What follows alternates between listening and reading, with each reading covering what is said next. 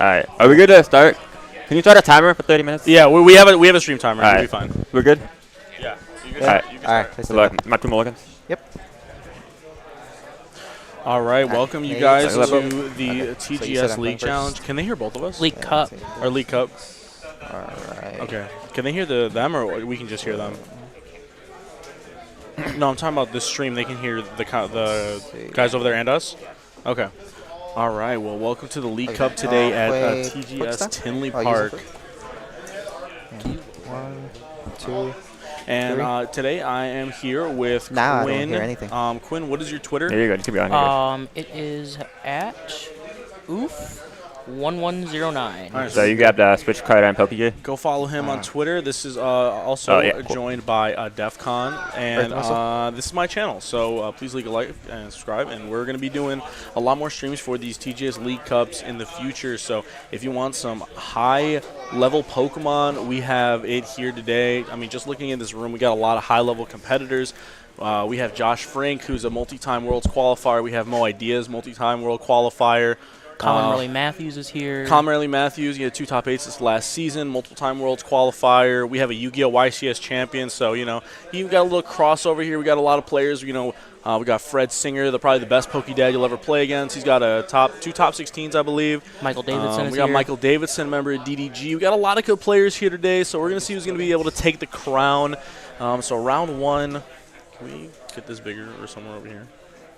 Round 1, we have Connor Chiappetta at the Inferno Hippo from Sully's Abode, which is a local shop here in Chicagoland area. And it looks like he's going to be rocking. I'm assuming this is Charizard. I know he's been a fan of it recently. And then we have Manuel, and he's a local to TGS. You know, he's got a couple locals wins under his belt, looking here to take a bigger victory today. And he's going to be rocking, it looks like Reggie Drago, if I had to guess. Or it could also be Raging Bolt. Was that Electric Energy? Oh, it's Bolt. Okay. Raging Bolt, I think, is really solid for today if you plan to avoid all the Gardies. That is true. It seems like something like even Reggie Drago's gotten a lot of more popularity lately, so playing something like Bolt into this room seems pretty good. If people want to play like the slower 2-prizer decks, that's what Bolt likes to eat. They eat them up, but if you can avoid stuff like Lost Zone and Gardy, you're looking really good today. And it looks like Manuel has a pretty good setup here. You know, he gets the attach on Ogerpon with the ability to draw a card. He also gets Squawk ability to draw an additional 6 cards. And it looks like he's got Prime Catcher in hand. He's going to get a couple more energy. If I was him, you know, looking for a Raging Bolt here. I don't know if Connor knows. I mean, he showed Electric Energy, so he kind of should know what he's playing. But He has already used his Squawk and Seas, too, to try and dig for that Raging Bolt. He has the Iron Bundle down, which could prove prevalent if Connor's only able to get 1 Zard down. He can Iron Bundle, hopefully try and get that 1 Mander up. yeah, and getting rid of Charizard's access to Pidgeot is going to be huge. If you can't be able to search your deck for that one particular card and you need a return, Charizard doesn't really play that many supporters and, you know, ways to access their cards. So, you know, getting rid of that Pidgeot is going to be like the lifeblood. It's going to be exactly what he wants here. And we actually see the double bench here. We see a bench of Raging Bolt and the Sandy Shock. He's going to leave him with 3 cards in hand. It's going to be a pass over to Connor. Connor did get, I believe, 2 or 3 extra cards from from the I believe it mulligans. was 2, so he's going to end up with a lot of cards here in his hand. We know he's not going to get dunked. He did get to go second. At the worst case scenario, you can just use the Call for Family to get 2 Pokemon out. And Connor's going to spin the stop. Here we Let's go. see. First one of the stream. That's like, well, I guess he yells. Oh my God, he gets 3 items. He's so good. Rare Candy Ultra Ball, Ultra Ball. Yeah, and that's exactly what I was looking for here. Now we can use that Ultra Ball to grab Luminion, Arvin, and that's a full board there with the addition of Call for Family. And then he also gets the Rare Candy for next turn. Okay, Connor. See, these are the 2 sides of Pokestop, right? Because on one side you have that, and then the other side you had like Chorus. Well, I guess in Charizard it's like mill like Pidgeot, Charizard, and another good supporter card. No. Yeah. What's funny is that Manuel's main mat is the Marnie mat, which happens to be the mats that we're using as just placeholders for people that don't have mats. Yeah, we told people that they can use whatever they want on the stream as long as it abides by, you know, Pokemon rules, you know, nothing crazy on the playmats. But Connor's been rocking the Sully's Abode playmat, you know, the disrespect to the TGS local. So It's all right. We here at TGS, we support other locals, and we want you to play at all the shops around the Chicagoland area, but especially TGS. If we have an event here today, come play with us. All right, and so we see the Ultra Ball, and it's actually going to grab Charmander, so maybe Connor's just going to go for the full one-prizer board. He doesn't want to bench Avoiding that the Luminion. two-prizer makes sense. Okay, so he had a Charmander in hand, and then he gets one out of the deck, so I could see definitely going the full one-prizer board, preserving all the Arvins in the deck. That should be fine, yeah. And then Charizard's playing, or Connor's playing Zard, Pidgeot, and then Manuel's playing Raging Neck. Raging Bolt. That one too. Okay, if I start? He did ask to start his turn, which is something you can do, and I like that. Shows a lot of sportsmanship in the game. You can start early just to manage time. Time on the top over here.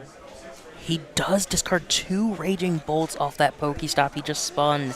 Oh, that is tough, especially because the Raging Bolt deck only plays one, maybe 2 Super Rods, so that's going to be huge for Manuel here. But the nice thing is that Connor did get down 2 Charmanders and 2 Pidgeys, so whatever he's going to knock out here is going to at least have one way to evolve one way or the other. He is down 2 Pokemon Catcher now. Manuel is down 2 Pokemon Catcher at this point. So his Gust options are looking a little bit more limited if he wanted to go chase down a Pidgeot later on in the game.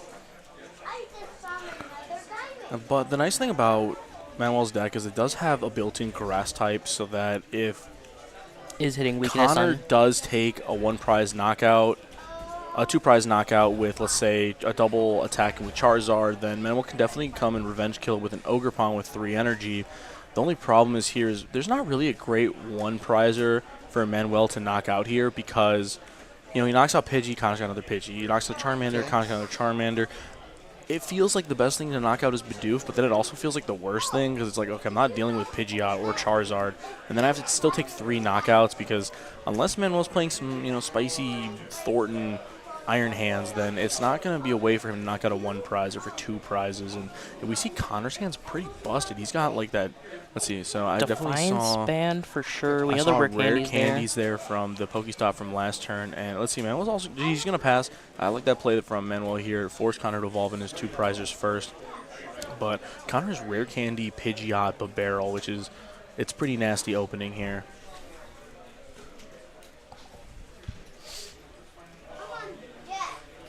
All right, Connor's thinking, okay, so he has the rare candy for Pidgeot, so that can grab him Arvin to maybe attack, but, it might just be in his best interest to not evolve to any 2-prizers yet, make Manuel take that first knockout.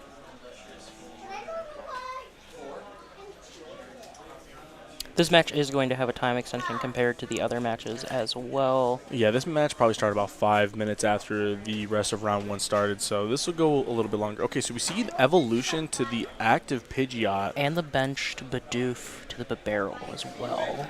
Let's see what Connor wants to grab off of his quick search here. So he has another Ultra Ball. So he's using the Ultra Ball here to grab the Charizard. That means he's probably going to use that Pidgeot to grab a rare candy, to then evolve into Charizard and get 180 damage on Ogerpon, but I don't know if that really feels that great here without something like a boss's order. Is there any way that he just punches with Pidgeot for the 120 and discards the Pokestop? I don't know if it's worth it, because then 1 retreat attach is knockout from Raging Bolt there onto the Ogerpon. Okay, and then Nick Vidmar's handing out some packs. Let's see if we can get a nasty rip on the stream. Stamped Charizard. Woo! When do we do those? Okay.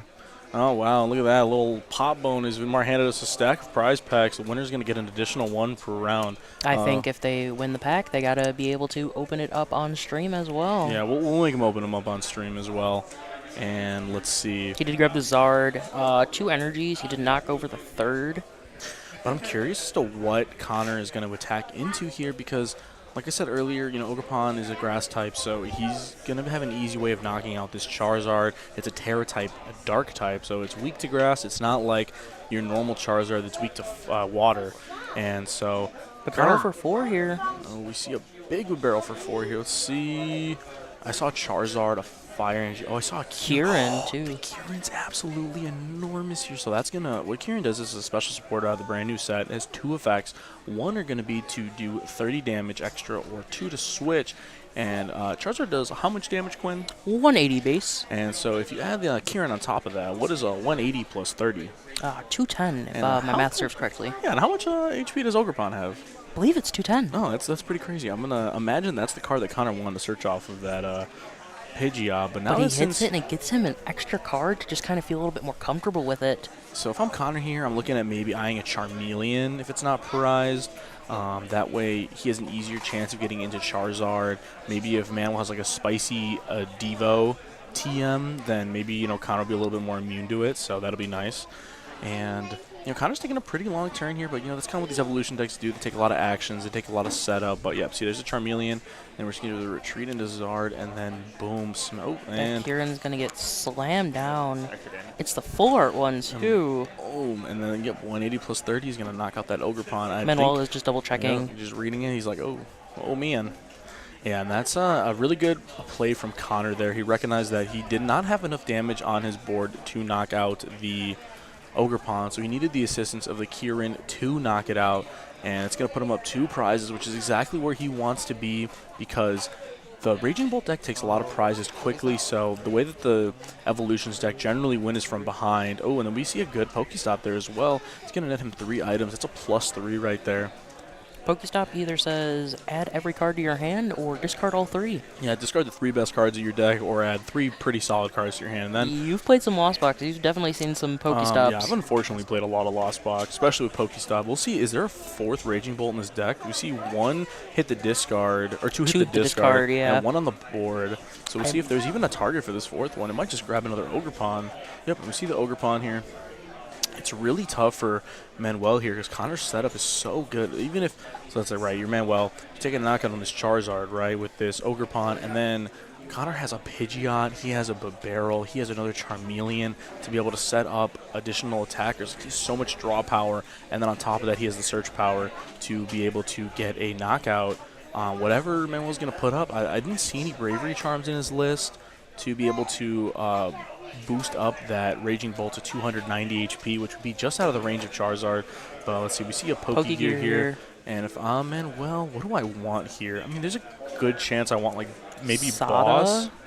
I mean, just to get the attack off. But Yeah, then he getting just the goes attack off is for the good return here. KO.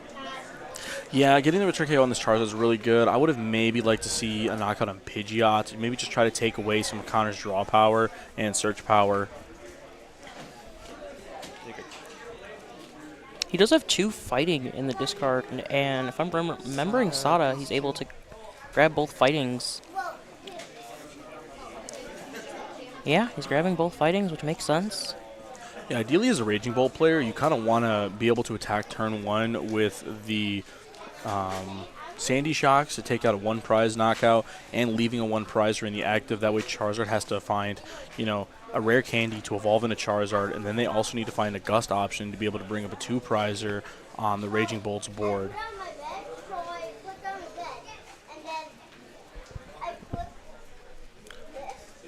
Manuel is prime catching the Pidgeot, which is a pretty big play from him. He's going to go for the Pidgeot kill here, which is not the worst here. What do you think of this, Dan? Going for the Pidgeot kill. Taking the knockout on the Pidgeot here, taking the knockout on the Pidgeot here is really nice. Being able to take away some of Connor's search and draw power is really nice. He also preserves the energies on that Ogerpon on the which is bench smart, to be able to take a potential knockout on the Charizard, but Manuel's going to have to follow it up with hopefully an Iono to Connor's board. It's going to be really rough because taking a knockout on a barrel feels awful. It's a 1 prizer, so it's going to mean you're going to need to take an additional knockout. But Charizard's hitting the 240 now, clean. Yeah, Charizard is taking that. He's at that magical number where he's going to be able to knock out anything on Manuel's board. Like I said, I haven't seen any Bravery Charms, so Let's see. Connor has the Super Rod to be able to put back all of these copies of Fire Energy and the Pidgeot. Let's see if he's able to get back that Pidgeot, but he's also used 2 rare candies. Rare so candy is in hand, it looks like, underneath his thumb, I want to say. let's see. Benches, Radzard. That is a play. I think we see an evolution here into Charizard and then use that to power up regular Charizard and Radzard potentially. But Connor does have to be careful. He is down a Kieran already, so I don't know if he plays Palpad to be able to put back the... It did look like he played Palpad. He did play Palpad? It does look like it. He also is playing the Max Belt as his choice of Ace spec, which is something older Zard builds were doing when Max Belt first got released. Okay, so let's do some math here, right? So we have 180 damage from the base off Charizard, plus 50 damage with the Max Belt boosted to 230, and then the additional 30 damage off Kieran lets you do 260 turn 1. So if you play against, let's see, with 1 knockout, so if you play against Reggie Drago, they take a knockout on one of your 1 prizers. You can go Rare Candy Charizard, Max Belt Kieran, knockout Reggie Drago for 290. So it's a really option to do a lot of offensive damage in your second turn of the game. You got this, man. Okay. Yeah, and then we're going to see a scoop up there from Manuel. He kind of sees the writing on the wall. Connor's setup is a little too good. Even if he takes the knockout on Charizard, the other Charizard is going to come up and take a knockout. So I feel like what brought Manuel back was just not being able to hit those energies. We are going to get Connor to open up his packs. Tell them to open their packs. We're going Tell them to open their packs. get both of them to open their packs. While their packs on the stream. On stream, here's the match slip signing. Connor. And then we have Dan handing out his winner pack to Connor right now. You get a pack for winning on stream. Connor's hearing aids are out, so he is going to have to give him a second. He's coming over here. Open this on the stream. We're going to have Connor open up his pack on stream. Go open them, on the stream. And then and we have a 1-0 victory there from Connor Chiappetta, round 1 of the TGS League Cup. Looks like for Team Sully's Abode. Yeah, TSA. It's a W for TSA. And, leave the playmats there. He got confused because it looks like his mat.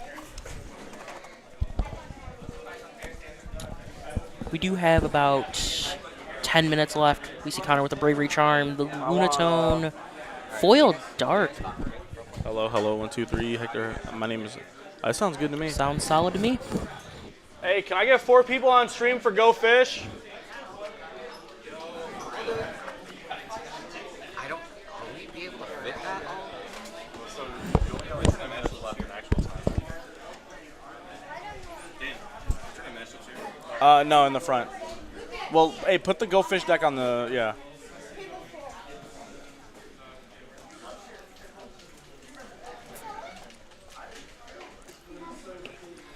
I am going to leave you to commentate, and I'm going to go jump in and Go Fish as well. All right, yeah, go hop in on Go Fish.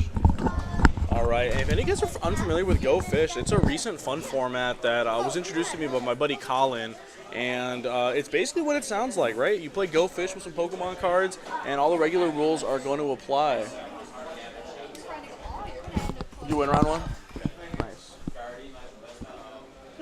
You just didn't draw well.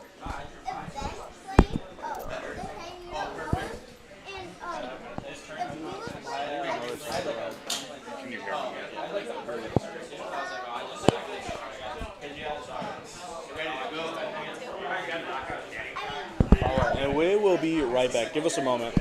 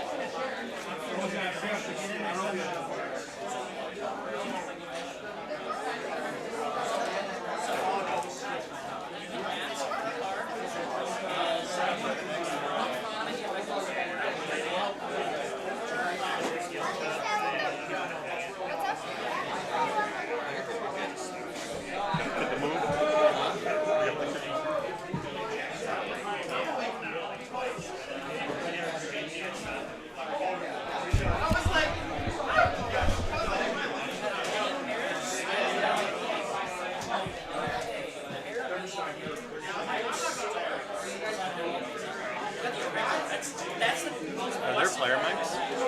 Yeah. It's on the table right now.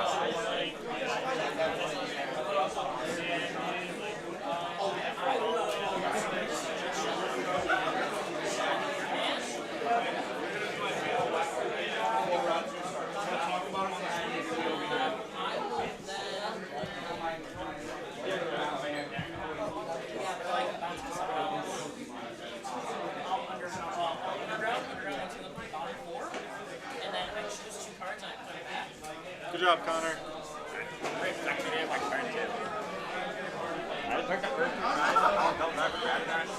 Where'd you play this?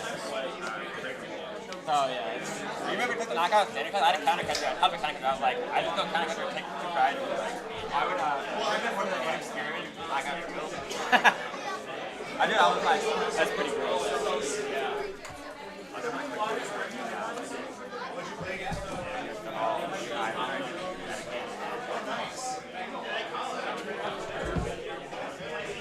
They're playing Go Fish. I'm not interrupting the audio. No. Bro, this looks so complicated. Good.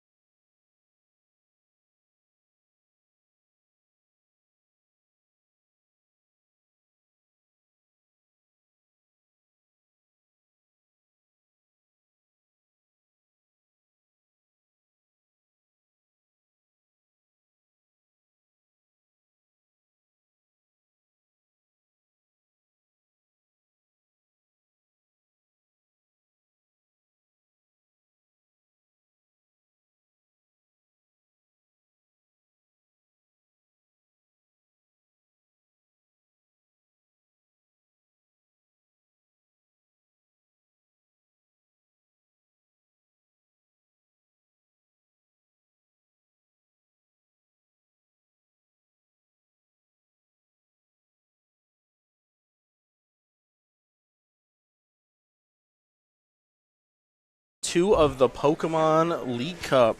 And you got the list? I do have both lists here for the players. We are looking at a Lost Box versus Gardy matchup. And if you didn't hear Dan off the mics, we are doing a giveaway for this stream. It was brought to you by Mike from UGS Gaming, is it? UGS Gaming. He provided all of the equipment for us today to be able to create this beautiful stream we are watching. So in honor of that, DEFCON, or Dan, did provide some great prizes for us to win. We have some sleeves, a binder from TGS, deck box, a Charizard stamp, and a backpack from the International Championships from this year. All right, and we look off to round 1. We see Zach with a Raikou lead, a Nest Ball, and a Comfy. I'd assume the Comfy's off the top, otherwise, you'd probably lead that. But not too bad. We see, Raikou hasn't been included in a lot of Lost Boxes lately. We've seen the quad Pokestop list from the International Champion, Andrew Hedrick. Dan is going to be handle some raffle. We are passing it off to Mike so Dan can continue to commentate with me. We are looking at Zach's just kind of checking his prizes right now. I want to see what he's playing that makes it super interesting. He is playing the 4 Comfy, the 1 Cramorant, the Iron Bundle. I think the most interesting inclusion is he's playing Manaphy on the list, which isn't surprising. He's playing Roaring Moon still. He is playing Raikou V, which is probably the most surprising. Everything looks pretty standard on his item count as well. He's playing 4 Steel Stone, which makes sense. You're including the Raikou V. You want to be able to take advantage of that. Playing 1 Rescue Board, 1 Artisan. No Pokestop. From my looking, he's playing no Pokestop in this list. Okay, so that gives you a couple extra slots for maybe, some extra trainer cards. Maybe there's an extra inclusion of some, let's see. He's got he's got a Boss's Order in there, so that's definitely a card we don't see too often in the deck. We still see he's playing the 4 Seal Stone to complement that Raikou. That's probably where those extra Pokestop slots are going to go to. And we see with Josh's list, he's playing, it looks like pretty standard Gardy, but he is playing the text for Lugia. We see the Temple of Sinnoh. Choice of a spec is going to be Unfair Stamp. And it looks like the rest of it is pretty average for Gardy. I don't see anything too crazy in here. Only 1 Monkey Dory is pretty interesting. Maybe wasn't expecting a lot of mirror matches for today. 1 Monkey Dory, and he is playing 2 Dark, which does make sense to try and compensate for that. Is he playing Hisuian? He is playing also 8 Psychic Energy, so he's playing an additional Psychic Energy than usually the normal is play. Usually it's a 7-2 split. With 1 Artisan, so we see he did cut 1 Artisan for the Psychic Energy, so maybe he's not fearing the Jamming Tower, because I don't see a Lost Vacuum in this list, so he's definitely not fearing that card at all. Hey DEFCON, where did Josh Frink get those beautiful Buddy Poffins? How do you get those?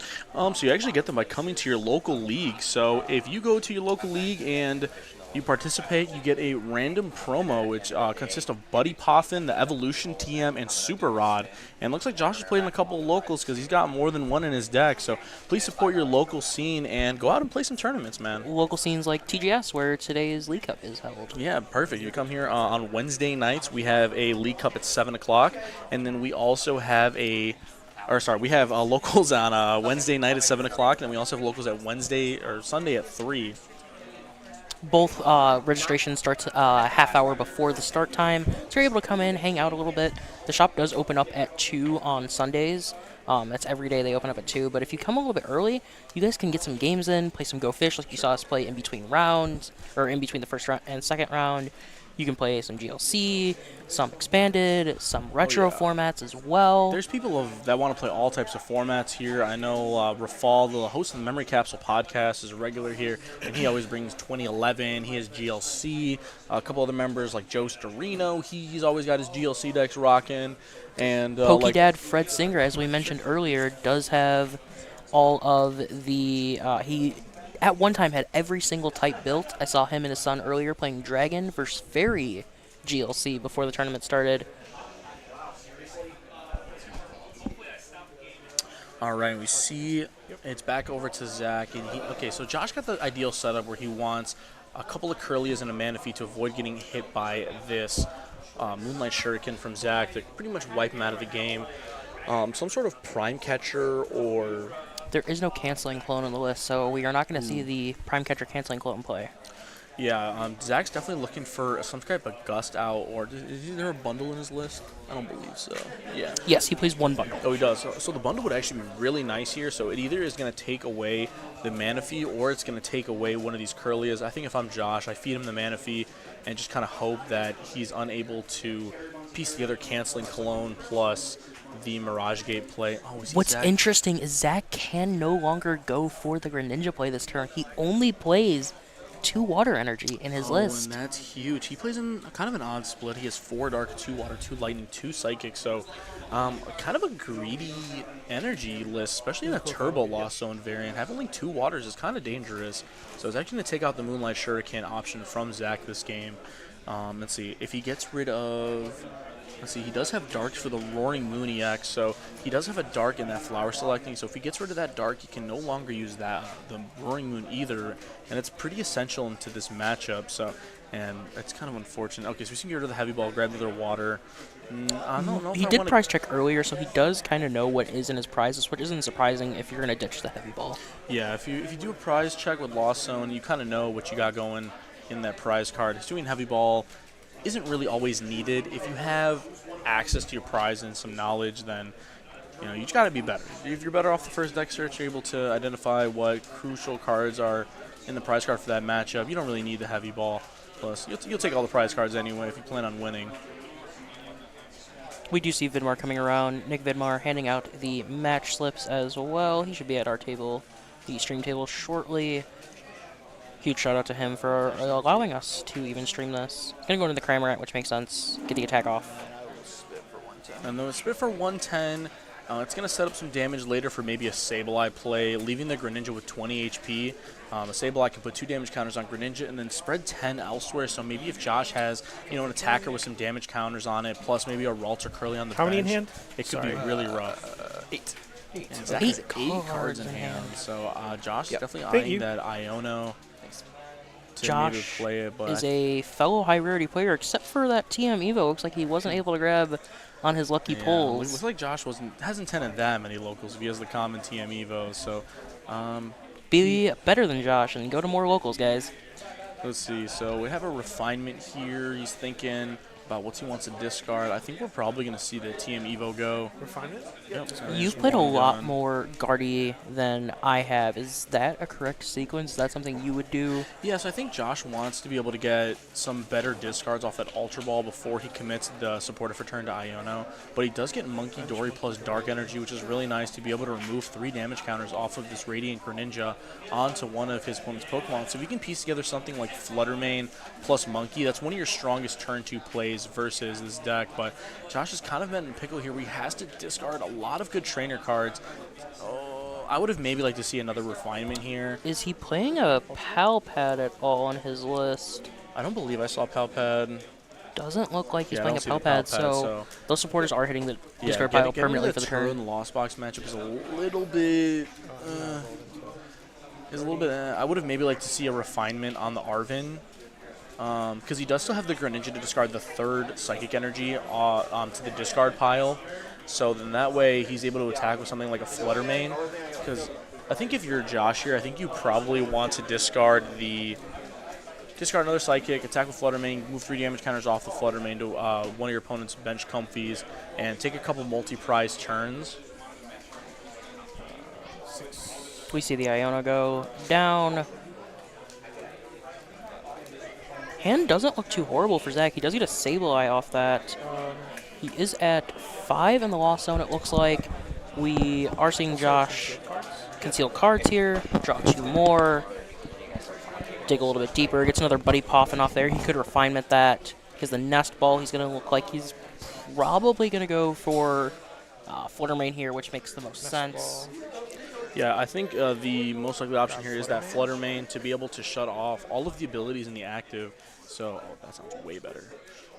So yeah, Flutter Mane's a really, really good attacker versus the Lost Zone matchup. It's going to deny those comfies from activating while it's in the active slot. And then it's also going to turn off Cramorant. So a big upside of playing one prizer cards is that usually Cramorant's able to just kind of knock them out for free. But since the Cramorant's ability is being negated by Flutter Mane's ability, that's an old comment. Accelerate 3. And shout out to Pete in the chat. Thank you for watching our Pokemon stream today, bud. Appreciate you. And yes, just like I said, this is probably your ideal turn 2 against Lost Zone. You're going to put 90 damage on the active Cramorant, and then, oh, we see the 10 damage on Raikou. Very smart play here by Josh. This is going to set up damage for Gardevoir EX to knock it out later. The clean 190 into the 200. This is why Josh Frink is very good and handsome and good at Pokemon. And we'll see the next turn by Josh, or by He is Zach representing here. the Shovel Squad today, one of the premier teams in the Pokemon TCG. So we see Zach has Switch Card and Prime Catcher, so we can definitely have a good turn here.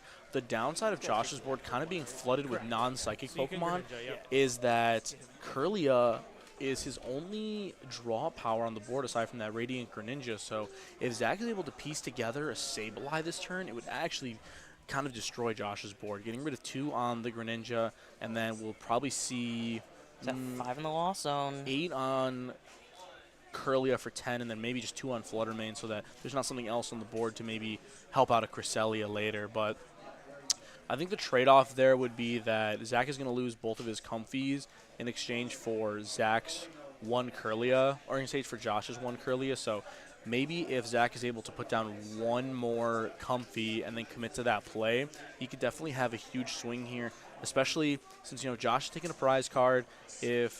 Or has not taken a prize card, but after the turn where he knocks out double Comfy, he'll be even closer to getting Roxanne on live. And if Zach is able to pair Roxanne with getting rid of all of Josh's draw support, it's going to be really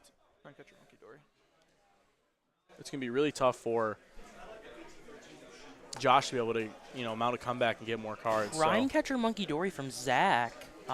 Getting that switch effect, which is very, very key. I can see that from him being... He then goes to use the V-Star. I would have maybe liked to see Flower selecting there first by Zach before he used the V-Star power, because if the top card of your deck is Colress, it's going to save you your V-Star for later. But let's see. So Zach's currently at 5 in the Lost Zone with the additional 2 from Colress, 1 from Comfy. He gets to 8. How many copies of Lost Vacuum are in his deck? 1. He is playing 1 copy of Lost Vacuum. Vacuum. We have a very greedy deck here by Zach today. He's got a lot of one-ofs, a lot of, he's got options, but it is a Lost Zone deck, so you don't really get to choose what are your good flips off the top here. So yeah, we Counter see Catcher is one of the cards. Buddy Poffin. Buddy Poff is definitely going to go, and I'm probably going to see Counter Catcher go here as well. It's a tied game still, so it's not a live card.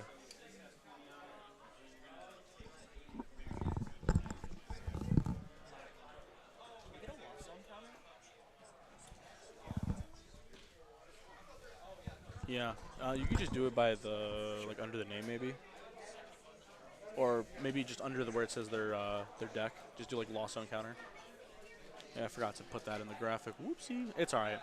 I knew there was something we were forgetting when we were looking at it earlier. DEFCON streams Christmas in July. Yeah, man, I think this is going to be the return to form. I'm gonna do some VOD reviews of all the stream games. So if you guys are able to get on the stream, I might invite some of the people that have been playing on stream to do some VOD reviews for their games. So obviously, someone like Josh, he's a pretty good player, but, there's always room to improve and, get better. Not everyone plays perfect 100% of the time unless your name is like Tord or Azul. So Are you going to do... And even then, they misplay too. Review of Go Fish.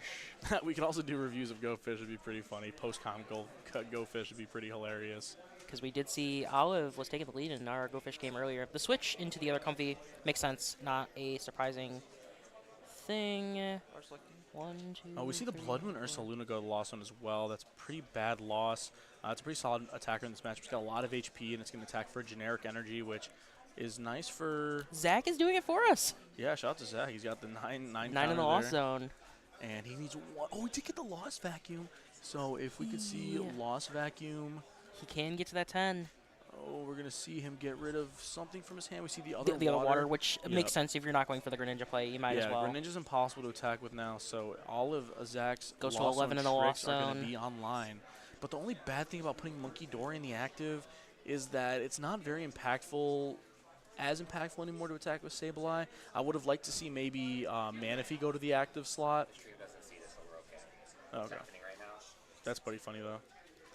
Whee, it's going to the other side. Sure.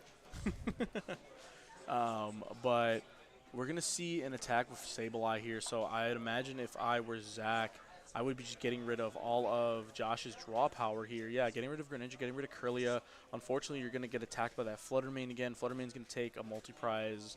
It's actually kind of likely that Josh is going to be able to set up a 2-prize turn this turn, and then a 2-prize turn the next turn, a bunch of 1-prizers, and then probably boss up that Raikou for game. So maybe, hopefully, Zach can kind of see the prize card plan for Josh here, and maybe go for a switch card on the Raikou just to get that 1 damage counter off it. But thankfully, Zach he didn't do it can this respond turn. with the Roxanne. He could respond with Roxanne if Zach does take, or Josh does take 2 back-to-back 2-prize turns. But I think Josh maybe will be looking for a 1 big multi-prize turn. I know it's pretty popular for a lot of people to be playing. I don't like the use of the switch there. I would like to maybe see another energy put on that. He used the switch earlier, and then the switch cart. I think I would have rather see the switch cart to heal the 30. Yeah, I I think I would have rather seen a retreat into the other or I would have liked to see a switch cart used on the 4 damage Comfy into that Comfy until the Comfy with no damage, and then switch back into Sableye. I just lost mine. 6. You put it in the middle, actually, right here. 2.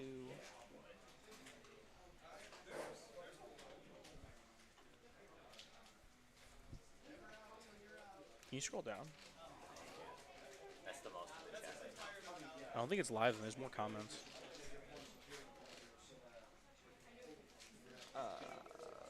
What's the other 4 there? Can you try live chat?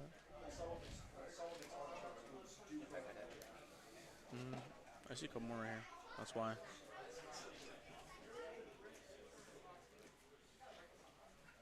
Zach just counting the cards in his hand. Just kind of looking through his discard pile. We did see the KO on. He put the. He did not kill. Oh yeah, I don't. The Curlia. We see a KO on Radiant Greninja and then a knockout on Fluttermane. I guess Zach is maybe not wanting a multi-prize turn, so Josh's unfair stamp on the prize is pretty stamp. unfortunate. It's a huge card for this matchup. If you're able to, combo unfair stamp with a copy of unfair stamp with a Fluttermane in the active, it's huge because it's really tough for Lost Box to get something out of something like that, because they're going to need multi-card combos to be able to get back into flower selecting or, gain more card advantage that way. All right, and Josh is able to get another Ralts down. Definitely wants to fill his board with some more Curlias, because the name of the game with Gardevoir is to thin your deck as much as possible, as fast as possible, after you're able to set up. Let's see, we'll see a Earthen Vessel potentially being played here. So we see, actually, we see the Iono straight up. And maybe it's Josh. I assume Josh didn't have access to another. He only plays the 1 Monkey Dory. See, this is where a second Monkey Dory would actually be disgusting, because what Josh could do is move 3 damage counters from that Manaphy to the benched Comfy, knock that thing out, use the second Monkey Dory to put 3 damage counters on the Cramorant, knock that thing out, put a Fluttermane in the active, knock out the Sableye, and then put 2 damage counters on the benched Greninja. So yeah, we'll see a knockout there from from Josh. He's hoping for the reset stamp. You just did a little bit too much math for me. I am a Reggie Drago player now, coming from Lost Box. I'm used to spreading damage, but having damage on my side of the board and moving it over, something I'm unfamiliar with. But that does not mean that I do not enjoy watching a great player like Josh Frank use that Monkey Dory ability to take that knockout. Oh, we might see the attach from from Josh. He's thinking about what he wants to attack with here, so I assume he did not get a Super Rod to get back that Fluttermane, but he's thinking, okay, if I attack with Gardevoir, there is the risk that my Gardevoir is knocked out with something like a Roaring Moon, but I think he's going to commit to the play here, and we'll see a potential Yeah, we'll see 3 energy attached to the Gardevoir with the ability. Gardevoir Accelerate. has probably one of the most broken abilities I've ever seen in my couple years of playing Pokemon, Psychic Embrace. So it says you can attach a Psychic energy to Miracle any Force one of for your that. Psychic Pokemon and put 2 damage counters on that Pokemon, kind of bypassing the normal rules of the game where you can only attach 1 energy per turn.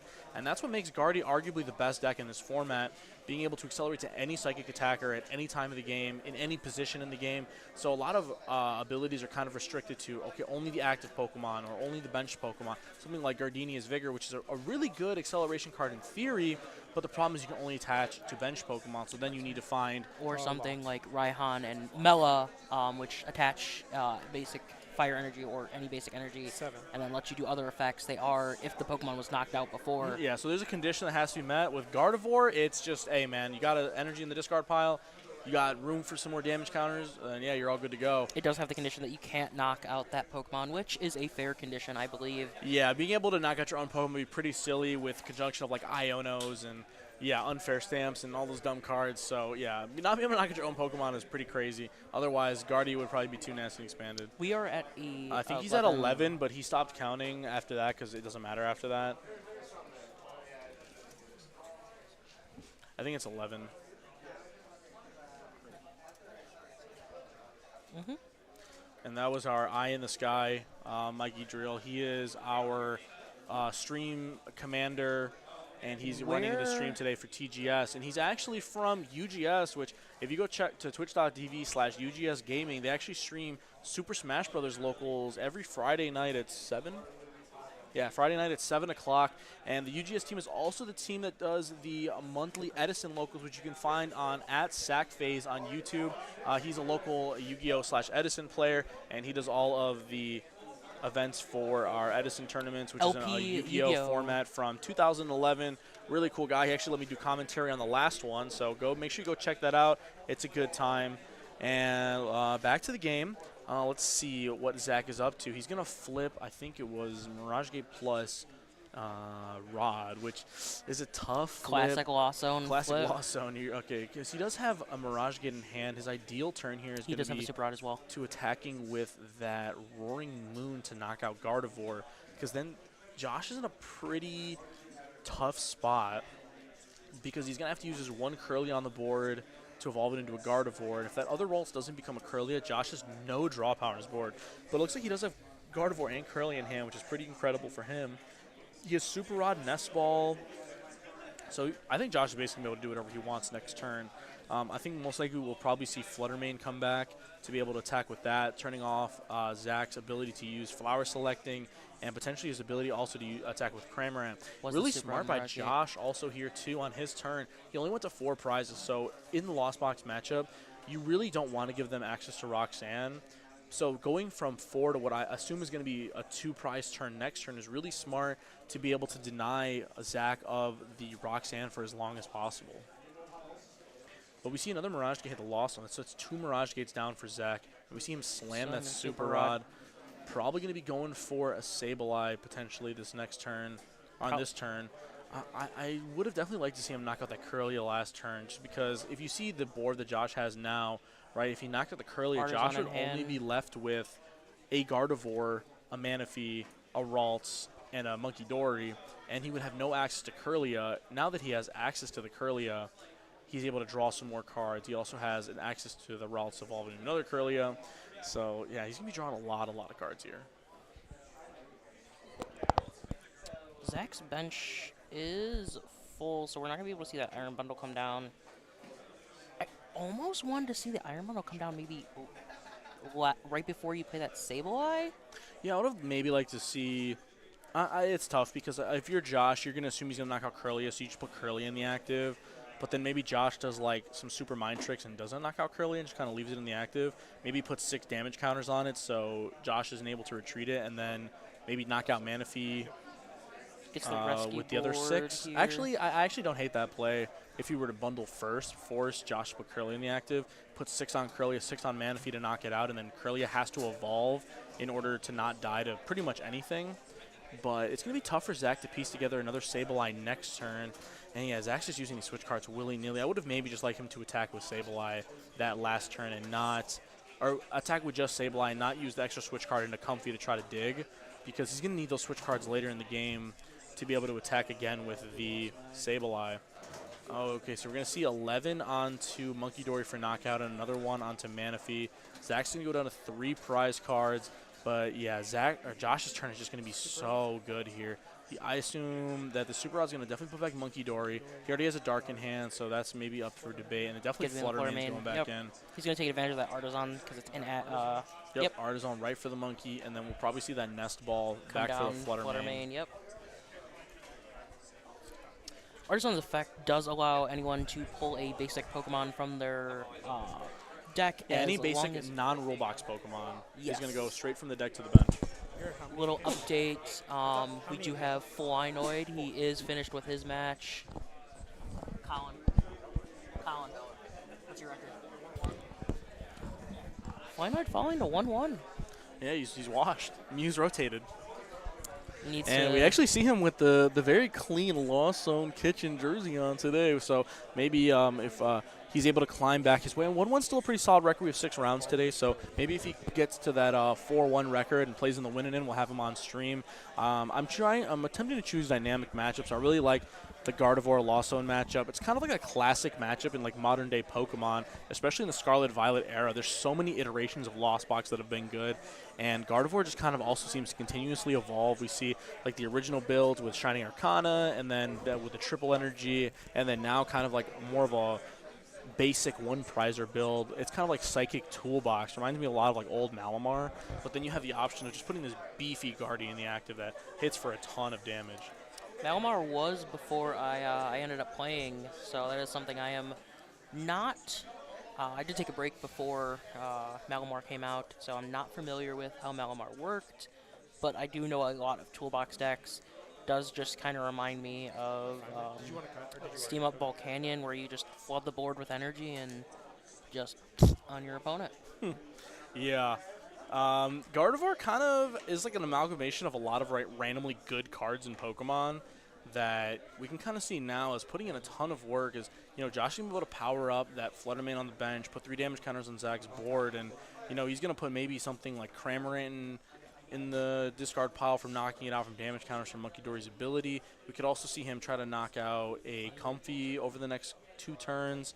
We can definitely see him completely go around the potential Roxanne, but it looks like he's going to go right into Fluttermane, and I assume he's going to take 2 prizes here. So he's going to have 6, move it down to 3 with the Monkey Dory's ability, and then I'm going to guess he's going to knock out Cramorant. Oh, okay, so we're going to see 3 on Comfy, so looks like he's going to try to take a bunch of knockouts in a Comfy.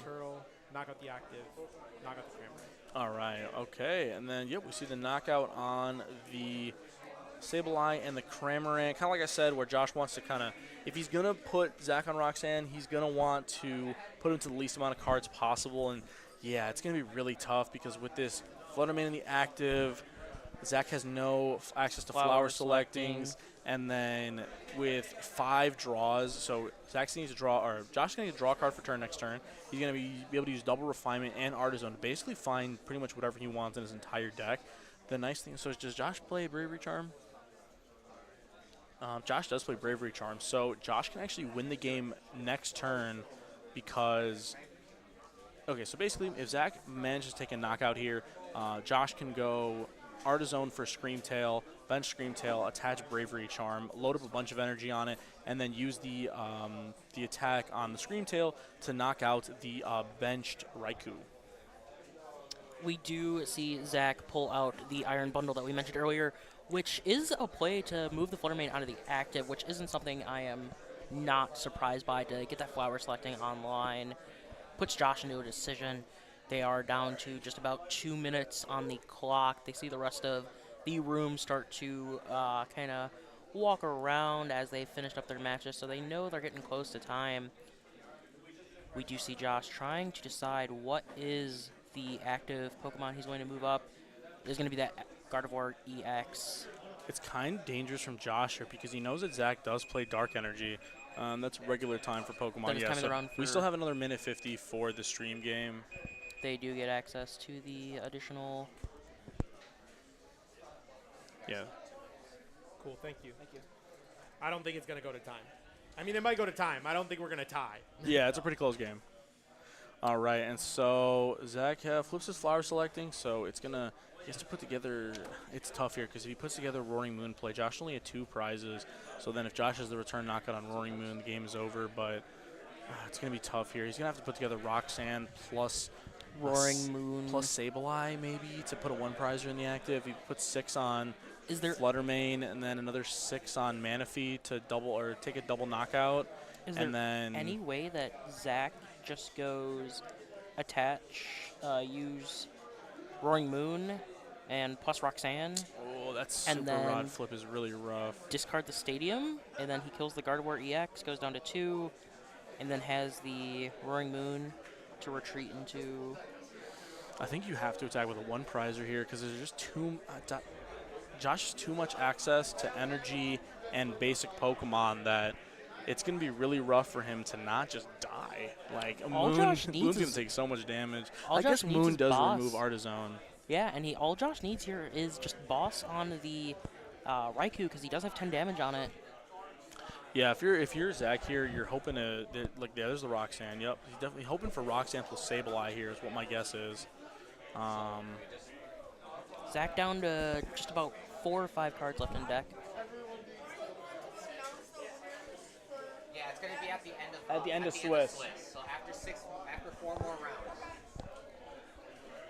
We did just get a question about the raffle that we are hosting. Thank you. And all the proceeds are going to to Mike from USD, correct? Yeah, from all the to thank our stream captain over here. All of the proceeds from the raffle are going straight to him to pay for his job today. He did a great job setting up all these cameras and the monitors and making sure our stream setup is moving smooth, and no problems so far. So he's definitely earning his keep No over problems, period. We're not going to give them. Do they know they are in time? here. They are in time, yeah.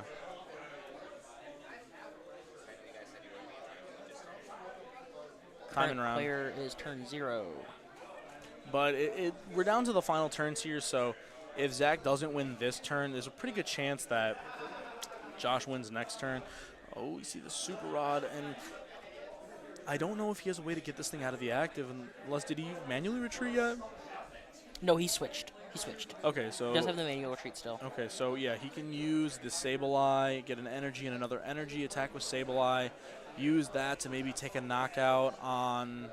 I feel like if I'm Zach, I want to leave the energy on Fluttermane, especially if I'm attacking with Sableye. I don't want Josh to be able to have access to a lot of energy. So if I'm him, I think maybe I take a knockout on Curlia, and then He's just putting it on he's the. attacking with Raikou. He doesn't know 190 plus 10 is 200.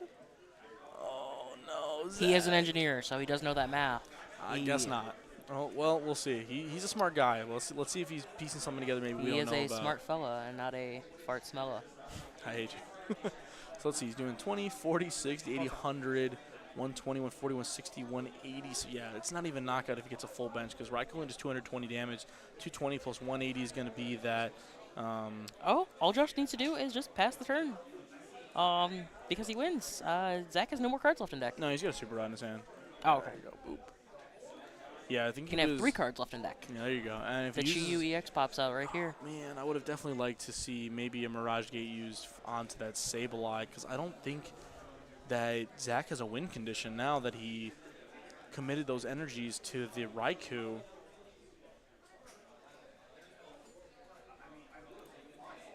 Zach is a smart player, so he will. If he does fall to the 1-1 here, he's going to be completely okay, and I think he will climb back up to Yeah, the potential Zach, top 8. he's got a couple of locals wins. He's I don't think he's participated in many regional. He's kind of a newer player to the scene, but a couple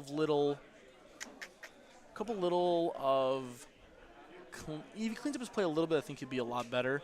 I think he made a couple of small mistakes this game. I think definitely not pushing to attack with Sableye this turn. You can just say you want to do the VOD review with him for the next video. I definitely will ask if he wants to do a VOD review. I think Josh played pretty coaching clean session as this well. game. I think the only thing I may have done different from Josh is on the turn where he Ultra Balled away Turo and Arvin, I maybe would have refinement the Arvin to maybe draw 2 more cards to see if there's something better to Ultra Ball away.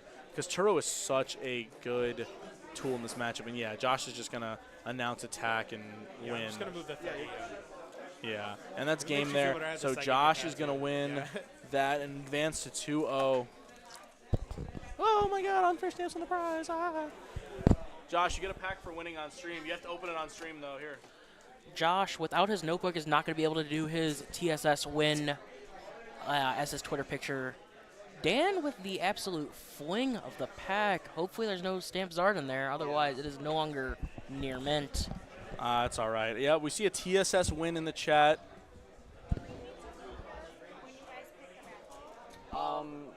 No, if you win the raffle, we can leave it for you. Just Leave your info, like a phone number or something. Like yeah, if you want to leave it. Because the kids are done now, and I don't want to have to sit here for another 3 rounds just to wait and see. oh no, that's understandable. Yeah, it's understandable. Yeah, if you want just to the write your name, just put a phone number, and then we can give you a call. I will quickly be right back. I'm going to go ask for the juniors standings because it does look like they have finished up. And we'll just give a quick update on the juniors and seniors bracket. I have Android. Josh, you gotta open your pack up on the stream. Josh, open your pack on stream. Dealer requirement. They're forcing you. You too, Zach. Open your packs up on stream. Yeah. They can see it. Oh. All right. Oh, okay. Dude, look at this expert pack opener. Steal the code. Write it all down. Trekking shoes. Down a little bit. Lower. There you go. Perfect. Right there. Oh, Ultra Ball. Claydol. Dude, who wouldn't want a Claydol in their collection? Beautiful card. Oh, an Artizone. Hey, give it to Zach. His is a common. Oh, and a Pal Pad. Oh, my God.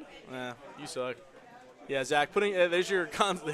Oh, one more? Yeah. Oh, yeah, open all of them. open them I'll all. crack them all. You want to open yours too, Zach? You can. Hell yeah. Pack openings on stream. Yeah, TSS. Hey, Josh, can I get a TSS win? Ooh, Chen Pao. Yo, one Jared Grimes pulled on stream.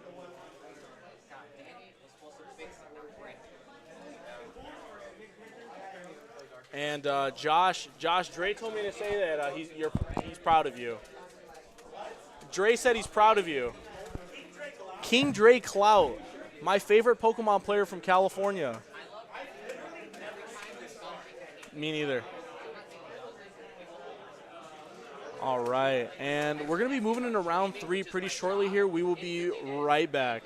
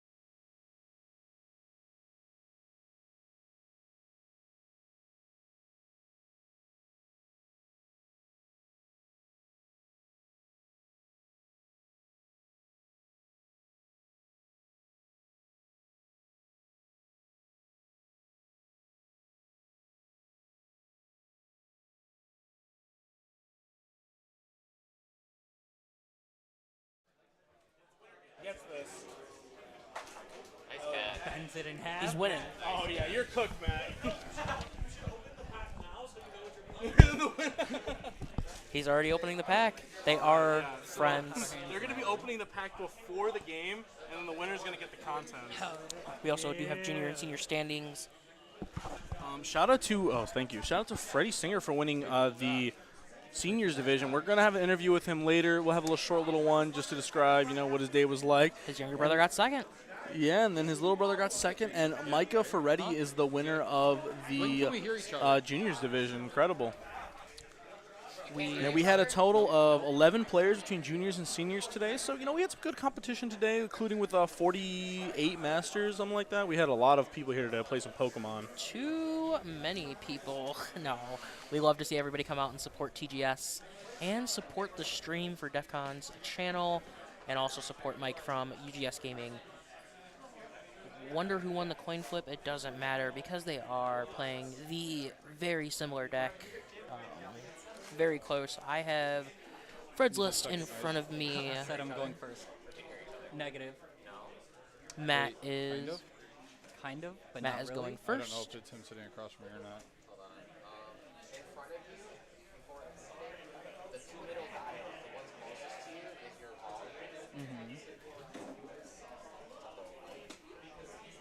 Don't touch it.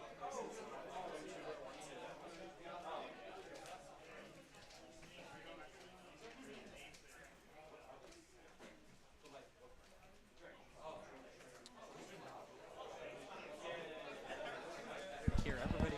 All right, we got a couple of technical difficulties. We got Mike over there fixing them. A little bit, but we I'm hear going to leave everything else. Quinn. Can you tell me about the difference between these two deck lists? I'll be right back.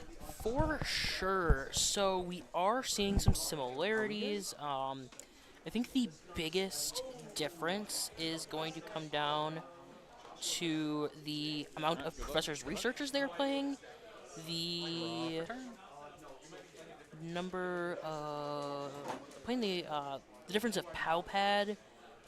We see Matt playing Palpad in his list. Matt with the draw pass, the age-old game of draw pass. We see Fred with a little bit of a better start. He is moving and grooving with a few more actions than we had for Matt. Matt drew pass. And we actually got another addition to our giveaway today, donated by, and he wanted to say anonymous, but I'm going to tell it anyway, Matthew Spreadbear. He's a local Poke Dad, and he dropped off a really nice Amanda LaPalme Cynthia deck box. Still in the original packaging, unused. Is, first time it's been taken out was right now, just to make sure everything was looking good on it. But this is also going to be entered into the raffle. So if you guys want to enter the raffle, come to TGS. If you live 5 hours away, I'm very sorry, you can't have it. Fred is playing 3 Reggie Drago V. Matt is playing 4. Or, sorry, vice versa. Matt is playing 3, and we are playing 4 on Fred's side of the board. Fred is a huge believer in consistency. Play 4 of every card you want to see in the game, which makes sense. He is a couple top 6s, top 16s.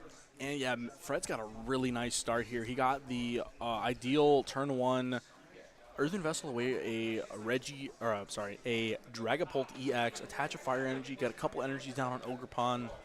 Unfortunately for Fred, he can't evolve in Reggie Drago V-Star turn 1, but he does have a really strong setup. Yeah, being able to do 130 damage, any amount of chip is really nice onto the for the mirror, because it's hard to knock out a Reggie Drago in one hit, and we're going to see a Squawk and Seize for 6, and we see a Radzard, a Nest Ball, an Energy Reggie Drago, and another Vessel. Nothing too crazy on Fred's end, but it's still much more of an explosive start than what Matt had. Matt didn't even get an energy attachment turn 1, which is the age-old draw pass. Pretty unfortunate, considering his deck's going to play 11 energy and 4 Vessel, so a fourth of his deck is basically energy and energy surge. So he's playing 3 Vessel. No, he's playing 3 Vessel. All right, so yeah, that's why he whiffed energy turn 1. Play 4 Vessel. That card's really good in this deck.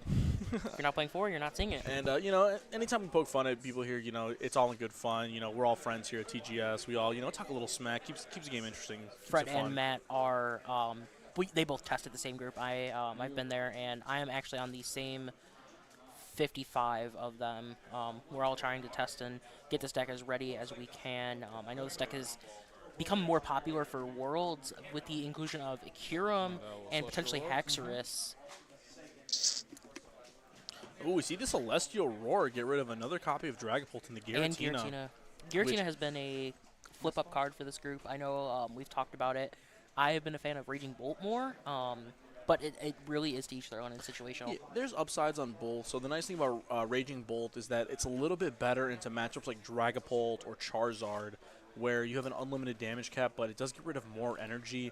The Giratina is going to be a little bit better in the aspect that you can't lead it, which is nice, which is a problem. If you lead Raging Bolt, it's really tough. It's got 3 retreat, can't really attack with it, so you need to find your copy of Thornton, Penny, Turo to kind of get it out of the active. We see an Ultra Ball here from Matt. It's going to get rid of a switch and an energy retrieval. No energy to retrieve is going to be pretty tough. Can't use that card. So we see a Tina searched out of the deck, so we also do I'm going to see assume that Matt is going to have a research here or something to discard that Giratina. We also do see Matt playing Penny and Thornton that we mentioned earlier, whereas Fred is only playing Penny. He does sacrifice that fourth research. That is probably the flex spot, is my guess. And he decided to put in a 4th research over that Thornton. We do see the research come down from Matt. Not surprising. Prime Catcher in the discard, but that is okay, Dan. You want to know why it's okay? Why is it okay? It's okay because Reggie Drago V-Star's ability discards the top 7 and lets you take any 2 item cards any two cards from your discard pile. So the really nice part of Reggie Drago and why it's such an incredible card now is that we have a lot more Dragon-type Pokemon that you're able to copy, and this deck is going to play a lot like the Mewtwo and Mew tag team from the Unbroken Bonds format, where you kind of pick a Dragon in your discard pile, copy its attack, ignoring the energy cost, just whatever Drago needs. There's going to be a Fire and 2 Grass energy.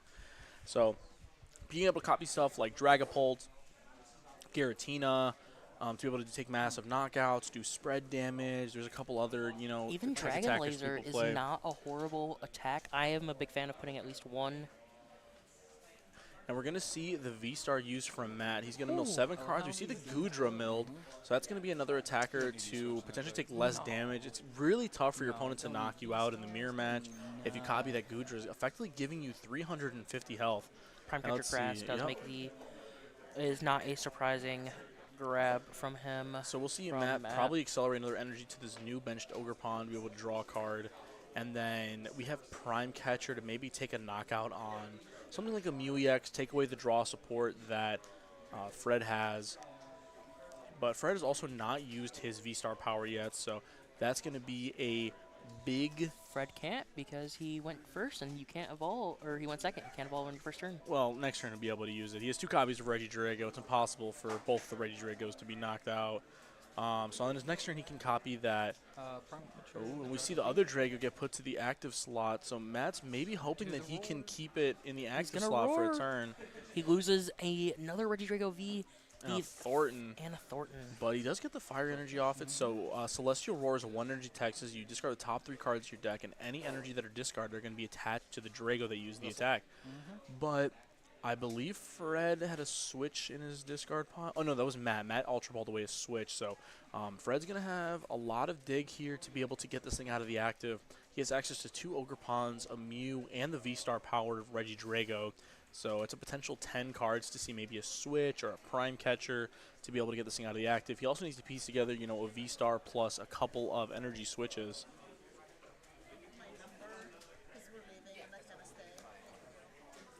Double grass.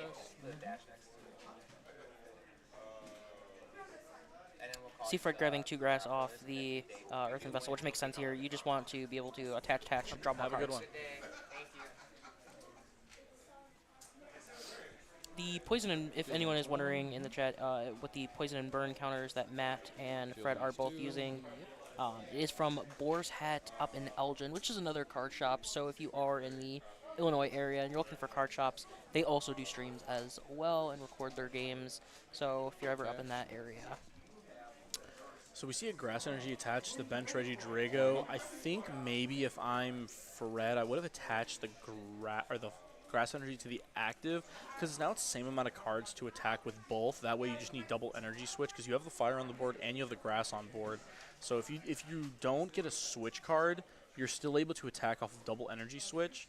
So yeah, you see he does get double energy switch Ultra Ball. So if he would have kept double energy, or if he would have kept the energy on the active, he could have energy switched a fire from the bench Reggie Drago to the active, and then a grass from a benched Ogerpon, and then evolve the active, and then he has the attack online. But now that he committed the energy attachment to the bench Reggie Drago, he's gonna need to find a switch card here off of the V-Star power. So he's gonna mill the top 7 cards of his deck, get anything, and he's gonna be getting hopefully a switch card to be able to declare an attack switch this card. turn. He only plays 2, Prime Catcher and Switch. Yeah, so he's going to need one of the two. I would have liked him to use the energy switches and potentially a Mew to draw some more cards. Wait, is that 8? 2, 4, 6. He does have one more. Is that only 6? No. 1, 2, 3. He realizes Oh, there it. we go. Yep. 7. Okay. They are both high-level players. They do know. Everyone makes mistakes. Fred really wanted to see that extra card. Guarantee it helped him out.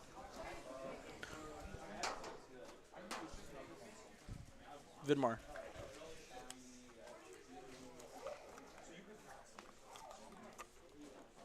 About to give you the extendo clip. Wait, I put it in wrong. That's right. Here, you do this. I'm encumbered. Take What? E-switch. Eric Shen is in the chat. Nick Vidmar says hi, Eric Shen.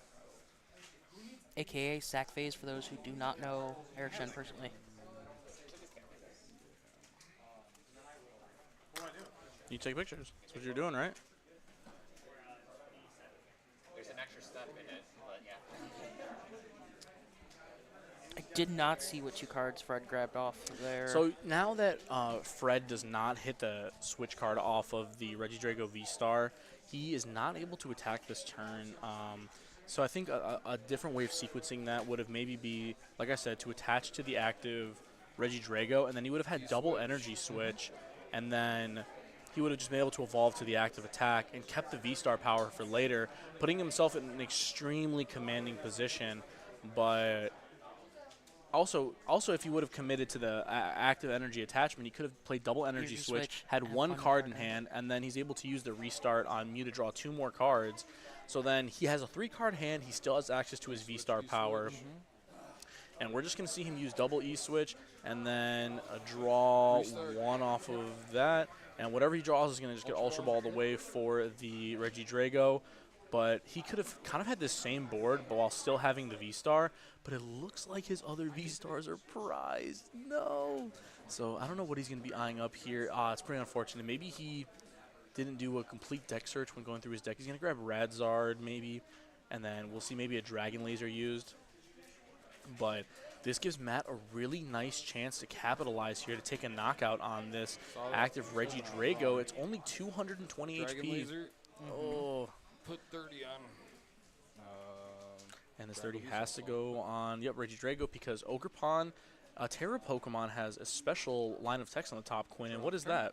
They cannot put any damage on to the Pokemon as long as it is on the bench. Yep, and so all Terra Pokemon have that line of text on them, so it's a good thing that Fred chose Reggie Drago because it's really the only thing that he can choose.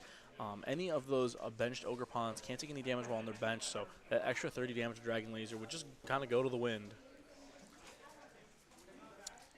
All right, and if you guys are in the chat today, let me know what decks you want to see on the stream. We have a little bit of everything today. We wanted to include kind of different matchups, so round 1 we had Zard versus Bolt. Round 2 we had the classic Gardy versus Lawson. And we hadn't had Raging Bolt on the stream, and these are 2 TGS regulars I wanted to feature on the stream. Quinn decided, he's like, let's get a double Reggie Drago on stream. And, hey, this is a pretty dynamic, pretty fun matchup, so we wanted to get that on there because we hadn't had a Reggie Drago on stream yet. I also know that both players constantly are seeing each other at events. They typically always play together, play test together, so them playing each other is nothing more different than a Wednesday night at Fred's house. Plus, you could talk a little smack. Hey, I beat you on the stream, right? You remember that? All those people watching? And, yeah, you can't. It's forever video immortalized. proof, right? On the DEF CON YouTube channel. Pretty funny. So, yeah. Make sure you're liking and subscribing. If you are enjoying this content, we will be bringing you more every month. We'll have a League Cup. It's every quarter is a League Cup. Every we'll quarter. see about the League challenges. They're a little bit more often. We'll see if those of them getting streamed. I might end up doing a stream from my own equipment. It might just be a little bit less fancy, but we'll see. For the Cups, I definitely want to have Mike for all of them. Lost impact. Oh, and we see the Lost Impact getting rid of 2 energy to knock out that Reggie Drago, and now that's going to put Matt in a commanding lead. Top deck Penny, so maybe we'll see a bench Radzard, and then Penny up, Radzard, rebench it. Restart. Mew. Oh, we see a Mew for 2. I would have maybe liked to see Mew for 1 more, because Fred's going to need a lot of cards here to really do anything. No, he can penny it up. That's true. You could Penny back up the Mew, but the only problem is then he has a Fire Energy and an Ultra Ball, so when he goes to Penny up the Mew, promote the Ogre Pond with 1 energy. Oh, well, okay, so the nice thing here is actually Fred, if he gets a Grass Energy, and he can take the knockout on this active Reggie Drago. Oh, please don't attach. Oh, he's going to motivate. He's going to motivate. Oh, I would have liked to see the Penny up on the Mew, promote Ogre Pond, and then a potential draw to so if Fred is able to draw Grass Energy, Ogre Pond's attack is going to do 30 plus 30 more damage for each energy on both players' actives.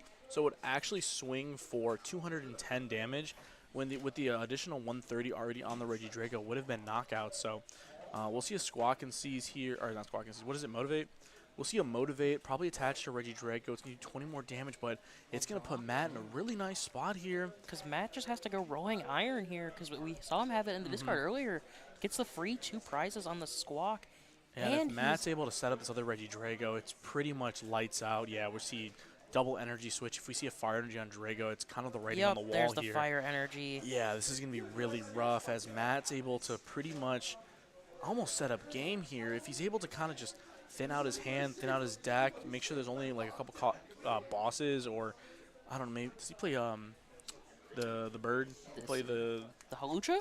No, the other one, the Switch Bird. The bundle. Yeah.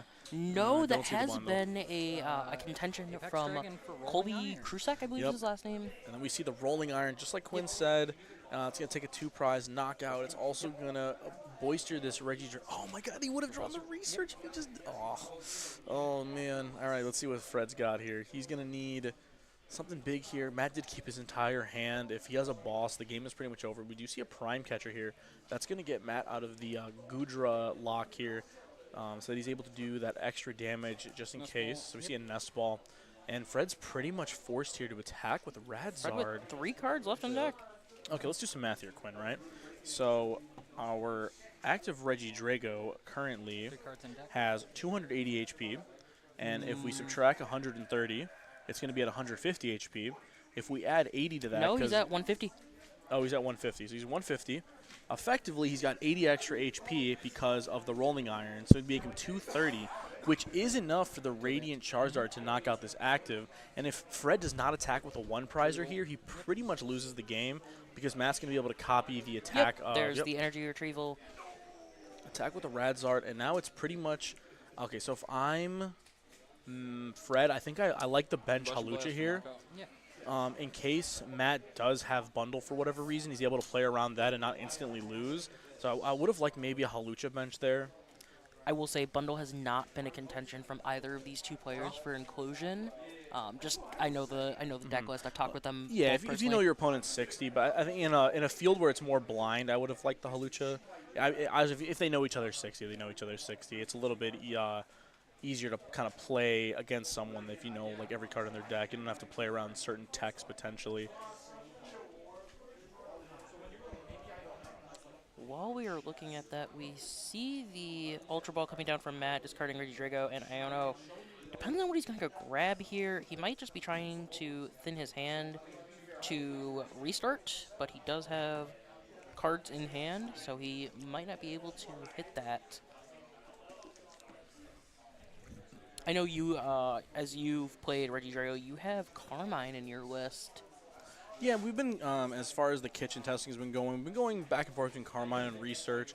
It's kind of like, if you go first with Reggie Drago, it's kind of like Arceus in the fact that you need Reggie Drago plus an energy attachment to be able to get that explosive turn 2. So being able to see the most amount of cards turn 1 has helped. Obviously, it's a little less powerful than Research because you draw 2 less cards, but the ability to play it turn 1 is really nice. Oh, we see... discard of the Iono here. I would have maybe liked to see that card be played just to get down Fred's Only hand grabbing 3 size. energy. Is that all he has? His target's Yeah, he no might only have discard. 3 because he has 3 on the board and 2 in the lost zone. So he might be the only ones to have access to because I believe he has 8. 8 and 3 are his Yeah, 8 and counts. 3. So And he's 3, got 5. one, so maybe one Grass's Prize are still in the deck. Teal Dance 2. Teal Dance number 2. He's drawn. He is zooming through. Yeah, if I'm Matt here, I want to try to get as many cards out of my deck as possible. We could also see the Combustion Blast with the Mew with some E-switches, which... That's kind of a lot of a commitment of cards. But now, I mean, Matt's kind of committed to attack with his Reggie Drago. Maybe he's digging for like a boss's order or... Asking for the discard, which is completely legal here in Pokemon. Yeah, so Matt's doing a little check of the resources Fred still has available. Fred currently has access to the attacks of Dragapult and Giratina V-Star. One of my favorite cards. He's a real nice guy. Got me my World's invite, you know. You would be the second Dan I know that enjoys Giratina. Yeah, V-Star. shout out to Mr. Dan Hugar. He wasn't able to make it today, but we do enjoy him here. Yeah, you can go to the bathroom. Yeah, you're good. You can. Just don't step on the cords. We are going to Apex Dragon. What is he to copying? copy Phantom Dive. Phantom Dive. And we'll see 6 Placing damage counters. I like to see... 3, 1, 1. 1-3-1-1. I do like the 3 damage counters on the V-Star. I would have maybe liked to see 3 there and maybe 3 on Mew. So if he does get the knockout on the Reggie Drago, he can potentially have a revenge knockout with Ogerpon. So Ogerpon is 30 damage for every energy attached to both active Pokemon. So if he did put 3 on the Reggie Drago and then 3 on the Mew, you'd be left with 150 HP. So then, if Matt has an energy on one of his Ogerpon, goes attach for turn, use the ability, and then energy switch, that puts 4 energy, so that's 120 damage plus the 30 base damage of Ogerpon, Which doing is 150 damage to knock out that Mew. But now it doesn't really look like Matt has an avenue to knock out one of Fred's bench Pokemon with an Ogerpon if he's unable to take a knockout this turn. Matt does Matt have 1 or 2 prizes left? Matt has 1 prize left. He is Is it down. 2? Looks Joe, like Joe, how many prizes does Matt have left? How many prizes does Matt have left? 1? Oh, yeah, he just killed the Zard, right? Yeah, okay. So, yeah, it's a tough spot here for Fred because he has to take a knock on a Reggie Drago. He has to probably disrupt Matt's hand as well. Sure. Oh, we see a Prime Catcher onto the Ogerpon. So maybe he's looking to take a maybe try to trap the Ogerpon and take a multi-prize turn potentially. But then Matt pretty much just needs energy or energy switch to win him the game. I will Phantom Dive, putting And then Matt's probably just going to show him game. 1, 1, 1, 3. Yeah, and then any energy, out to energy is going to be game. So let's see what he's got here. Matt, just show him game, man. Don't put all the damage counters down. You already won.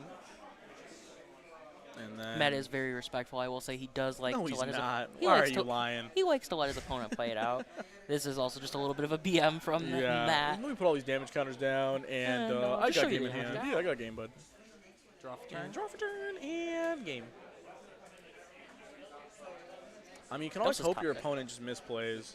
Lost impact. Lane 280. All We see right, Matt and we're going going to to see 3-0. Matt with the Reggie Drago deck go to 3-0 here at the TGS Cup. Pretty dynamic mirror match here. So thank you guys for watching round 3. We have 8 minutes left in the round. Do we want to try and maybe get the seniors champion on stream for his quick Yeah, interview? well, I'm gonna go grab Freddie, and we're gonna do a little interview with him. I'm gonna leave. I have his deck list. All right, with cool. Give me as that, and then I'm gonna well. leave Quinn here on commentary, and I'm gonna go over to the booth with Freddie. If you can just get Matt to open up his prize pack on stream. Oh, yes.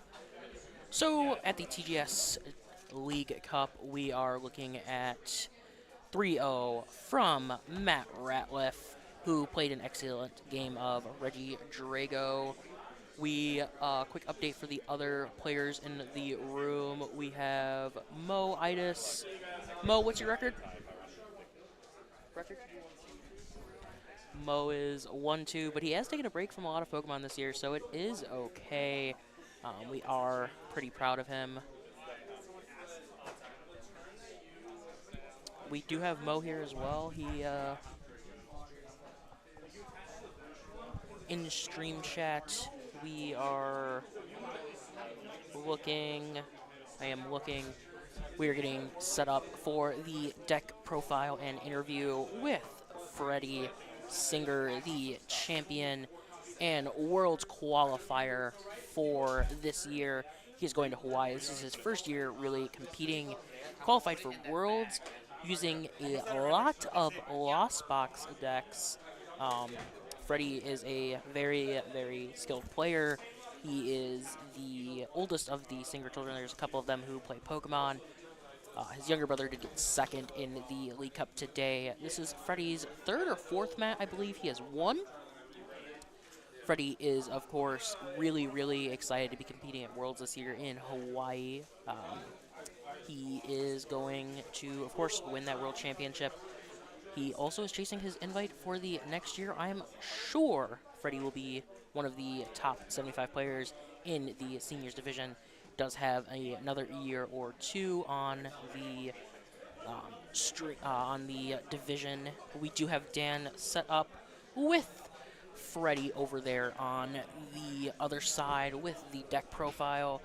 He also, similar to his dad, has been piloting Reggie Drago. It is what the group is kind of looking at for the Worlds testing and Worlds kind of format.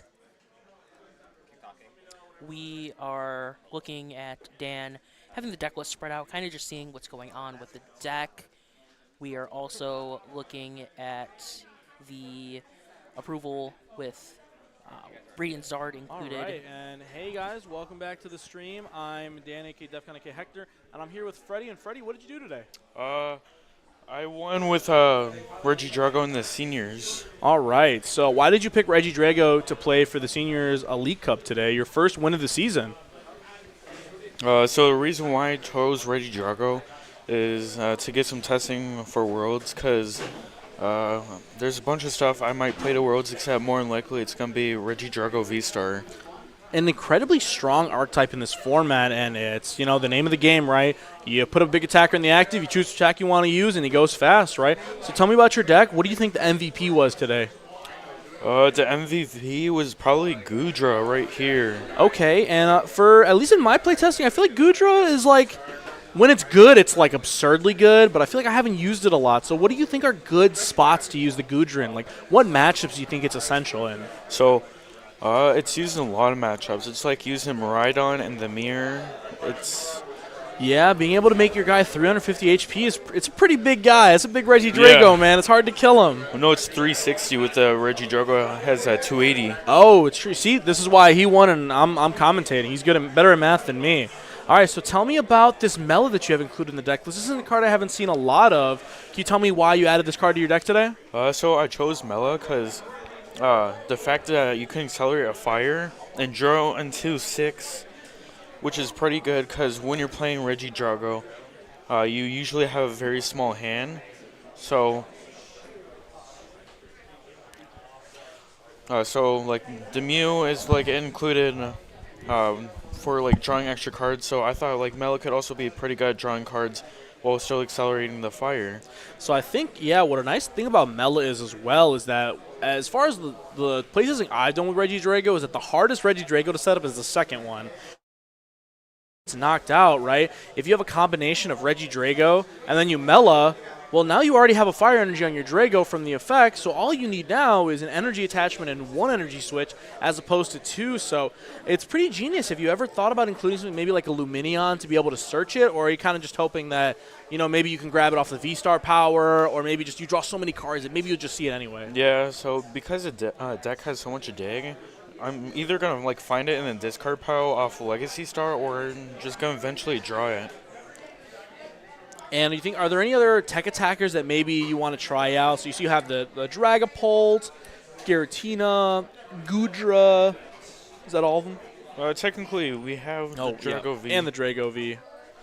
I know a couple of the people were, like myself personally, I was trying the Dragonite that attaches 3 energy from the deck. That one was, it's okay. I don't know if it's that good yet, but it's definitely something I've tried. What do you think are other attackers maybe that you could play in this deck? So maybe Raging Bull instead of Tina. Except the only matchups that would really change is like the Zard matchup where instead of like 2-shotting, you'd 1-shot. Except Goodra's pretty good in Zard, so I don't think Raging Bolt's needed.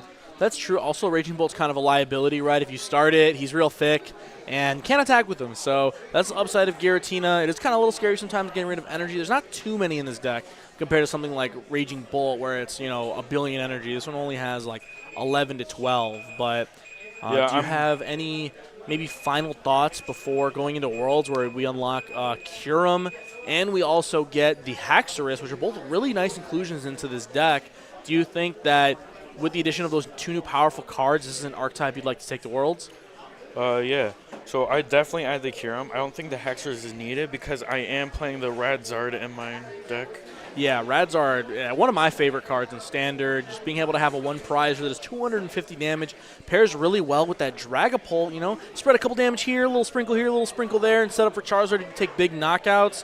And I don't think, unfortunately, TGS, we haven't got our playmats yet for this, so Freddie's going to be getting his playmat eventually. This is his, home local, so he'll be here later. Yep. And we'll get him that playmat, I promise. But, yeah, congratulations today, bud. Good job. 50 points. Give me a high five. Boom. And let's put this away. We can't give away the sauce for free, right? All right, let's, So only thing I change with the deck is, like, maybe add a second Goodra because I use the Goodra attack more than Dragapult. Because in my list, I play the 2 Dragapult because when the Dragapult is good, it's pretty good because it's good in everything. Except I also think that the Goodra is good in everything. Yeah, being able to make your Drago a little bit bigger, it basically gives it, a VMAX amount of HP, being 360. I mean, hey, that's like an Eternatus plus a Big Charm, right? Yeah. So, but yeah, that's pretty much it. Congratulations, Freddie. We'll see you at the next event, and that's it for us today, and we'll be back with round 4 shortly. Appreciate it.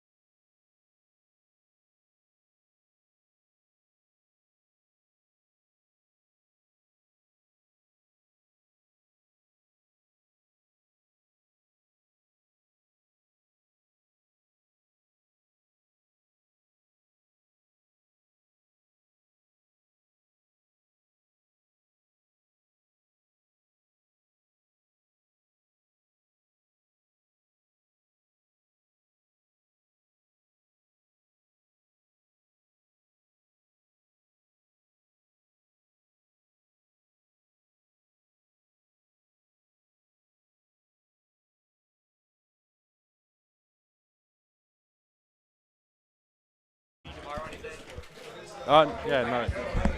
Hey, how's it going?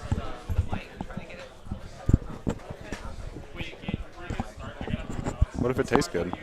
Oh man, this is weird. I know, it's a little different being able to hear each other. You guys are inside my ears. Oh my god. Did you see my shirt? It's very much not. Not stream appropriate? Yeah. Heads or tails? Tails. That is tails. You want to go first or second? Yeah, 2-1. Yeah. I'll go first. First? Hey, Mike, can we turn his volume up a tiny bit? You're just a little quiet. Mine is? Yeah, you're good. He's turning you up. A little closer. So just go, yeah, up a little. Yeah, there Up you a go. Yeah, Dan will Right help here. you out. Sorry, I'm also a little soft-spoken. No, yeah, you're good. I just want to make sure. Yeah, no, that's perfect, yeah. Oh, there we go. A little bit clearer. Yeah. Yeah, I do. Okay, Sounds perfect. good. Thanks, man. There you go. You're going first or second? I'm going first. First?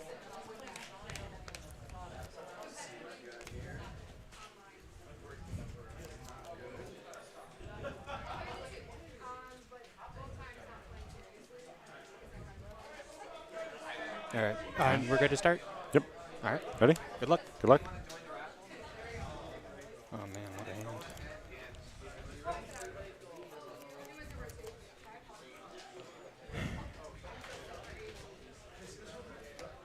I look like a noob reading the first card played. Man, I think after the second round, I just ran out of luck. It's I'm okay. going to attach an energy and pass. I'll wait. You wanna cut? Yeah. Yeah, you're good. I'll wait a little bit since we're on stream, huh? Yup. Pass? Yep. All right, draw for turn.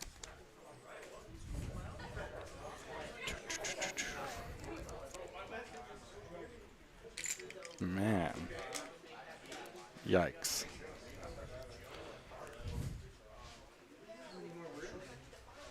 I don't know. Oh, yes, thank you. You're so welcome. If I had any other card to play, you wanna- you're good. Oh, Yeah. you're good too. If I had any other option, it would not have been that one. Dude, that's like the worst feeling ever. It's just like I-onoing for your opponent. That's not any better. Teal dance? What am I? I literally just read the card, yeah. Yeah, Fair. You're good, you're good.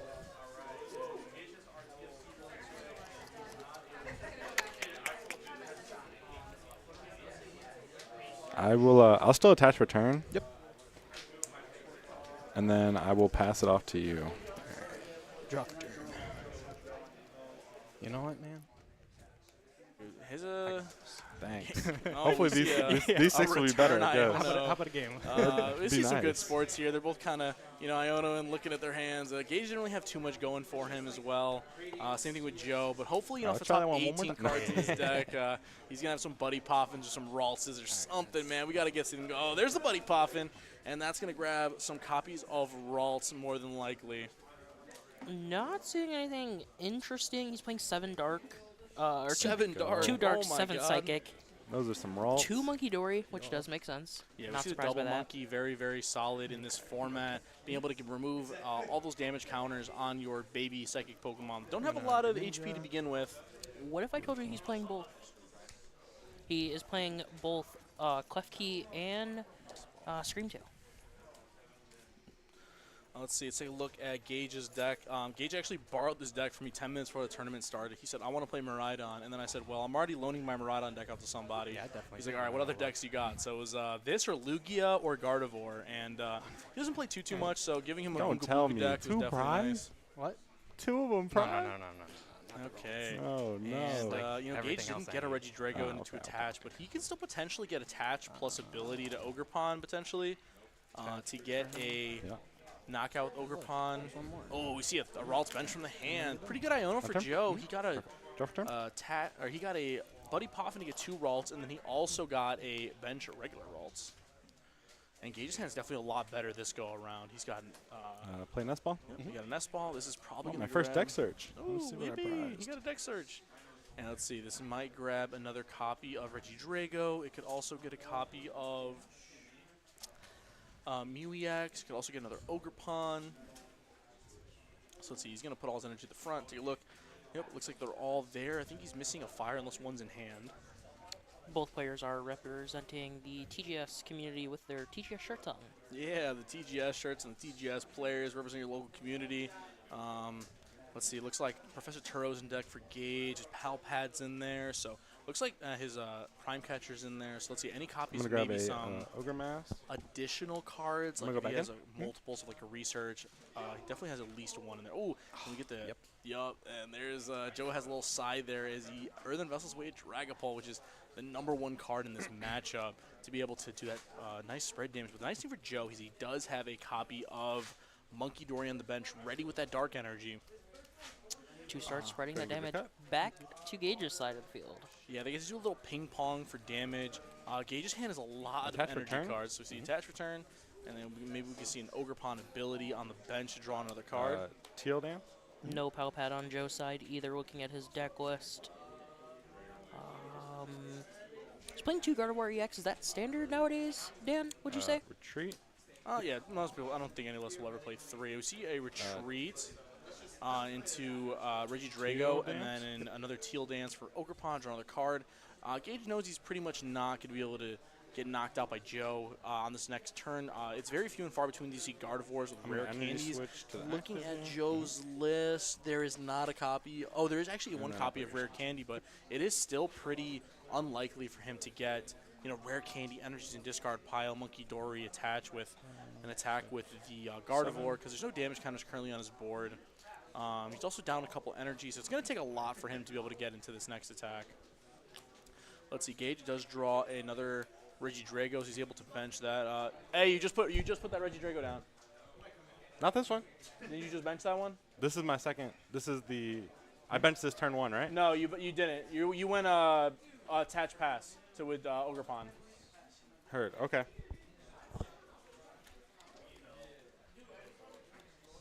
That makes everything I just did so much worse. Oh, okay. I don't know what's happening. So what they said is that I put this down this turn. Oh, gotcha. So I can't evolve it. Oh. Damn, I'm glad they're here because I also thought that was the Dude, turn no, before. I definitely I thought it was definitely the turn before. Are we sure? How many? Dan, are you sure? He's played 2 Ionos now. Yeah, your turn 1 was attach Ogerpon pass, and then he Iono'd, and then you went. And what did you do on your second turn? If this is your third turn. Okay. I'll choose to believe him. On Gage's second turn, I'm looking at the stream. He did put the Reggie Drago down. Is this turn 3 then? Okay. This would be his. So. Wait, give it a second, Gage. Wait, we'll pause time. We'll see if this is your second or third turn. Attach the fire. How long was the drive to get here? Move to the active. We're just doing a little VOD review to make sure really quick that we're not, skipping Gage's turn or giving an additional turn. You went first, right? Did I? Yeah. So I went second. Yeah, because you Iono'd. Because Joe played Iono, and then Gage played Research. I think this is still a second turn, right? And you Iono'd. This is still the same turn because you benched the other. Benched it. Yep. Is Yeah, this is the second turn. No, because you went first. Yeah. So yeah, he cannot evolve. He cannot evolve. Yeah, Gage. It's your second turn. You can't evolve. I can't? You put both of those Dragos down this turn. This turn? Yeah. Yes. Okay. Just Just a quick little VOD review, making sure. We got my man Quinn over here on commentary. He did a little, went on his phone, went back a couple of minutes just to make sure. And yeah, this Reggie Drago was benched during this turn, so he's not able to attack with it. But he could potentially still go for the Dragon Laser. This is what it helps to have a judge on stream and commentating at the same time. Okay. I did just pass my judge test, Dan. That's Celestial Roar. All right, so Gage can go for Celestial Roar. He's going to mill top 3 cards of his deck. Gets no energy, Discard if any of them unfortunately. energy I get to attach, so it's your turn. Okay, gotcha. All right, and it's a pass over to Joe. Quick resolution. I'm sure Gage is Oh, we not. see the Arven, so maybe that Arven is going to be... Okay, so we see the Evo TM. Yep. Let's see if this either is going to grab an Earthen Vessel, or let's see if it potentially grabs a Rare Candy to go Rare Candy Gardy. But looks like Joe's hand's pretty low, so I'm going to imagine it's going to be for that Earthen Vessel to maybe draw some cards off of the Greninja, as well as potentially get another attachment down. Yep, we see the Earthen Vessel. Yep. All right, Arven goes to the discard pile, and Earthen Vessel is going to get played to discard a Yep, copy the of Enhanced Hammer. Yep, Enhanced Hammers. You can put the timer back on. We had a judge call. We just paused it. We are having our eyes in the sky. Mike, come back and help us out with stream. Timer is back on. Both players have resumed. All right, and back to the game. We see Joe. He's going to grab those energies off Earthen Vessel. We're probably going to see one discarded here off of the Greninja. Draw two. He ideally wants to draw at least one. Oh, he drew double Gardevoir. That's unfortunate. Ideally, you want to draw at least one Curlia there so that you can use the Evo TM to evolve the other two. So let's see. There's an attach for the Evo TM onto the Flutter Mane. And then this is probably going to grab 2 copies of Curlia out of the deck. But We're just gonna unknowing to Joe, Gage does have Reggie Drago V-Star attachment Prime Catcher in hand, which is not good for Joe. Probably one of these Curlies are definitely going to die to a Dragapult, and then something else on his board is going to take 6 damage. So Probably a Curlia. Probably a Curlia, yeah, I'd imagine. 6 damage on Curlia is pretty good. There is not a Halucha in Gage's list to be able to take out Curlia and Ralts. But, I mean, he does have the option, too, of attacking with the Dragonite from Silver Tempest to be able to power up another Reggie Drago, potentially. Oh, and he gets the switch card, too, there, so he's able to retreat. So if he plays the Prime Catcher, he can use Prime Catcher, bring up Curlia, and then switch that Reggie Drago right back into the active slot. And he cannot use the V-Star power because it is an ability, and Fluttermane is still in the active slot. So if I'm Gage, maybe I'm okay with just, waiting a turn or two to attack with or use my V-Star power. Maybe I want to save it for a little bit later in the game. As a Reggie Drago player, you don't really need to hit that V-Star until you think you need it in that moment. Being able to conserve the V-Star is always nice. And we see attach return. I like to see just the attach return in the attack. Risking the I will attach return. Yeah, I think attaching and attacking is just fine here. I don't think you want to overcommit your resources here. Joe is out of Earthen Vessels. I did just take a look at his list and know it's in his discard pile. We do have... I'll Apex Dragon to copy Phantom Dive for knockout, and then we will throw Okay, so Gage is actually going to keep the Prime Catcher in hand, so maybe he wants to go for like a big knockout next turn and maybe double Curlia. On the... But 3 of these damage counters are coming right back to you. So he's thinking about the Monkey Dory. I think this is we'll Joe's do it on the Ralts. Newer Gardy player. Yeah, I do like the 6 on the Ralts there actually too, because if Joe evolves this Curlia into Ralt into Curlia and then moves 3 damage counters, it's gonna have 3 on there. Curlia only has 80 HP. So moving 5 damage counters from the Dragapult attack next turn is a guaranteed knockout onto that Curlia slot. And I guess it's kind of likely that Joe is going to attack here with a Gardevoir if he's not able to string together the Drifloon plus Charm play. Just swapping lists, so you can take a look at Joe's list. All right, let's take a look. So Joe is going to have 2 copies of Bravery Charm and that copy of the Drifloon, and those cards are essential in this matchup. Not the double Dory. I think the... Oh, we see the other Monkey Dory and the energy attached to Monkey Dory. This could be a huge double swing. Monkey Dory. So if we see an attack from the Gardevoir, Gardevoir does 190 damage with its attack, right? And then Monkey Dory, because you have 2 copies of it, are going to be able to move a total of 6 damage counters off of Gardevoir to one of your opponent's Pokemon. So if you have 190 plus 60 is 250 damage onto this Reggie Drago. And so leaving Reggie Drago with 30 HP left, which means on the following turn, a Monkey Dory can actually just take a knockout for free, and then Joe has free reign to basically attack anything he wants. So Gage could potentially lose his entire board on this following turn if Joe's able to piece together maybe Scream Tail plus Bravery Charm to knock counter catcher. That's interesting. Take down 2 of Gage's energies, and we did see Gage play the Superior earlier, correct? All right. Oh, Gage. Oh, so Gage's Prime Catcher is going to go to the bottom of the deck, but I guess Joe is just going to go for the play where he's going to move 3 energy to this, or 3 damage counters to this active Ogerpon, and then he's going to knock it out with Gardevoir, getting rid of 2 of Gage's energy. And we know one of when we see the Jamming Tower from Gage there, if Joe was committed something like a Drifloon there, Gage could have just slammed that, and then it would have been a free prize. But looks like Joe does not have an evolution, in a way to evolve this Ralt, so he's going to be forced to use this Monkey Dory, probably to put 3 damage counters on this active Ogerpon, and then 3 damage counters on probably the Reggie Drago Ultra V-Star. Ball. We see the Ultra Ball coming in. Discarding the Artisan, which is fair. Oh, and let's see. Joe plays 2 copies of Artisan, so he only has 1 more bump for that Jamming Tower that Gage has. But if Gage is able to keep that Jamming Tower in play, it's going to be really tough for Joe to have a comeback. Terra box say again about benches?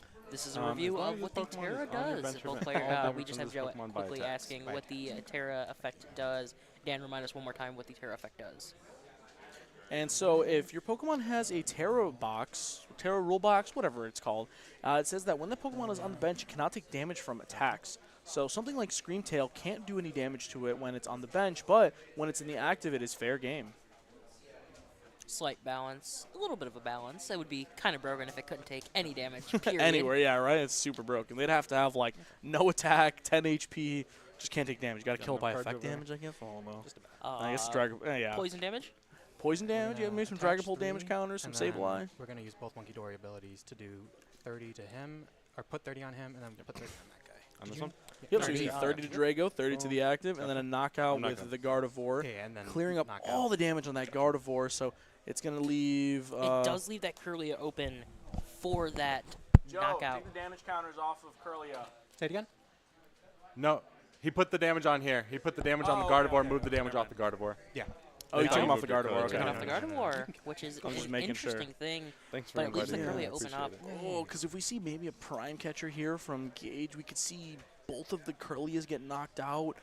And, I mean, it would leave Joe with double Monkey plus Gardevoir to knock out this Drago, but that's a huge swing in Gage's favor, potentially. Maybe if Gage is able to attack with... if he's able to set up another Drago, it's actually looking really good for Gage if he's able to get that Prime Catcher play, but he is going to have to shuffle his deck because he knows that Prime Catcher's on the bottom. So he has a Nest Ball in hand, so he's going to be able to shuffle his deck if he fails the Nest Ball or get another Pokemon out. I think an interesting thing from Gage's list is he's playing Turo's Scenario, which is something I've not seen in Reggie Drago's. So Turo was I know Azul. He played an online tournament and he won it with the 1 copy of Turo. It's like, I guess, slightly better than Penny because there's no tools in this deck, and you don't really care about the energy because you have so many recovery cards. Nah, just Joe showing off his hand to us. You have double Superior, you have Rod, so like getting rid of the like energy or getting back energies There's isn't nothing really. happening. Yeah, well, not even that. You're just like, what's in We that? see the Apex Dragon ability, or not Apex I'm gonna Dragon. Legacy What is Star? the Legacy Star? So we see 3, Yep. 4, 5, 6, I did not 7. realize how good that ability was until Joe Insane is for some recognizing I don't know the why I thought you power had to do that from the 7 that Reggie you Drago discarded. discarded, It's just yeah. Alright, he's going to get any 2 cards out of his discard pile. Yeah, So if any I'm 2 card from the discard. if I'm Gage here, I'm probably eyeing maybe Research. maybe Superior as well. Yeah, there's Research. Mew would also not be a horrible Superior would grab. be pretty good here too. I think he has Super Rod still to potentially get back. Yes, yes, yeah. Those so I did not see- we energies, have not so- seen- I think Superior looks pretty good here. Gage does have Jamming Tower and a bunch of Pokemon he wants to discard, so Does Joe play any tools? I definitely do like the Superior. I would have liked to see the Nest Ball be played first, I think, to shuffle the deck to maybe be able to discard that Prime Catcher so that Gage could get a use out of it. Because I think if you get rid of both Curlias this turn, it's a huge swing into Gage's favor. Especially because he knows it, more than likely this Gardevoir is going to knock out this Reggie Drago on the following turn. But being able to put Jamming Tower in play is really nice here. I think he's going to go Nest Ball before. Yeah, I and like play to see a Jamming Nest Tower Ball here. before. He's just going to play down his hand to maximize. He's going to Superior for the... Yeah, I His want to Nest see the Ball Nest first. Ball here. I like to see the Nest Ball beforehand to maybe get that Ogerpon, because I think he milled his last Ogerpon, which is pretty unfortunate. Because he doesn't really want another Drago here. I guess maybe you bench Radzard. Yeah, I would definitely like to see the Nest Ball played before the Legacy Star. That way, Gage maybe had a higher chance of milling the Prime Catcher because he knew the Prime Catcher was on the bottom of his deck. Yeah, I don't know if setting up a third Drago is that great here. And he fails the Nest Ball. I would maybe like to see the Radzard get grabbed there just to get it thinned out of the deck. That way you don't draw it later and it's just ready to go. Okay. See Gage just double checking his discard pile to know what he's going to try and grab.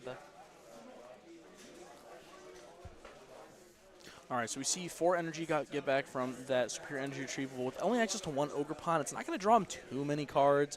We are going to see the Attach Fire, Ogerpon, Energy Switch, and then a Research. So Yeah, imagine if Gage would have played that Chenow? Nest Ball beforehand, he would have had 2 Ogrepons on the bench. He would have got 2 additional draws, which would have been really nice. Okay, so we see an evolution. So he gets the Drago off the top, which is nice. Attach the fire, and then an energy switch. From Ogrepon to Drago. So he actually gets another Drago set up here, which is really nice. And then we'll probably... Okay, Gage actually does drop the boss's order. I think boss order jamming tower is a really good response here to the attack. He's able to knock out Kirlia, kill the other Kirlia, put... I guess you could just put all the damage counters on Kirlia, so Joe's not working with extra damage counters. We'll see if he wants to bench or play the jamming tower. Maybe save it for later. Let's see. So we see the boss's order played. Boss's orders one of the Monkey Dories. Okay, so he's going to bring up one of the monkeys, kill one of the Kirlias. So I could definitely see this being nice. That way Joe can't move out too many damage counters. And then I'm going to Apex Dragon to copy the Dragapult, knocking this out, putting 20 here to knock this out, and then I have 40 left. I will put the 40 damage on... Taking a look at some of the other lists, we do have a lot of Gardevoir out there today. Gardevoir is looking pretty strong for today's event. Couple more Zard lists. All right, so Gage goes down to 3 prize cards here. So what I think could be really nice from Gage, right? So if Joe does his turn here, ideally I think Joe he promotes Curly there, which is interesting. I would have liked to see a Gardevoir promotion. That way he's able to put 2 more energy in the discard pile for a potential Drifloon plus Bravery Charm play to be able to knock out this Reggie Drago, but that is a play that he could. He does have 3 damage counters. He's able to move to Reggie Drago from Kirlia. So then that's going to put Reggie Drago at 220 damage. And then potentially Revenge Kill with maybe another Monkey plus Gardevoir. But now he just puts 2 damage counters on Kirlia for kind of no reason. So it's going to give Gage maybe better math later for a Dragapult. So yeah, I don't know. I think I would have liked Gage to definitely knock out both Kirlias there. I don't know if the monkeys are super impactful after Joe has little draw cards, especially because if Joe goes, he's kind of forced to do a Drifloon play to take knockout on the Dragapult, and then Gage can play Jamming Tower to knock out the Drifloon that would be in the active with the Bravery Charm. Take a prize. Gage goes to 2 prizes, and then all he has to do is get an Ogrepon, attach, and then attach for turn, and then knock out with Raging Bolt, and the game's over. That is something I could see from, but it's not us who's sitting in that seat. You know, that is true. We do have to think that Gage may not see that line just yet. Yeah, Gage, he hasn't played too many games with Reggie Drago deck. I know he plays maybe a couple games a week with on PCG Live, but I mean, I think he's yep. We see the Drifloon there, so I think we're gonna see that Drifloon 5 energy play. But like I said, Joe would have needed to promote that Gardevoir last turn or at the beginning of this turn to be able to have enough energy to knock out the Reggie Drago. Okay. So now if he retreats, he's only going to be at 3 energy. He could have had 5 energy in his card pile to take the knockout. Oh, yeah, Magic, Yu-Gi-Oh! It was a counter catcher onto Ogrepon, so Joe's going to just try to take away all of Gage's ability to draw cards. Yep, and it looks like Joe's just going to take another knockout onto this Ogrepon. And then Gage potentially has game in hand here if Joe attacks with Drifloon. Gage is double checking what Drifloon does. Something I myself often do. Don't play a lot of Gardevoir, especially with the iteration of playing Drifloon and Screamtail, constantly asking which one does damage counters onto the bench, which one does active. Yeah, I've played a lot of tournaments with Gardevoir, and memorizing all of the math for damage counters between Drifloon and Reggie Drago feels like I'm taking an advanced calculus class, having to remember all the little math, so that way... Oh, we see a Turo played to pick up Kirlia. And put the 2 energy in the discard. This is going to allow... Gage is reading a card that's in his own deck. Nice. So you always love to see the players. Why didn't Joe promote the Gardevoir? He needs the energy in hand. He needs energy in the discard pile. Joe! Okay, so He does have 2 energy and discard off that. so he's up to 3, but he needs. I guess he's just going to attack with, do 180 with the Drifloon. And I guess he clears the damage counters with Curlia, putting himself to 2 prizes. But then he still needs to knock out with. He still needs to knock out with. I don't know. Next turn, Gage is gonna be able to promote this fresh Reggie Drago, and if Gage takes a 1 prize knockout here, it's gonna not allow Joe to play as counter catcher. And it's going to be tough for Joe to take a knockout onto this thing, especially with the Drifloon going to the discard pile. If Gage can combo this with an Iono, it's really rough for Joe because all he has for draw support on his board is that Radiant Greninja. He does have, but the Curlia in hand would go to the bottom if the Iono comes through. And we see a Noivern drawn from Gage. We could maybe see Noivern come into play here, take a knockout onto this Drifloon, and prevent Joe from knocking him out with the... Joe showing us his hand with the Scream Tail in hand. Scream Tail Bravery Charm would do it, but if Gage is able to play that Jamming Tower, it's going to give him a way to not get knocked out immediately. Yeah, I would like to definitely see the Radzard get benched here. I'm not sure if Gage recognizes how important, because we haven't seen any tools come down, like the Bravery Charm from Joe. So I think Gage might just be holding off and waiting to play that Jamming Tower, take a free that's prize. what I'm getting off Ultra Ball, yeah. Yeah, it's tough here because Joe's now at 2 prizes. I think you have to preemptively play the Jamming Tower so that it just doesn't work. Because if Joe gets the Jamming Tower Drifloon, Gage loses. So you have to play it, I think, offensively this turn. You have to just slam it. Hope Joe doesn't have the bump. That way he has no way to kill a Reggie Drago from full. He would need like counter catcher plus stadium. So yeah, because Jamming Tower being played and then the research, boom, discard. I mean, ideally here, Gage gets Prime Catcher. Prime Catcher, I think, essentially wins him the game. We don't see it here. But we do see Super Rod, Ultra Ball, and an Energy to maybe dig a couple more cards. Yeah, I think he definitely is going to want to use that copy of Earthen Vessel, discard Reggie Drago, potentially. He has no energy left in deck. I think he just has the 1 fire, and he already attached return. So I could definitely see him. He could grab 2 grass and an Ogerpon back here. Do I like benching another Ogerpon here? I don't think so, because if Joe uses Monkey Dory to put 3 damage counters on the bench, Reggie Drago with 3 damage counters, puts it at 220, which is still 10 more HP than a Monkey or an Ogerpon. And if Ogerpon gets 3 damage counters put on it, that's 180, which is perfect math for Drifloon without the Jamming Tower. So or Gardevoir EX itself coming in. Yeah, or Gardevoir plus Monkey. So I don't know if I like the benching of an Ogerpon. I think Gage is going with here. the plan from me, just because that's the line I see. I think Gage also sees that same line, respectively. I think I keep the Superior. I think getting rid of Drago plus Vessel is fine here. I don't think you need the Vessel anymore, because you have access to all the energy in your discard pile. I think he's gonna maybe. I think I like keeping Superior here. Ultra Ball. So he's playing the Ultra Ball. He has committed to Drago is definitely the worst card in your hand. Definitely discard that. See the Ogerpon get grabbed. I don't like the Ogerpon bench here, because now it gives Joe a potential out without Bravery Charm, and Joe would have needed a Bravery Charmed Pokemon to be able to take a knockout on this next turn.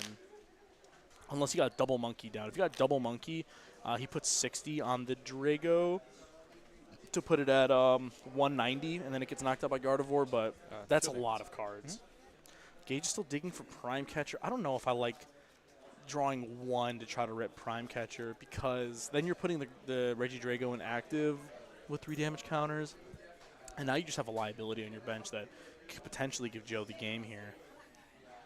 But yeah, especially because Dragapult's not great here, because it's gonna put 6 damage counters on Joe's board, but then those damage counters don't really do anything. I think I like the Goodra here from Gage, or the Noivern. No, I think Noivern's Goodra's probably better. That way you don't die to Gardevoir like double Monkey or something silly. Gage gets the Squawk off the prize. Oh man, that would have been great. Turn 1 to his like kind of slow start. If you looked at my Twitter, you would see that I magic the Sharpie marker trend that has been going on. I fixed all the problems with Squawkabilly. I also did one of those. Mine was a lot goofier. I don't know if I could talk about it on stream. You you used a card to make a card a little bit more funnier. Did you like this, Raf? Yeah, that was fun. I know they liked it. Yeah. So, Raf, the host of the Memory Capsule podcast, update me. How you doing today, bud? Good. Currently 3-1. Ooh. Dropped a new episode. Listen to it. Who's the guest today? JW Creewall. Ooh, Mr. Creewall, handsome man. Yeah, check out Memcap Podcast on Twitter. How many viewers we got? Like 20. Hell yeah. 20 more listeners. That's like a 50% increase. Hell yeah. Roth, we may get you on stream. Yeah, we're going to look at whoever your matchup is next round. I don't think we're going to stream any, because all the undefeateds are going to ID after this round, so we'll probably get some 3-1s on the stream next round, because we got Gage we'll take a and win Joe in. right We'll now. take a win in for sure. Yeah, we want all the win-ins after this. So, Colin, how are you doing today? 2-2. 2-2. Oh, so you're, I mean, I don't know if an X2 makes it. I think there's only 2 undefeateds in this round. 3? Oh, so maybe, because there's an odd number of undefeateds. Hell yeah. He is representing the Lost Zone Kitchen, the same team you were on here, Dan. Yes, sir. We got our matching jerseys on today. Colin's my little Pookie Bear. We see the Screamtail bench. The unfair stamp. Oh, that's going to refill Joe's hand to 5 cards. Let's see what Gage draws. I mean, if Gage gets Prime Catcher, it's essentially game. Oh, Joe. Joe benches Screamtail. I really hope Joe... Oh, so Joe gets the Artisan. So if Joe's able to get the copy of Bravery Charm, he wins the game? No, he doesn't win the game on the spot. Because he gets super he does duper 240 close, plus 30 is 270, so he's going to need to use one of the Monkey Dory abilities to clean up the game. Can't he just snipe? He needs the Bravery bench? Charm to win the game. He has to draw. He has to hit Drago, because if he hits Ogre Pawn, it doesn't do anything. He has already used his Curlia Refinement as well. He does have the Breeding Greninja. But let's see. If he has another Monkey Dory in a dark, that does it for him. Arvin? We see the Arvin. That's probably game. 10? I don't know. There's a pen right here. Keeping a pen on you is always essential for tournaments. And that's time in the round for regular Swiss, but not time in the round for our stream match. They still have another 2 Buddy minutes. Poffin, and then what was the other? I did not get to see the other Tell me, card. they still have 2 minutes. Thank you.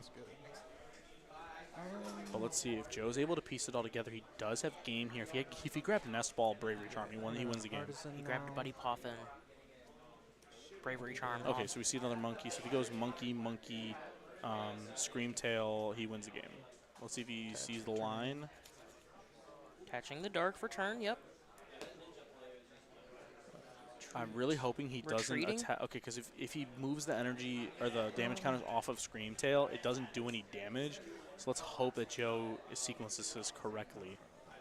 So he has to attach 4 energy to Screamtail, and he also has to attach a couple of energy to the benched Gardevoir. So this is where it's going to bite him, right? So last turn, when he played the Turo, he could have had an extra energy in the discard pile because he would have retreated the Gardy twice. So he would have had an extra energy in the discard pile, but if he's able to... Oh, okay. He does not have the knockout. 5 damage, or 5 energy is 240 damage.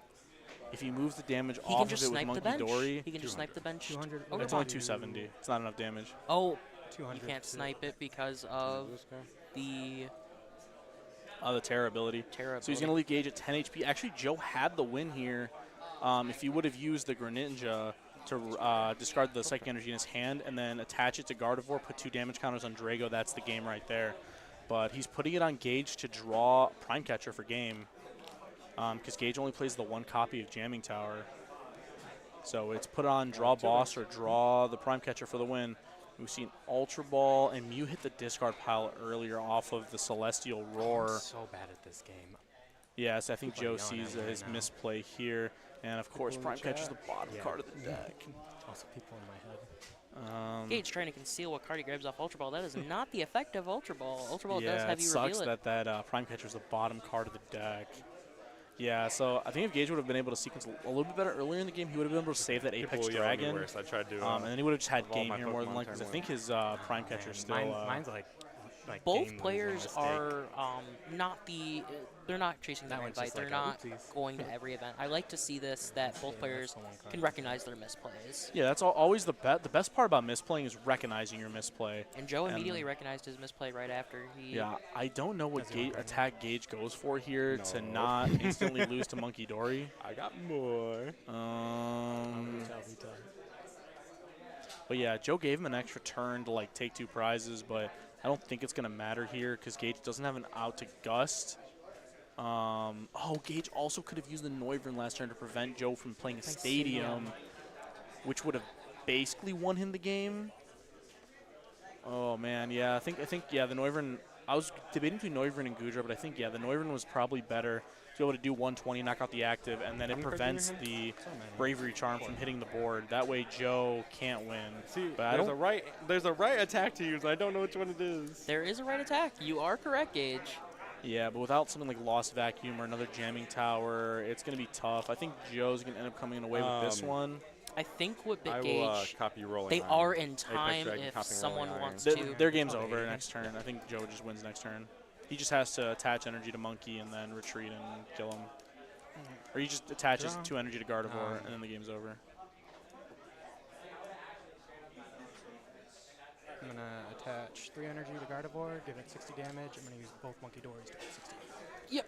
And there's the game Man. from Joe. Congratulations, Man. Joe Lovato. My last Joe! turn, I don't know why I didn't. You had game last turn. I know, dude. I don't know why I thought I mentioned used it. Greninja. said that in the Oh, Yeah. Do you guys not hear me? It's like your guys are really quiet, but yeah. Open your pack. Open your Oh, winner open the pack. We do see Gage. Joe. On the stream? If you would have, Noivern's attacks is your opponent can't play a Stadium. The second attack. If you did that, you won. Free code for the chat. Free code. Oh, Free code. Thank you, Joe. Thank you, Joe. We appreciate it. Just give it to the front. Okay. Give it to Vidmar. Tell him to do it. But do I not just lose? I lose if I don't Rolling Iron there. Why do you lose? Because he had 60 plus this as knockout. No, because he can't attach Bravery Charm to do more damage. But he could have hit the active with the Gardevoir plus 60. Yeah, it's only 250. Oh, retreating and going into the other one? Wait. That's still so he's saying I should have attacked. Also, Joe. Oh, for basic? Joe, you would have also had game if you promoted Gardevoir the turn before instead of Curlia, because you would have retreated 2 energy off. You would have an extra energy to discard pile. Next turn, promote Gardevoir, attach once, retreat, and you would have had 6 energy, and you would have killed his Drago. So you could have won 2 turns ago. But that's the whole perk of having a pro player being This able to wasn't watch my your price game. card. That was what I was looking for turn 1, because... We appreciate both players thing I know this recognizing is their misplays, recognizing the advice from Dan here, and appreciating that advice. Some players can get hostile when they don't have, or when they lose a game. You know, they get in their head. But the whole point of the spirit of the game is just It's all good positive. fun here. We just, we want everyone to see. What'd you say? You got a pen? Here. Ooh, damn, almost a catch. Well, yeah, we want people here to enjoy themselves, have fun, but, a big part of playing the game is getting better and, pointing out misplays. That way people can improve on them in the future. The best part about playing Pokemon is doing better in Pokemon. So let's see. What did Joe pull? Joe, what'd you pull on your pack? Joe, what'd you get out of your pack? I got the Luminous Energy and a Lost Can you put it on the screen in the middle of the... Can I see it on the camera? By Marnie's head. Put it by Marnie's head. Gotcha, my bad. Oh, Gage has 2 packs. He was hoping to get on stream. He is going to open up his packs here. Let's see if we see a good pull here. Oh, I can take these off. Fire Energy. Oh. Pelipper, Super Rod, a Fire Energy, and a Curlia. Yippee!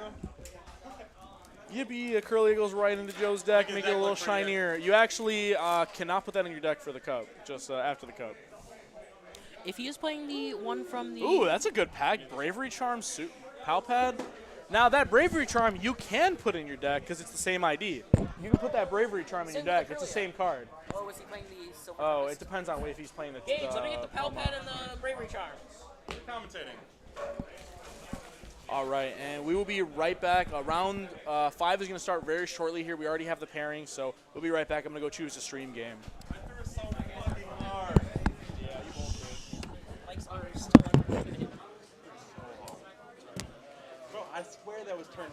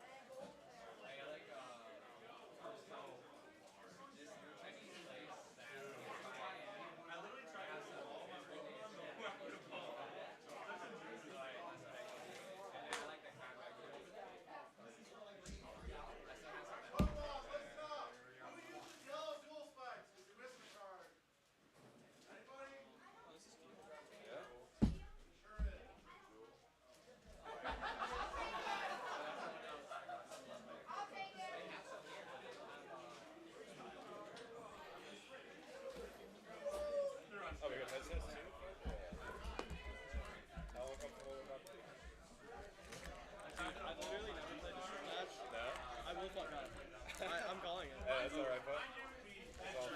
Gotta watch my language. Yep. No. Dude, actually, high key.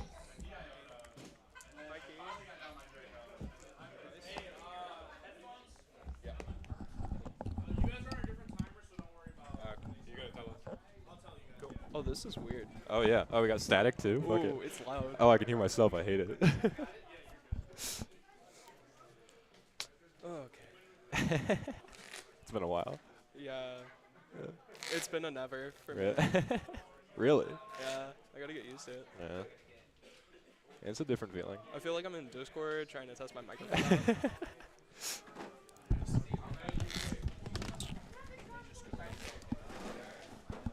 It is weird not being able to hear the shuffling. Well, it's like, it's picking up on the microphone, so I'm hearing it. Can you set the I'm timer hearing it a back to little 30 bit. minutes? I don't know. It's uncomfortable for What? me. Yeah, we're. I like I'm all not the playing. noise. Doing commentary. You see? Yeah. Wait, I'm sorry. Is that 2 cards? Wow. You know more than me. Then. All right. Well, the stream can hear us, right? We never muted. That's a line. Yeah. All right. I am joined here with round 5. Can you update the graphic on the? And you said you're going first? Yep. Just full screen it, and then click on it. I got a mulligan. I did not. Chien-Pao. Yep. C-Pao. Yep. Let's go. So right here, click on P1 It is name. my favorite deck. And then right it's there. the first deck that Anthony. I inherited because I realized, oh, What, Chen-Pao? yeah. Yeah. I realized, oh, regular Hit OK? mounts look dumb. Real. I hate And my then hollow baxes, bro. I gotta get the non-hollow. I've played it for like 6 months. I can't put it down. John, Alright. John. Real. I got And one. then 1, 2, 3, John's 4, playing 5, Chen-Pao, 6, 7. and then Anthony's playing Reggie. Reggie Drago, yep. He's playing Reggie Drago. With the Yep, yep. Halucha, important to note. All right, don't start yet. Not yet. Yeah. Okay. Not yet. They're both. You guys are both 3-1. 3-1. Yeah. He's no, 4-0. he's 4-0. 4-0. Oh, Yep. Anthony's 4. I'm 3-1. Ooh, that was Yeah. spicy. Yeah. Also, hi.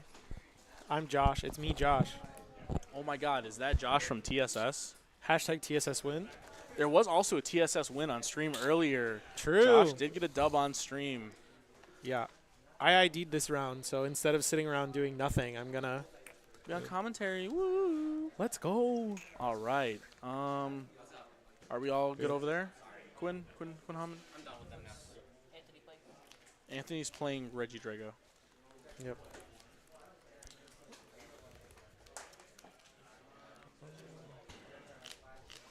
All right. Good. Yeah, Alright. start the timer. All right, cool. Good luck, bud. All right, and we have Anthony here at 4-0. No, you didn't Reggie open Halucha. Drago Alright, I lose. versus John on C-Pow. C-Pow, your favorite deck for I quite a love while. C-Pow. Does John have the best card of the game in his deck? He does not have the middle backs, unfortunately. Yeah, well, I think that's going to help out in this matchup probably. I'm not going to lie to you. Yeah, see, that's the lesson of the game, right? If you play the middle backs, you always win. That is canonically true if you don't check results on Limitless and Yeah. you just take us at our word. Yeah. Just don't look. Just trust me. Yeah, just trust us on this one, actually. Your source of all relevant information. All right, so John's going first. Nest balling. I didn't get quite a great look at his hand, but I would imagine, yep, Chen-Pao makes a lot of sense. One Jared Grimes hits the board, and okay, yeah, they're gonna sign your schlip, buddy. Sorry. All right, and then we I got a see retreat, and I got a John's gonna Shivery Chill. retreat and Shivery Chill, and he's gonna grab Yeah, 2 more seems energy pretty out of the good. deck. 2 Seems water good. energy. Oh my God, That's pretty good. dude, yeah. this guy's got regular energy. Dude, I gotta get him right before Worlds. Okay, but at least they're silver border. It's fine. True, It's true, fine. True. I didn't see. I mean, a I Buddy imagine Poffin in he John's hand? doesn't have it if he's, or maybe he's gonna use Greninja first. See Right. what he draws. He certainly should Greninja first. The sequencing usually on the early turns is you want to use the concealed cards first because then you're more likely to draw into the Pokemon that you would get out with those search cards. Ooh, and the Lugia energy. Oh, we see Vessel. It looks like Evo TM, but there's no way, right? Oh, Pokestop. Okay, That okay. makes a lot more sense. Oh, there's the Buddy let's Poffin. go. Let's go. Cards. Woo. Let's go, chat. Yeah. All right, so it looks like he at least gets to play the game. I don't know if there's a second Buddy Poffin in the hand, but the sequencing is good here, even if there is. And we've seen, Pokestops be pretty nice to players today. We haven't seen anything horrendous so far. All these Pokestops have been pretty nice. There was a attack with a Reggie Drago V earlier that was pretty bad. Oh, the first attack on the Reggie Yeah, Drago the V. Celestial Roar. I think Gauge Milled Research Nestball Mew was pretty bad. No, that's what you want to see, right? Yeah. How else can you attach Research, Nestball, and Mew to your Reggie Drago V? Yeah, I love attacking with Professor Sada. You can only attack with the female one. Right, absolutely. Does 1,000 damage. Yeah, it makes sense to me. John is choosing to get the 60 HP Frigibacks here. Yeah, he plays both. Yep, plays both. That is a good idea, in my opinion, because we usually want to evolve the 60 HP in this matchup. Obviously, that 60 HP is not pressured on turn 1. So smart here. I think everything John did makes a lot of sense. We pass on over to Anthony, who did start off with a pretty solid turn. And something interesting about John's list, he's playing 4 Candy, 3 Vessel, so ultra consistent. Okay. Yeah. No Silene, just 4 Irida, 2 Cypher, and then just 4/4/4 counts of pretty much everything. 3 Vessel, 3 Stop, 3 Rod. Yeah. Heavy Ball Prime Catcher, 8 Water, 1 Lightning. So he's playing ultra consistent, no text Chenpao. And hey, it's got him to a 3-1. If he's able to win this round, he'll be in a winning position for top 8. He might be able to ID depending on how the standings look. He'll be 4-1. We do have quite a few players here today, so it's possible that X11 will be the bubble. But if John wins, especially after taking down a 4-0, his resistance will probably be looking pretty good here. Anthony does have the... It's not the bad. worst thing ever. Yeah, getting an Ultra Ball is not too bad. It can be an extender here potentially to get Anthony maybe a Squawkabilly or maybe a copy of Teal Mask Ogerpon. He is going second. What I would really like to see from Anthony here, that Earthen Vessel, grab a couple of energies. He's going to be able to Ultra Ball those away to get the Grass Ogerpon, and then he has Iono in his hand. It's a pretty good start, right? If he can get his board established, it could be pretty solid here. He does play the Hawlucha. It's in his hand.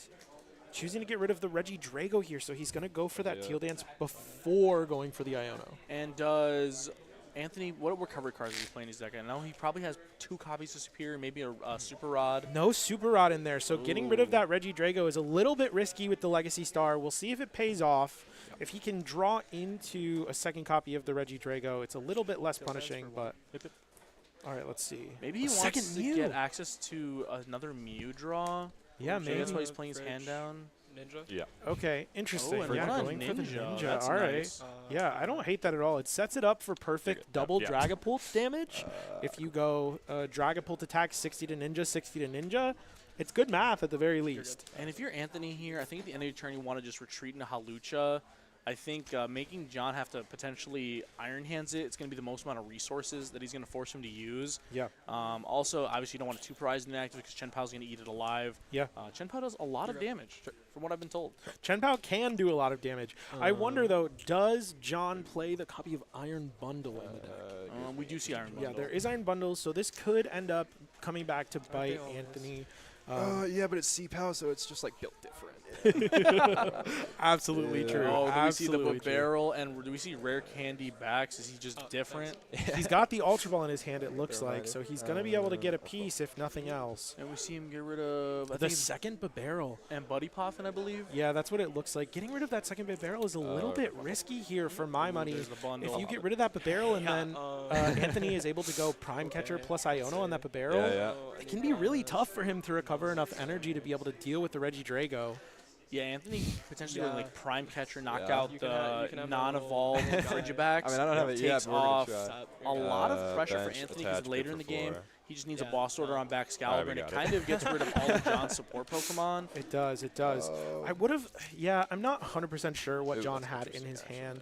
But he does still have the option, and Irida would find him the Baxcalibur. He doesn't need too many energy to knock out this Mew, right? Oh, and there's the Rare Candy for the Baxcalibur. That's what we like to see, is choosing to evolve the 70 HP Frigibax, which is probably fine. You know, it already had 10 damage on it from that Hawlucha, so it's not too dissimilar from the other Frigibaxes, those 60 HP ones.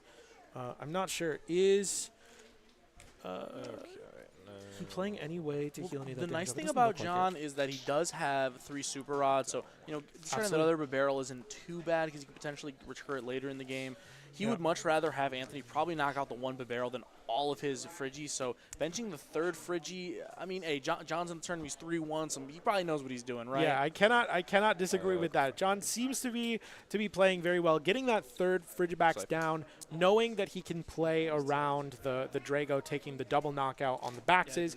It makes a lot of sense, right? It does open up different first card routes was for candy, Anthony, wait. but John is going to be taking a 2-prize knockout this turn. So And the nice thing, too, is that John is going to be able to slam that Cypher Maniac's Code Break and stack any 2 cards he wants, and then he's going to use it to get rid of the Bidoof, and then use that Pokestop combo to get rid of the top 3 cards of his deck. Any items go to his hand, and so then, boom, he's going to be able to get the electric and water energy off that earthen vessel that he stacked on the top of his deck legally. Yep. I really like that play. I really like that play. It's a nice heads-up play from John because if he goes for that Greninja play, discards that lightning energy, he has way, way, way more access to that throughout the rest of the game because he'll be able to use those superiors to get it back. So very heads-up play. Yep. Going ahead and getting rid of the 3 energy on the Chenow. All right, and if you're Anthony here, you're definitely eyeing up a potential Prime Catcher plan of backs. Absolutely. And then knock out another Friggie. That way it puts John 2. on 1. And we see the second Mew hit the board. It's cool. I just really like him. Chenow says water energy, right? You can't Yeah, copy yeah, Mew on Chenow. I don't think No, so. yeah. Chenow says water energy, I think. I'm not pretty sure it 100% does. I don't think I've ever discarded an electric energy. Yeah, I don't think. No, yeah, you can't discard the electric energy. So it I'm is pretty sure water. it's just waters, yeah. Yeah. So unless Anthony's packing a random water energy in here, I don't think it's going to happen. But you see the Dragapult, hit the hand. See if Anthony has a way to discard. I believe he ultra rolled away a research, so I imagine he has another one in his hand. Yeah, I believe there's an Iono in there. For my money, if I am Anthony, I'm eyeing up killing that barrel and taking a knockout on one of the Frigibacks here. I'm not 100% sure that's what he's going to end up go for, but when John already has that extra Frigibacks established, the best thing, in my opinion, that you can do is sort of disrupt that draw engine. So if he can go ahead and kill that barrel, get rid of a Frigibax. If John isn't able to find another Frigibax for the following turn, it's going to be really, really difficult for him to come back from a double KO on that Baxcalibur and the Frigibax. And that's where that middle backs would have come in very handy. And if you don't have ever seen a middlebacks attack, you go on the EUIC round 10 stream where I did attack towards Charizard with middlebacks. I was sick. And then I lost the game pretty swiftly, but I attacked with middlebacks, so I got to show him off a little bit. Yeah, and absolutely. He's looking for an evolution and energy switch here. Okay, so there's one of the pieces he needs. Does he get the big guy? Oh, he's just built different. He's just better. That's how you get to 4-0, folks. You Iono into the 2 exact cards you needed.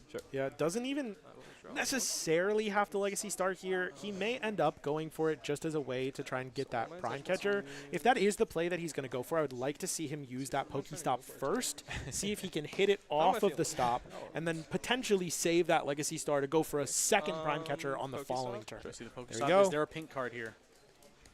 Let's go! Oh my gosh, he's so good! Put the nest ball in your hand. I'll give you the backs. Oh, no, that's it. Nest ball! Yeah. Oh, nest ball too. Thank you. We don't care about that one. No, that one. Oh my God. He can't play it. He can't play He it. Does actually go for milled the the Baxcalibur. pink card. He's so good at He's this built game. different. That's crazy. It You're does good, look you're good. like his hand is kind of All right, I'm just okay guessing. for next turn. It's nothing yeah. like particularly amazing, but this it's not one, like John is playing in a way to you're good. disrupt him. All right, cool. He's always going to have all right, how do we access not to lose from here? a few different things. How do we was not? gnarly. How do we We not lose have from here? the Slugfest here. So John is going to take a 2-prize knockout on his turn. Anthony's going to return that favor with another 2-prize knockout on a Friggie gonna lie, and a And a Baxcalibur, Baxcalibur, yep. leaving John with 1 Friggie in play. Yeah, of course. And we can see You now can go that's anything you why John benched 3 of them so that he still has access to we'll an attack just this go turn, pow. potentially with an There's Irida. 7 in If there, John yeah. didn't have this extra Friggie, the There's game's 7 and there's basically 1 on over. Ninja, so I Yeah, think we're I'm down not all. too sure. If I had to take a wild Let's see. So he's got Wild Super guess Rod in his sugar hand. show It looks like he does have his pink card, which is Prime Catcher in this case. That's not going to do anything too crazy. He could potentially, if he doesn't have access to that Baxcalibur, he has the ability to maybe bring up the Reggie Drago, force Anthony to get his own Prime Catcher again. I would have nothing feels maybe great. liked to see another attachment to Greninja last turn. Yeah. So that if he does whiff the Baxcalibur, he can attach Ninja to Greninja, knock out the Halucha, put 90 on Mew, And then later in the game, he can go pink card, Iron Hands, Mew for game. Oh, interesting. Yeah, I like that as an option. Yeah, because also the nice thing about Iron Hands here, I would imagine that's what John is going to be eyeing up is that Iron Hands, because even if Anthony is able to take the knockout on Baxcalibur Frigibax, the Iron Hands does get to sustain that energy. So if you do something like set up Iron Hands, attach 1 to Chien-Pao, you can still discard all of that energy off the Iron Hands and do 300 damage, right? With the 2 energy on the Chien-Pao, the 3 water on that Hands. So depending on whether or not Anthony has a way to swiftly deal with that Iron Hands, it gives him that option at least. Yeah. And I can bet $1 is going to be Rare Candy Baxcalibur off that Cypher Maniac. It looks like Rare Candy. Or maybe Candy Bax. Bax. There Yep, it is. There you go. That's the big guy. Do you have access to the double fridge again? That's the question. Super Rod again. Okay, Super Rod's back in. If he gets that 70 HP Frigibax too, it is going to stop Anthony from taking a 2-prize turn if he goes for the Baxcalibur. If you're John here, you're ideally getting, you want like a Buddy Pop potentially to. We probably want a 3rd card in there. That seems good. Yeah, 3 cards is pretty good. How many energy does he have access Yeah, to? I think getting 1 is okay. If you already have 4 in there, yeah, you definitely want to put 1 back. It's going to make your Shivery Chills a little bit better later in the game. Chien-Pao is one of those decks where, like, if you make a slight misplay early in the game, it can definitely bite you a lot later. So we're seeing John sequence really well here, putting back that extra energy, so they'll have an extra energy in deck for that Shivery Chill later. And let's see who's able to piece together. He needs at least 1 more Friggy on the board. And there's the Nest Ball. Got the Nest Ball. Gonna get that 70 HP Frigibax. Again, preventing Anthony from taking a 2-prize card knockout next turn. It doesn't look like... Oh, no. Anthony is playing the Professor Turo. So, in theory, if Anthony Legacy Stars for that Prime Catcher, he can Turo up the Hawlucha for 7 for the 70 HP Frigibax, and take the double KO. But he has to find the Professor Turo. If he doesn't find it, he's not going to be able to do that play. It's going to be much, much more difficult for him to find a path to victory. Anthony's here. also going to have to piece together, because this, more than likely, this Reggie Drago is going to get knocked out. Yeah. And Anthony has 1 grass energy on his board, and with this Reggie Drago hitting the discard pile, he's only going to have 1 more. So he has to find double energy switch, attach, and a Reggie Drago V-Star with only 1 left in the deck. Yeah, it does look like it. He does have 2 energy on the board. He's got the Superior in his hand. Oh, he does it looks have like an another E-switch in his hand as well, so he's not doing too terribly. He's going to be able to get that fire. But like we said, he needs to take Prime Catcher and Turo off the Legacy Star. So if he's not able to find another E-switch naturally, it's going to be very difficult for him to piece together this turn. Yeah, with no Super Rod, Anthony's going to have to find this last one. Yeah. And yeah, see, John, he's kind of thinking out loud here. He's just got to play around Legacy Stars. He's going to bench a 3rd Friggy and just kind of hope for the best here. Yeah, this is another situation where if John benches this Frigibax, I would love to see Anthony go for the knockout on the barrel instead of on that Baxcalibur. It's going to be much, much more difficult for John to piece together the KO into the Reggie Drago if you Iono, if you get rid of that barrel, because now Anthony doesn't need to go for the Turo play, right? There's 2 Frigibacks down. KOing one of them is not going to set the game apart. So if he can go for that Iono, target down that barrel, it's going to feel pretty good. But we didn't even talk about this. Anthony doesn't have a Reggie Drago V-Star in his hand. Also, Anthony does not play the Radiant Charizard. No Radiant Charizard, yeah. So he has no 1-prize or option to attack with this turn. So he's basically on the Hope John with something on his next turn to be able to take an additional knockout for game. All 8 plus lightning, yeah. Okay. All of the energies in the discard pile. And John had to get rid of a Superior with his Superior last turn.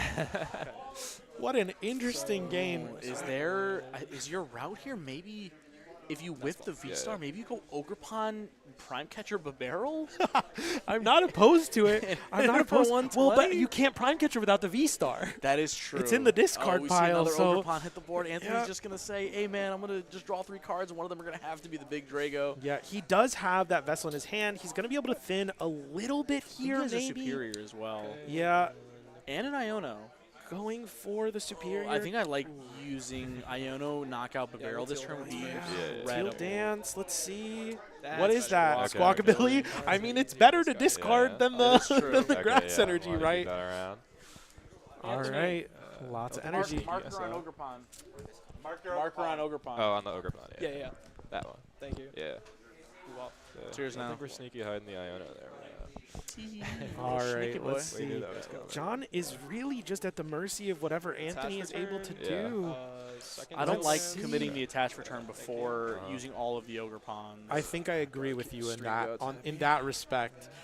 Generally, it's better in terms of sequencing to see as many cards as you're going to see. Does get the Dragapult.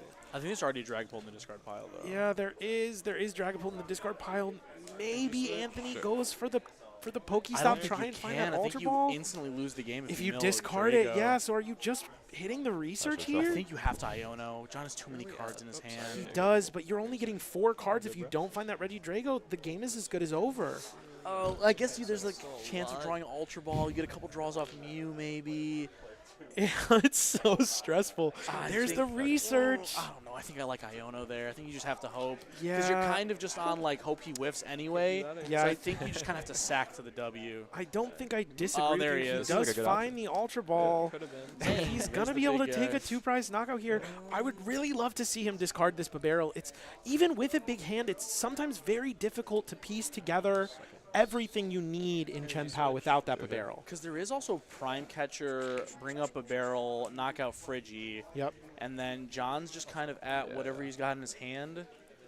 Yeah, I think I would have definitely liked to see the Iono there because I Yeah. think your goal is to knock out Barrel, take a 2-prize knockout on Friggy because John always promotes the Chen Pao. Yep, John definitely promotes the Chen Pao. John also has that Prime Catcher in his hand, so if he has an out to the... Got Goodra, Phantom Dive. I think Not literally going for everything. the Yeah. Prime I'm gonna Catcher? Phantom Dive, 260 on backs. On this one?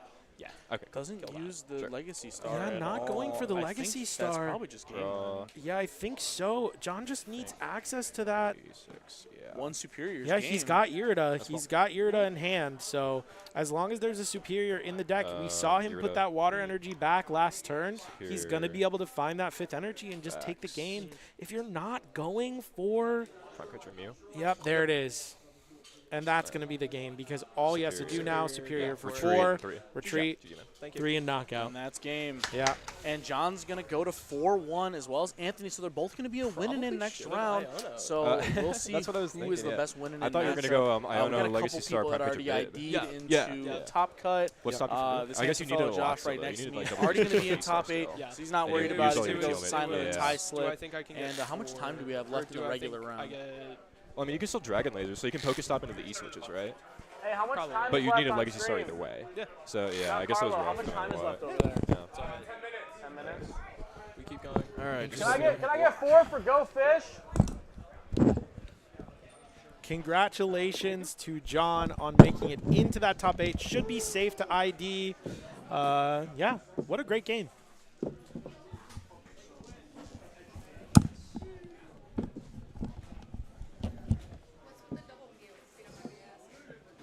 It's good.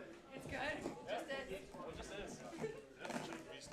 You see more cards possible. Is it? Are you guys? Is it look okay? I need to get that actual camera stand put together.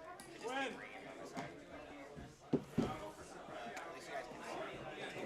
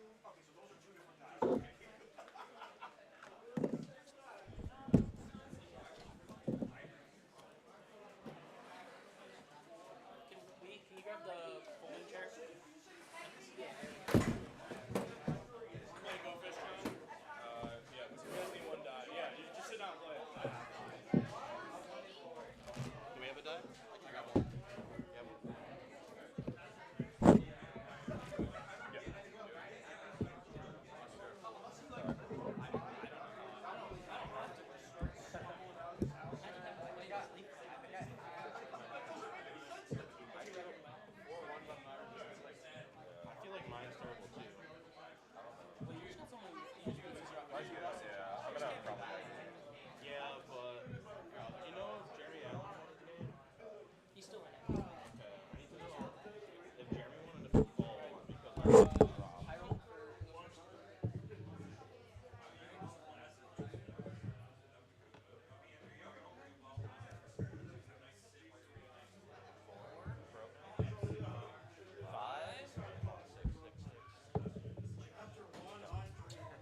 you go first? Do you want to go clockwise or counterclockwise?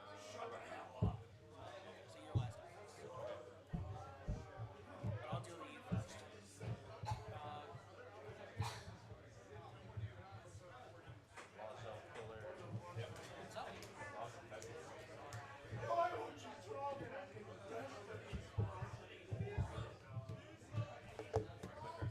If you have any pairs, you can use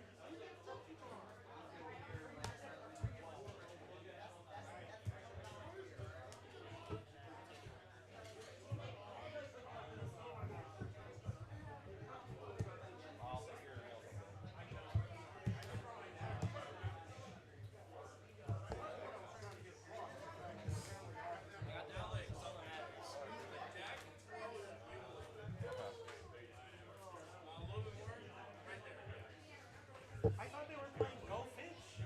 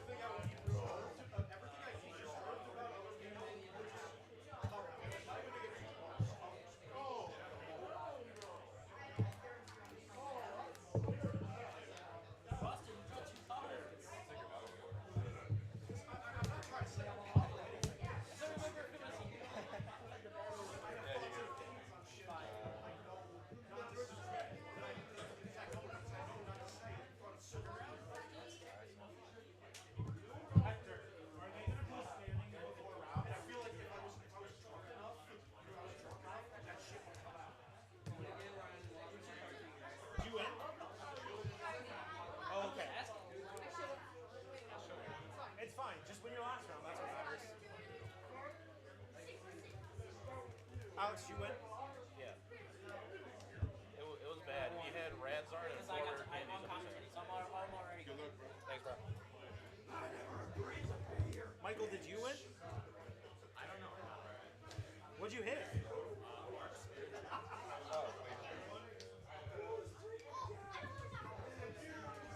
You're just built different. That's the truth. That's crazy. Michael, do you have team delay? Yeah, that's what it was. That is free. So now that you have the pair, you can just use the effect. No, you just slam it. Each pair's a point. A pair's a point, okay. Yeah. And if you get 4, it's 3 points. So you get points. Okay. But you can play it. Can you play a card on your turn for an effect? Yeah, you can either ask for a card or play a card. Okay. And if Scorcher is in play, you can use the effect of Scorcher. Yeah, that makes sense. Okay. All right. It's a lot of fun. You should try it.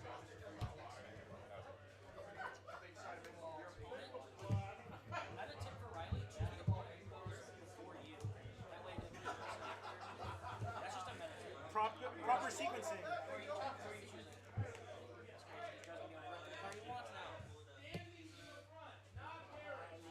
The standings are currently up right now. Yeah. I'm going to take one. I'll take one.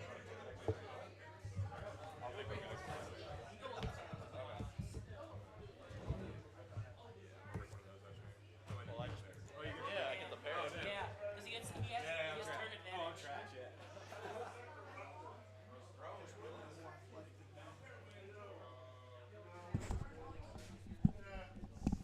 so they are quickly going to check. They are quickly going to check the standings really quick, just because all the other 3 players are looking at the stream. They are players in the tournament. They are quickly going to make sure whether or not they can ID and get the top cut, because it is a League Cup, which means there is a top 8 standing. So they will be able, and we will have stream of the top 8, top 4, and of course we will go ahead and put on your finals match here at TGS Tinley Park. Got a busted hand, guys. Look at this. What a bug catcher and hit heads. Watch. Maybe I get the Mars. Anyone have Mars? Who do I think has? Even Michael has Mars. Someone got Monkey? I could cheat right now and no one would know. No one got Monkey in hand?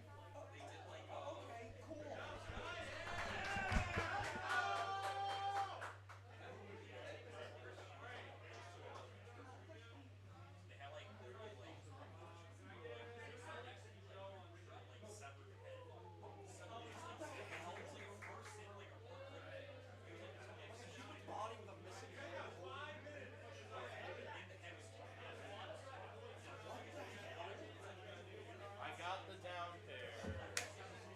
Well, round is starting.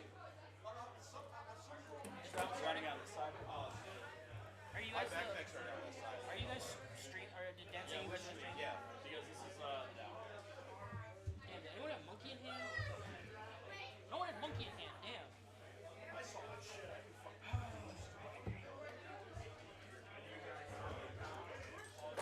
Michael, are you IDing? I'm the bottom. Who's IDing? At 3-1-1, I don't think I can, brother. I'm not taking it. 3-1-2 doesn't even lock me for top 16. You get 17, get the raffle. Anything for the raffle, bro. Do we get stream dice? Oh, yeah. Dan might want you on stream.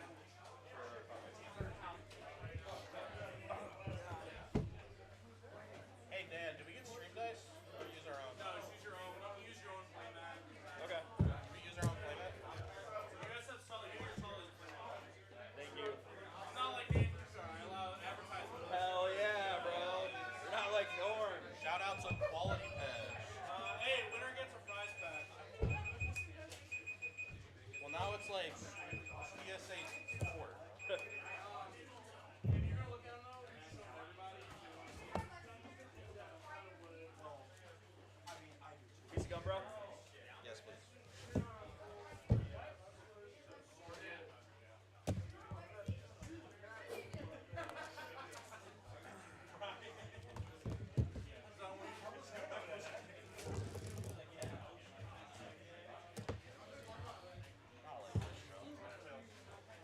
I wanted to hit you in the finals. What happened?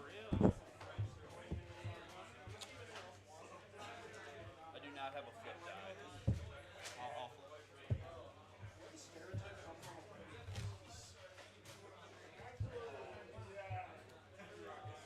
Do we have to get the headsets on?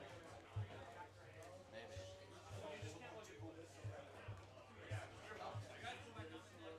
He's not. I'm not gonna give him your list. He can't see your list. He's just gonna. I guess. I mean, he built my deck, so. Like, Huh? are you cool with that? If With he, what? If Connor commentates? Commentary, but I'm not gonna give him list. That's fine. He can look at my list. I don't care. Do you care? No, Connor knows what I'm playing. Am I cool, Dad? Yeah, you're cool, bro. Of course, like, the one day I don't wear the fucking jersey. Womp womp. It's in the wash. Give me 1 second, guys.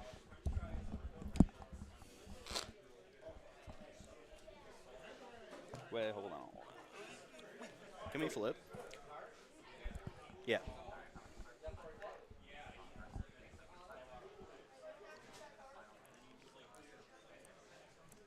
Cool. Heads. 4-1.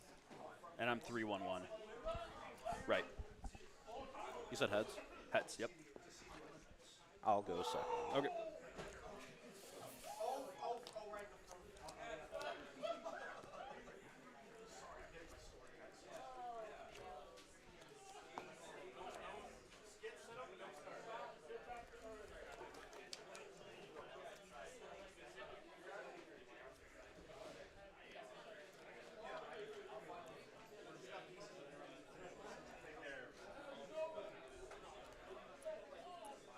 Good luck, bro. Good luck. God, no. All right, I drew for turn. Okay.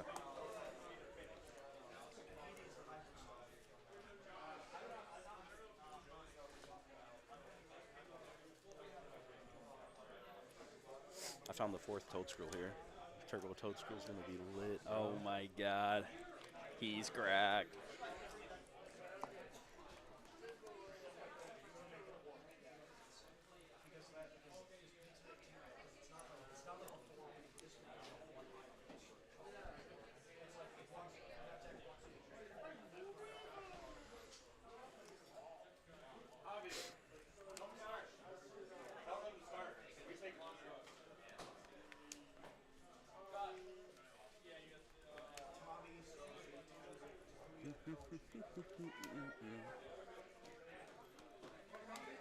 All right, and welcome back to the final round of Swiss. I'm joined here by Connor Chapetta, aka Inferno Hippo, and we are going to be commenting the win-in match here. So Joe is 3-1-1 playing Pidgeot, and Alex is 4-1 playing Gardy.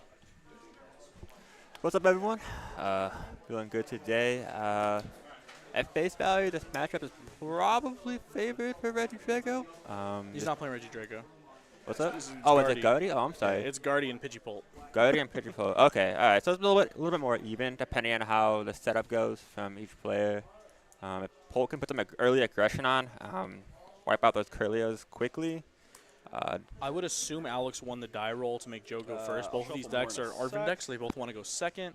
Yeah. So we see an attachment to And I will pass. the Dreepy, and Joe does have a Lumineon. Oh, top deck Arvin is disgusting there from Alex. So he's going to get that guaranteed Evo TM. Buddy Poffin is the energy in hand, so this is going to get him 2 Curlias. It's exactly what he needed. It's a great top deck right off the bat.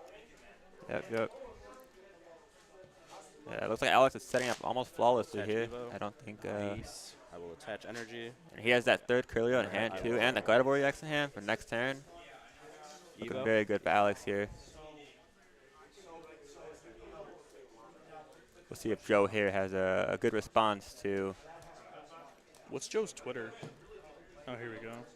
My Twitter? Oh, yeah. Oh, Alex is, Puerto Rican. There we go. We draw off turn. Cards in hand.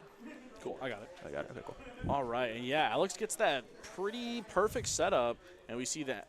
Actually, the Flutter Maniacs is really nice too, because if Joe's going to want to have to search something off of that Pidgeot, he's going to have to commit his retreat for the turn. And, you know, Alex is pretty much where he wants to be. He got the 2 Curlias down. He's going to be able to get some refinements, get some energy in the discard. Joe's going to do the same thing. He's going to use that fishy to grab the Arvin. He's thinking about the tool he's getting. So it looks like he already has a rare candy. So I imagine there's going to be an Ultra Ball grabbed here. Yeah. Yeah, I think Joe is 1 piece short of the combo. You know, he's 2 pieces short. Yeah, he's going to have to probably. Because he grabs Ultra Ball, and then you Ultra Ball for Pidgeot, rare candy into Pidgeot. I guess you're missing rare he needs candy for energy and the rare candy and a Polt. So I wonder if there was a line here where you just maybe Iono and set up more. Does Joe play the double energy? The Neo, yes. Yeah. Oh, he plays Neo, so I mean, there's already a second on that, though. It doesn't really matter what you energy ever attack needs. with Pidgeot? Just that's kill the Flutter Mane. That's actually not the worst idea ever. I mean, obviously, you can get punished super hard by Alex with the balloon knockout. I'm assuming he plays the charms and everything, right?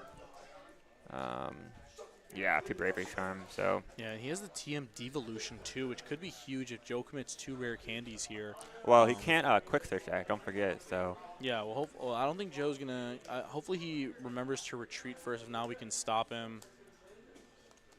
I mean, if he retreats, he probably won't be attacking with Pidgeot this turn, unless he has a raw. Oh, well, yeah.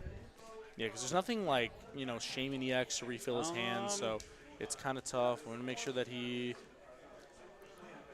retreats first. There you go. Good job, Joe. He's going to retreat into Dreepy. What do you quick search for here, Quick search? Joe? Like Buddy Poffin? Yeah, that's what I'm thinking, too. Just kind of set up. Put yourself in a position where you can respond. Does Joe play Turo? You have how many cards in hand? 4. Yeah, Joe plays the Turo. Yeah, 1 Turo. So maybe I like retreating an Luminion there. Not sure this just is so right, Luminion but can we'll soak go up a for hit. that. Yeah. I was thinking maybe like setting up Is there Greedos also front. Rare Candy Dragapult and then like Jet Headbutt for put it the I don't think he has. Oh, he does. He has his Rare Candy in hand. He searched it off of the Oh, okay. and he already had one, so maybe it's 70 damage isn't that bad. No, that's not. That way maybe later in the game you can use a boss's order and then clean it up. Yep. That way also if you put 70 damage onto the Flutter Mane, Alex actually cannot attach to it. Oh, he's actually just going to go for Devo TM. That's also fine. Okay. Does Joe I play actually Rare like that Candy? play. Or does Alex play Rare Candy? I do not see Rare Candy. No Rare Candy, so it's going to put Joe actually probably back in the driver's seat here. We see triple. That's a Curly solid play, comes honestly. I out. cannot be mad about that. Yeah, we're going to see Alex just take this turn to set up. Probably going to grab, we see a Devo TM, which is pretty good for him. Probably an Earth Vessel. Oh, actually, I'd like to maybe see Earthen Vessel here to have some more discards. Yeah, there we go. Yeah, Earthen Vessel plus Devo TM. Discarding Counter Catcher. Yeah, I think that's fine. I think you want to keep the Gardevoir in hand for next turn. I think the other 2 cards are way too valuable to get rid of. I agree. Mike, a little bit down a little bit. Right there, stop. All right, you're good. That's perfect. That's perfect. I'm trying to think of what Joe's next turn is, because he's still not in the best spot, because he has an Iono Rare Candy in hand. You can Pidgeot for the Dragapult, but then you need to find that energy. So I wonder if he's going to Iono first and try and see 2 pieces, or if he's just going to search the Dragapult out right away. Yeah, slam the rare. I think you Rare Candy into Pidgeot and then play Iono and try to draw either Fire the Dragapult or you have to draw some of the pieces. He has 1 fire in discard though, so that's a tough decision. I'm curious to see what Joe actually decides to do here. Yeah, and the Devo is pretty good from Joe. It buys him a turn, but I mean Yeah. Alex just kind of goes into like super setup mode where he's able to thin so many cards out of his deck. Yeah. I kind of because maybe the Jet Headbutt plays a little greedy, but I think it might put Joe kind of in the same spot, right? Where Yeah, I agree. Yep. I think because Alex can't really piece together an attack. That's super impactful, and then it forces the Flutter Mane to the bench, Yep. so that maybe next turn Joe takes a 2 prize knock on his Dragapult, trades 2/2 anyway. Ooh. Yeah, okay. Well, now we're definitely see a Rare Candy into Pidgeot Iono from Joe, I would have guessed. Top pick Dragapult, actually. Top is That's a really good disgusting top pick, there, okay. Yeah. So we can Rare Candy breathes Pidgeot. a little life into Joe here. But he's still short a card, though. Is he? Because you Rare Candy Pidgeot, and then I guess you Quick switch for Rare Candy, you still need that fire energy to attack. You know, this is the cards problem on with fire. with Dragapult compared to something like Charizard, where Charizard accelerates onto itself, so getting that energy out in play is never a problem. But with Dragapult, you need Psychic and Fire, so it's always like that 1 extra piece you're short. And so it's so tough here. Unfortunately, Mela cannot be used because the knockout has not been taken. Yeah, going back to your Jet Headbutt play, that might have been the correct play. Also, something worth mentioning is Joe plays Radiant Alakazam, so we could have moved a 20 onto it later to knock it out. So. Yeah, I don't know. I think the Jet Headbutt plays a little greedy, but I mean, you're in the winning round. You got up paired. Maybe you have to take a risk there, right? Yeah. Because what's the worst that could happen, right? You lose, you're not in top 8. I mean, sometimes you gotta play a little greedy, a little greedy. Yeah. Well, we'll see how it plays out for Joe. He took a safer route. I think if Alex did not have that Devo play, Joe would be in a super solid spot. But unfortunately, Alex had the immediate response to. And Joe, he's had 2 pretty good top decks back to back. So who knows? Maybe he just Ionos and draws the fire energy. Yeah, I mean, if Iono draws fire, like he's super chilling. He's got 2 fire and the Neo. If it would suck to have to commit the Neo upper energy, but I mean, what's the worst that could happen? Yeah, right? I mean, I'm doing it if I'm Joe. I got the 1. I would like to see him draw the fire here, so we can have a good game here. I think Alex is not out. If he misses the fire, last card. Oh, it's a bunch of supporters. Yeah, no and luck. Joe. Wait, was that an Earthen Vessel? Was it? He does have an Earthen Vessel in his hand. Wow, the 1-of drawn by Joe. It's right here. Earthen Vessel.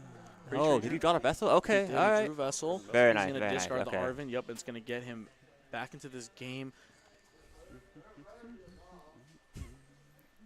Did Joe draw into a way to get another Dreepy down? That's the next question here.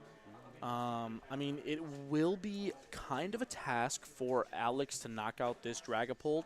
He's going to need a Monkey Dory, he's going to need a Dark Energy. He's going to need a Drifloon. Actually, he physically can't do it unless he plays Turo. Because he needs a bench spot for Monkey, and he needs a bench spot for Drifloon. Well, no, he's taking knockout on Flutter. Oh, that's true. Yeah, he's going to so take he will have Flutter, enough bench. So he'll have 2 bench spots, but it's kind of just Joe has. It's definitely going to be hard. I mean, you still just kind of. Joe does not have an out to another Dreepy, which is going to make this kind of rough. Does Joe play a copy of Lost Vacuum? He plays an Enhanced Hammer.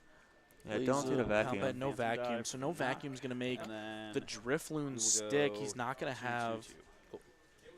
Okay, I like the 2-2-2 there. So yeah, then I think that's correct for sure. That way, Alex, all of his Curlias are on the chopping block here, even if he does evolve one of them. Yep. And we see the counter catcher draw. Alex has a lot of cards in his hand.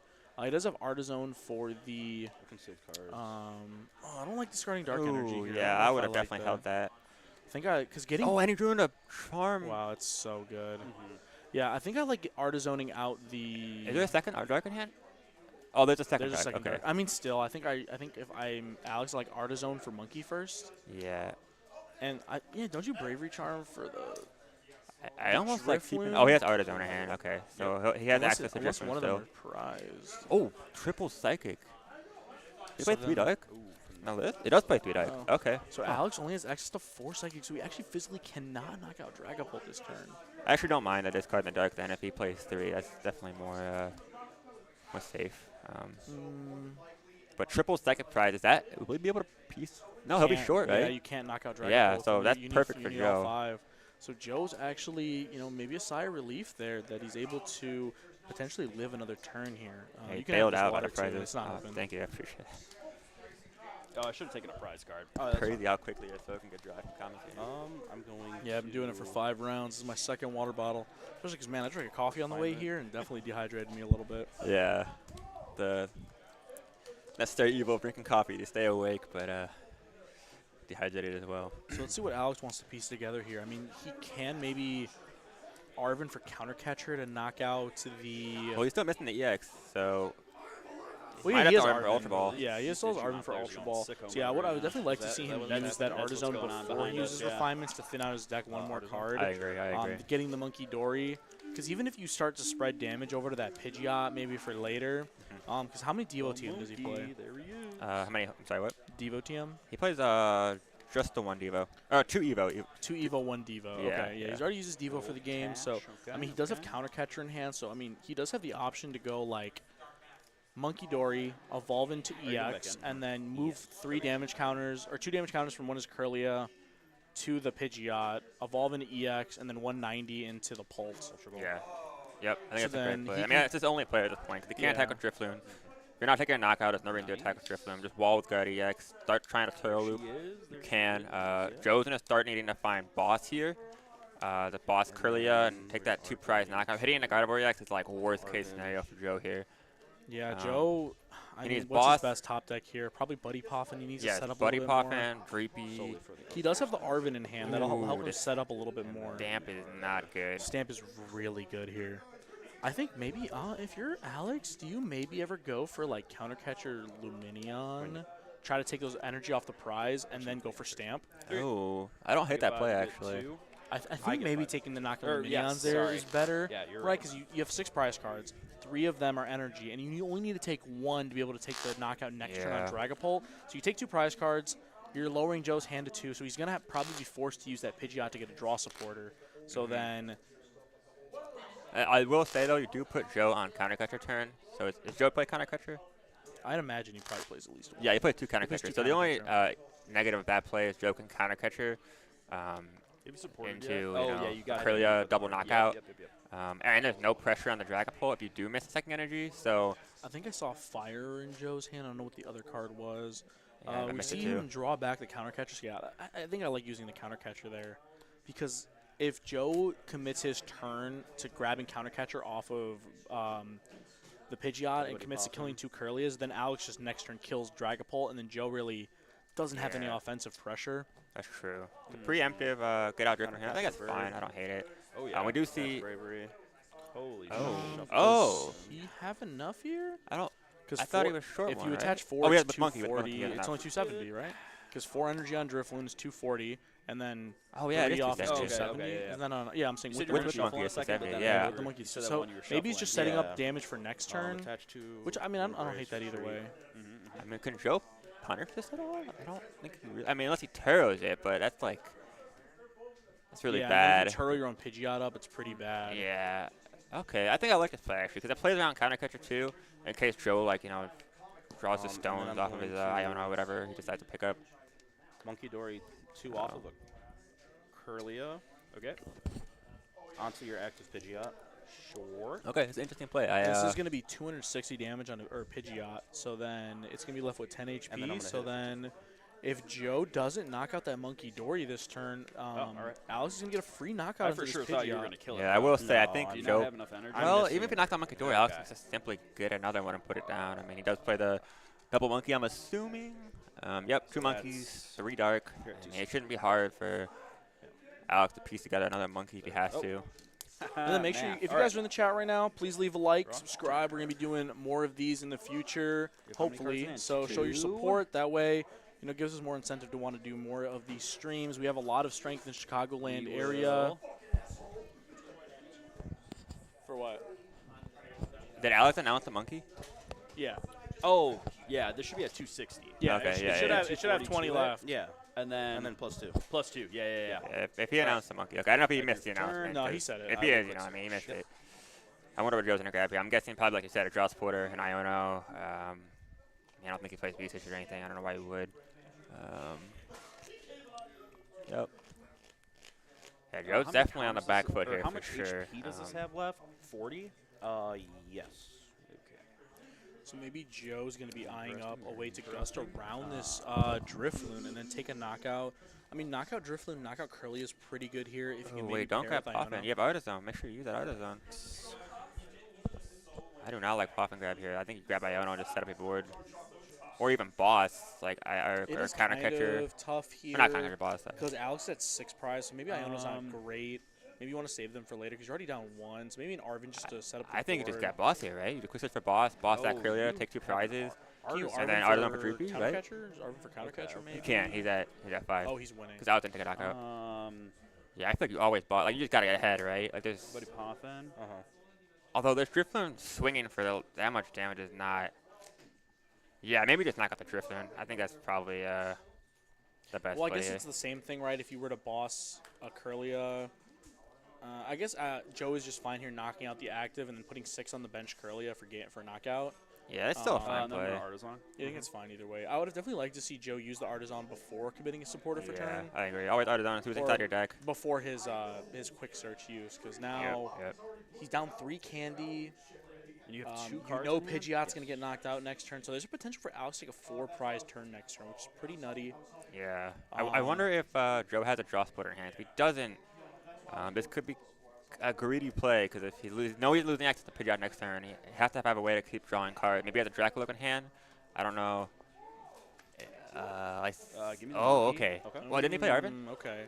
Did he Arvin for Poffin? Wait, Oh, he just played the raw Poffin, right? Oh, yeah. Wait, did he play Arvin? I think he just played the raw Poffin. Wait, yeah. did you play Arvin? No, I did not. Just the raw Poffin? Okay, Raw you're Poffin? good. Okay. Yeah, I played Poffin. Yeah. All right. Sorry. Yeah. Okay. So. Just making sure, because that Arvin's on the bottom line of his discard pile. So Yeah. Just making sure. Okay, I like this play then from Joe then the for knockout sure. there. This is good. I'll put the 4 there. Probably just and 2 on then the other we'll Curlia. go I think you just want to get rid of that Drifloon. It's 2 on probably that just for the Curlia. best. Okay. How many damage does he have And left? then I guess. Oh yeah, right. So I 2, take okay. 2 knockouts. So I get to I like draw this. 2 big ones. Draw for turn. How's the top deck Arvin, man? This guy's the top deck GOAT. Yeah, for real. He really needed that. Super Rod. Yep.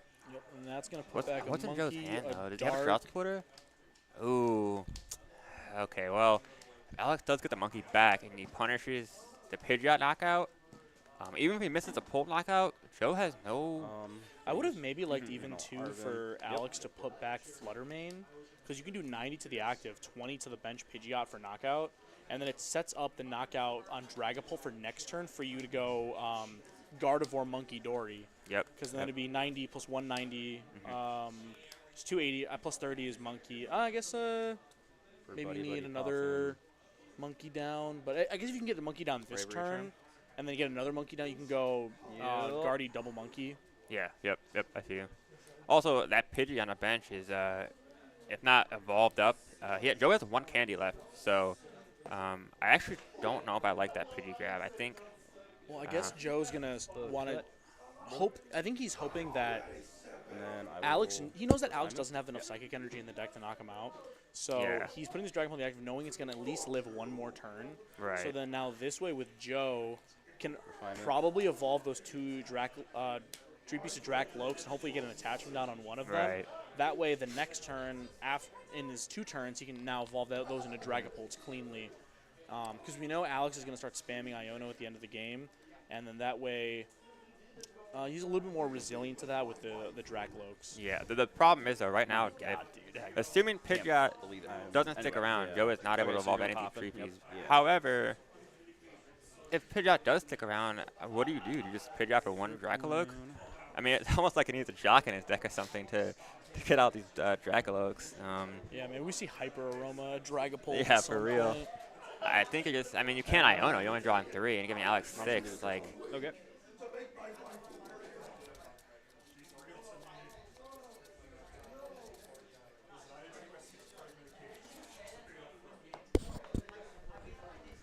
All right, and we see Alex This get deck back is so thin, my the God. Drifloon with the Artizone. wonder Is he still can't KO it. Yeah, there's not enough juice right now to be able to knock out Dragapult from full. Yeah. I'm gonna Artisan. His energy's being prized. They're really annoying for Alex. I'm almost wondering if he should just come back to the play where he's knocking out with There Minion, we man. go, Just and getting there's those energy out the to discard, Fluttermane out of prizes, grab. rather. Wait, does Alex play 2 Fluttermane? 2 Fluttermane, yeah. Okay, yeah, nice. I like Yeah. that. I was gonna play 2 Fluttermane today as well. Very good but into the stall matchup, double bench Fluttermane. But, 6. Yeah. I no dropped Klefki, but to do commentary today. Yep, and we see the promotion of that Fluttermane. Charm that. We see the Bravery Charm put onto the bench Psychic Drifloon. Embrace. I don't really like committing those right now because, like, obviously Alex doesn't know, but if Joe had a vacuum in his deck, getting rid of that other game rid of the last Bravery Charm would be really bad for Alex. is there a 6 on that Curlia, or is that just Yes, the that loose has die? 6. Yep. I think it does have 6. 6 with no monkey. It on is the 6 on board. the There is Curlia? 6 on that Curlia. And then you have how many cards? That's in hand? pretty dangerous here. Wait, if there's 6 on that Curlia, Joe can actually win this I'll turn do with rating Alakazam. 90 here, and then I'll spread 2 here. That is true. Okay. Where did that 6 come from? He retreated it. I think he promoted and retreated it. Oh man, that might cost him the game here. Yeah, the game, it might be over here if Joe is able to get access to Radiant Alakazam. Yeah, Radiant Alakazam is just game, right? Did he move 2 Dragapult game? We'll draw for turn. Joe have it? He has a Rick Candy in hand, but maybe when Joe quick search for Poffin, maybe he should have grabbed a draw splitter instead. Because now he doesn't really have a play. Unless I'm not. I guess Joe can still take a Catch 2-prize turn here, which is pretty nice. there. But he doesn't have too much more juice. Yeah. Yeah, I'm thinking that should have been a draw splitter last turn instead of Poffin. I think you just Artizone for Droopy, and then you just kind of show with that. That should be plenty. Unfortunately, you cannot grab Rule Box Pokemon with the Artisan's Artizone. non-rule box, right? Right. Yeah. I don't think I like benching anything else here. Unless is there an argument for Manaphy? I think you just leave it open. So. Well, he just Lemonion already. Well, I guess like if Alex like counter catcher kills Luminion, maybe you do something funny. Maybe you can like put it back and save that slot. But I guess it dies anyway. I don't know. It's like a tough scenario. I definitely would have liked. Yeah. I definitely think Joe should have. I think because the lack of rare candies in the deck, I think late game he should have probably just grabbed an Iono. Yeah. Or like does he play Research or any like draw No, splitters? He has I a don't see Mela. Actually, is Mela that bad here? Like last turn, if you would have just Phantom gone die like for the knockout there. Artizone, bench, Dreepy. Quick search for Mela, hold it. Just don't play it. Yeah. He got knocked down. Just played it. Attach energy, Dreepy, draw 5. Like, Yeah, I like that a has lot. full I think hand that's. refill. I think Poffin just wasn't needed. Like he doesn't need a second Droopy and a Pidgey. I mean, it's nice, but you're trying to, But you got to Joe draw does cards get a here. 1 prize card here, and Alex is looking in a pretty tough spot. I will here. say though, if Alex does miss the monkey here, Joe can just win with Nest Ball. He doesn't need to attack, doesn't need Red Candy. How much does Streepy do? It does 20, right? Is Boss Streepy knockout an option? Yeah, and so I think this is like a case of like where those decisions in the early game came to bite him. So like last turn, it's like discarding the Dark Energy earlier in the game made it so that he had less Dark Energy in the deck for when he got Iono'd or his hand disrupted off maybe the stamp, whatever the card's called. Yeah. And so then he didn't have access to the Monkey Dory Dark last turn. If he would have had access to Monkey Dory Dark last turn, he would have been a lot better scenario because now he has to attack with a Gardevoir and evolves his Curlia to a Gardevoir to avoid losing the game on the spot. Attach return. Yeah. Alex does reestablish Monkey here. Oh, there is a Turo in his hand to pick up Curlia potentially. I don't know if I like that. I mean, it is a play for sure. I mean, if he doesn't have access to the other Gardevoir. Yeah, maybe that's what you do. I think you have to do that because that's one of Joe's win con. Although if he monkeys off the damage of the Curlia, it'll have 30 left. Okay, yeah, he does throw it up. Okay, yeah, I think I do like this play. Monkey Dory. However, what is... I think you put 3 on Pidgeot. No, you have to move to Dragapult, right? Because you're putting it to 120 and then hitting for 90, putting it at 10 left. And then you can monkey it next turn. Yeah. I think you're forced to put it on Pult. I will say not killing Dragapult here is super fine. Really? How much is he doing? 190 plus 90, so he's at 10 left. No, he's not quite there though. He's still. And it's really risky to attack with the. I mean, Driftwood can take the knockout here, but it's going to be so low on HP that like pretty much any response from Joe is going to be knockout. I think Joe actually is going to get punished by this Manaphy bench because now we can't put Alakazam in that spot, and yeah, so you whip it by 1. Joe could potentially, or Alex could potentially take a multi-prize turn on the following turn. I don't know if it's going to be 4. So I mean, I guess with like Countercatcher or Luminion, use Monkey. I think I like putting 3 on the. Okay. I think I like putting 3 on Dragapult there. Yeah, I think I agree. I mean, it just depends how confident Alex is in establishing the double monkey. He's going to take the knockout with the Drifloon. Okay, so the upside of this, he does take a knockout on the Dragapult, but okay, so he has to put 3 for 180. 180 plus 90 is 270, so he actually just put 1 more down. Does Jet Headbutt? Oh, there we go. Jet Headbutt does knock this out for game. Embrace. Yeah, right? Yeah. Am I missing something? Wait, doesn't he just die to Dreepy? Yeah, that's what I'm saying. I mean, whatever it's called. No, I think he has to have. How much does Dracloak do? I think Dracloak is actually game here. Dracloak does 70, I believe, for Psychic Fire. I could be mistaken. Sorry, thank you. No, yeah, Dracloak does 70 for Psychic and a Fire Energy. So if Joe has basically any attack, he wins the game here. Also, he can go Zam. Yeah, Zam. Headbutt. Actually, I think you just attack with Dreepy, right?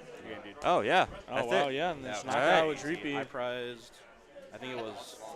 I'm wondering if Alex would play it a little bit differently. I think he got a little too excited for that KO. What the? I had no What the heck, man? That was a good game, though. I enjoyed that. That was fun. You want to do a little player interview with Joe, or what should we do? Yeah, I can. Or maybe we'll throw a game of GLC on there before top 8. 2 fire in the discard. It's like, where's Roth? Let me go find Roth. Okay. Be right back. All right. It was rough either way. Yeah, the Turo was really good because I'm.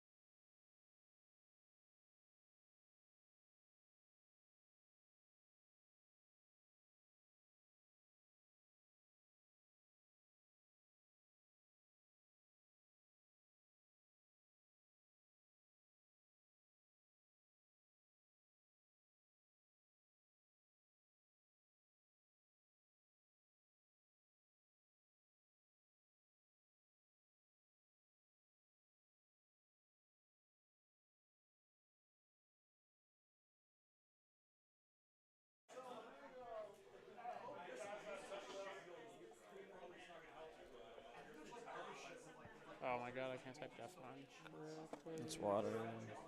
Oh, I can hear there's feedback on yourself. Yeah. Wait, is this it? No, it's not. Holy moly. Oh, it's live. Okay. Where's the camera? Oh. Alright, well, I have the camera up for us so we can see ourselves and listen to chat. I'm just double checking on whether this is 60 cards. I should probably know what the cards do. This card. The good wishy-washy. Alright, time to read my cards. Time to read my cards. Yeah, I think this is the wrong Frogadier and the wrong Tapu Fini. It's not the GX from back in the day. The wrong Octillery, bro. This is just like. What do you mean it's the wrong one? What do you mean, bro? This is not the Abyssal Hand. This is not the Water Duplicates, and this is not the Tapu Fini GX. Oh, what the? Here, just take bro, this this one. is a great Just value version of the deck. Just No, take no, this. no, no, I'm playing It's this water. This is water. No, no, it's a joke. This is a whole Rapid Strike deck. Oh, so it's just bad? No, it's good, bro. It's the bees' knees. Yeah, I believe you. Well, this deck's kind of broken. Why is this card actually legal? Wait, does this play Inteleon? Is this card actually legal? Probably, maybe. Dan probably hasn't that's kinda updated in shocking. 4 years. Knowing Dan, he'll be like, oh yeah.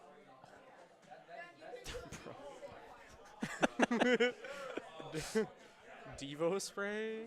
It devolves the active, right? Yeah. You devolve the active, put it in the hand. Alright, put him up, put him up. Let's see. I gotta make sure I'm in range. If you want to see if you're in the camera, just look right there. I'm waiting to see myself. So. Maybe I have to move over a little? I think mine is frozen. How many people are watching? My camera is frozen. Oh, maybe. Alright, I think I'm in range. Trying to see if there's anything I don't recognize. I'm putting this microphone over here.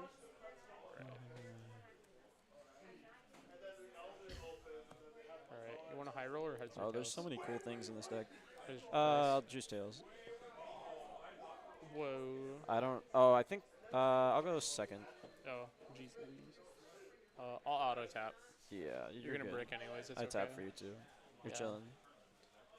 For those watching, I hit Brian in the last round of Swiss. Yeah, he So this benched is, Cornerstone Ogre Pond, and I yeah. said that was fun. I'm on the bubble.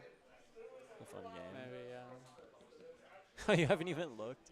Nah. If they need me, they'll ask. Yeah, that's true. My resistance is like 41%. I doubt it. Yeah, it's not looking good. Oh, I should just stop losing. Same. I think I played well today, though. I played a Zardmere, and like, it was like kind of a very long one, and I ended up winning it, you know, without Devos on both sides, which is a lot more fun.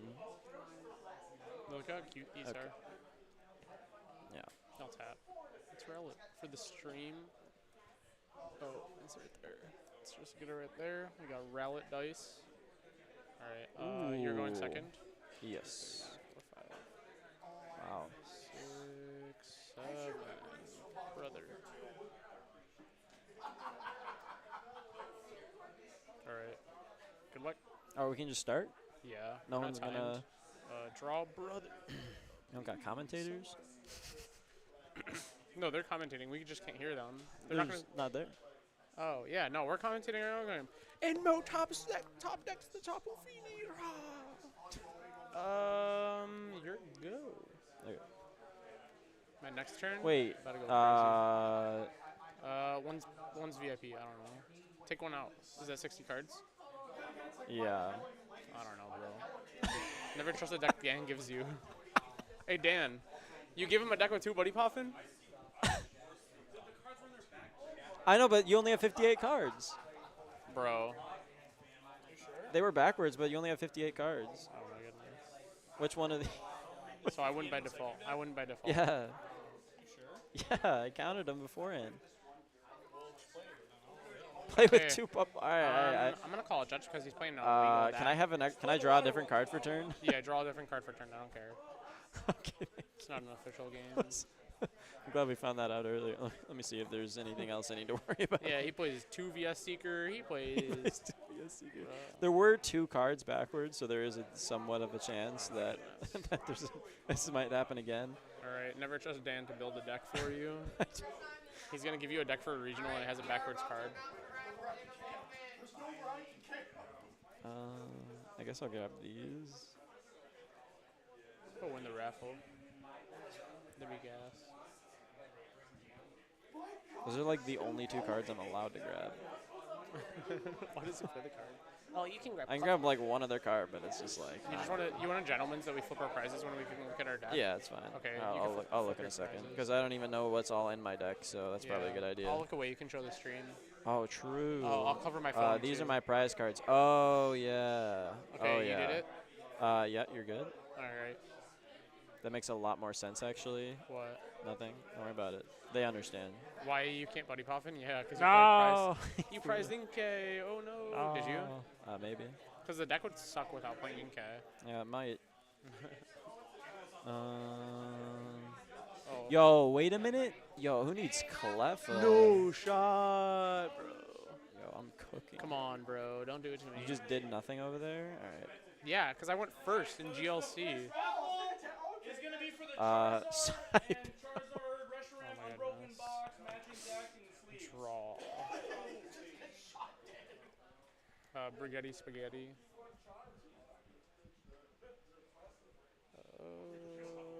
Colin, you are a winner. Hey, Colin. Good job, Colin. You won the raffle. Yo, best psi power of all time.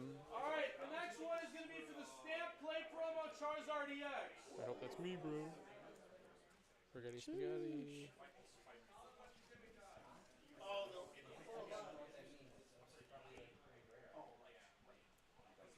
For Andrew W. He's a junior. Hey, this is Ringle's kid. He won this. Andrew Ringle? Yeah, he was here. Andrew Ringle has a kid? No. He was a junior. No. I don't know. Why are you giving it to me, bro? TGS branded binder. Alright, well, that's going to go over there if someone wants it. It's not mine, bro. Your go. Got Nick P. Go for turn. Peterson? Wait, Nick Peterson, the best Greninja player? Congratulations, man. Dan thinks everyone's a senior. TGS branded single deck box. Yo, please let me get it. Please, just an ounce of a deck box, please. Yo, if I don't win, this is rigged. Oh. Amal. Who? Oh, I can't win it. I never entered it.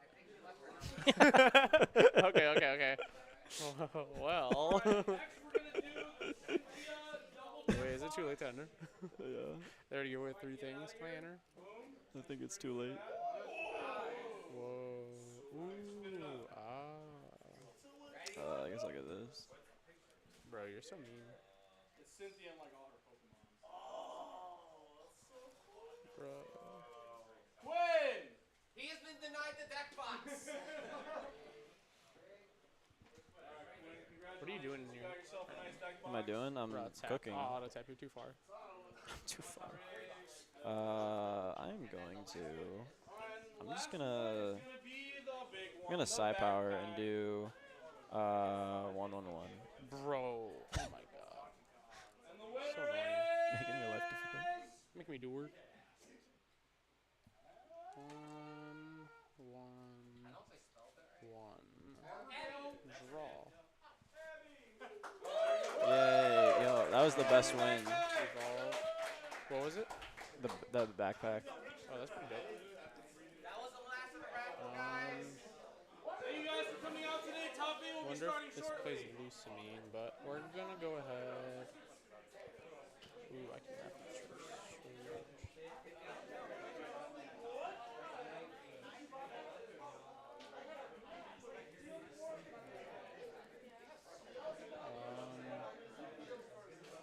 No, that's probably just bad. I'm just gonna IAO now. No.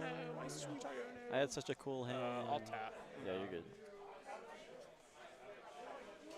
I knew I was too greedy. 6.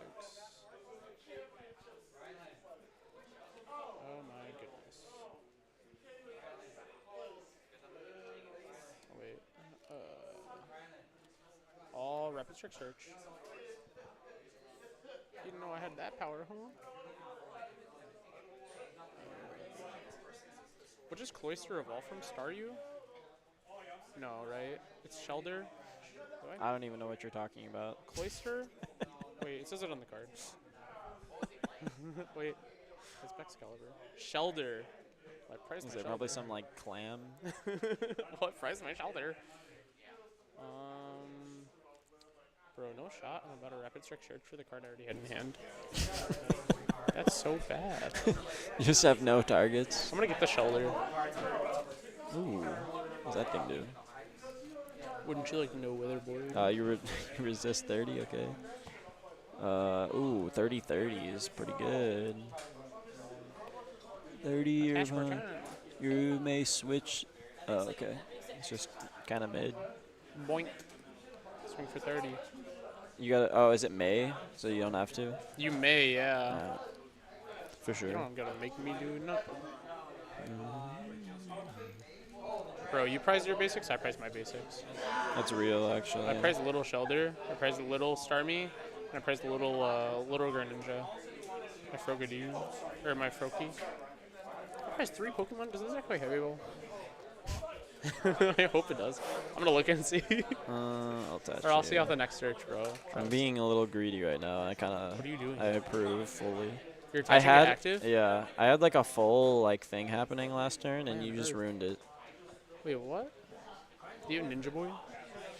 What are you doing? Why are you attaching extra energy? I want to attach to the active. Okay, you don't Okay, gotta worry I'll about help it. you with Right? It's a very not good plan, but it could be really cool if it worked. Okay. You know what I mean? Okay, tap. Tap, tap, tap, tap, tap. Marnie. I draw 5, right? But I just got my Cloyster. I'll tap. Draw 4. Oh my gosh, I was actually close, kind of. Bro, I hit 3 gust cards. What the frick? What incarnation? I didn't even know that was a thing. And I praised Druzile too, I think. That's so bad. I was. Wait, I got a throwing deck it search. there. Do you care if I look at my Go prices ahead, then? yeah. Okay. I forgot to do that. Okay, stream. All right, we prized a lot of good cards. We prized the 3 basics that I told you about, the Druzile, the Water Energy, and the Capacious Bucket. That's supposed to tell me. It's okay. I can hear you. I'm still going to win. Okay, buddy. I'm going to retreat this energy Oh, my goodness. into this Cleffa. No, he's going to eek. And then I am going to draw 4 cards. All right, drop. Brawly. Up to 3 basic Rapid Strike Pokemon. I prized them all. Oh my goodness. Oh no no no. You sure? No no no no no no no. I can do it if you That's want. bad. I'm not doing that. Tower of Waters, and I'll research. Oh wait, Guzma and Rope. That's pretty nice. No, that's not. I like that. Maybe I'll Big fan of what happened there.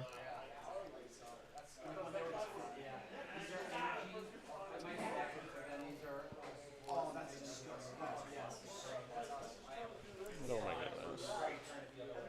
Oh my goodness. What am I doing? What am I doing? This is so bad. Catch, return.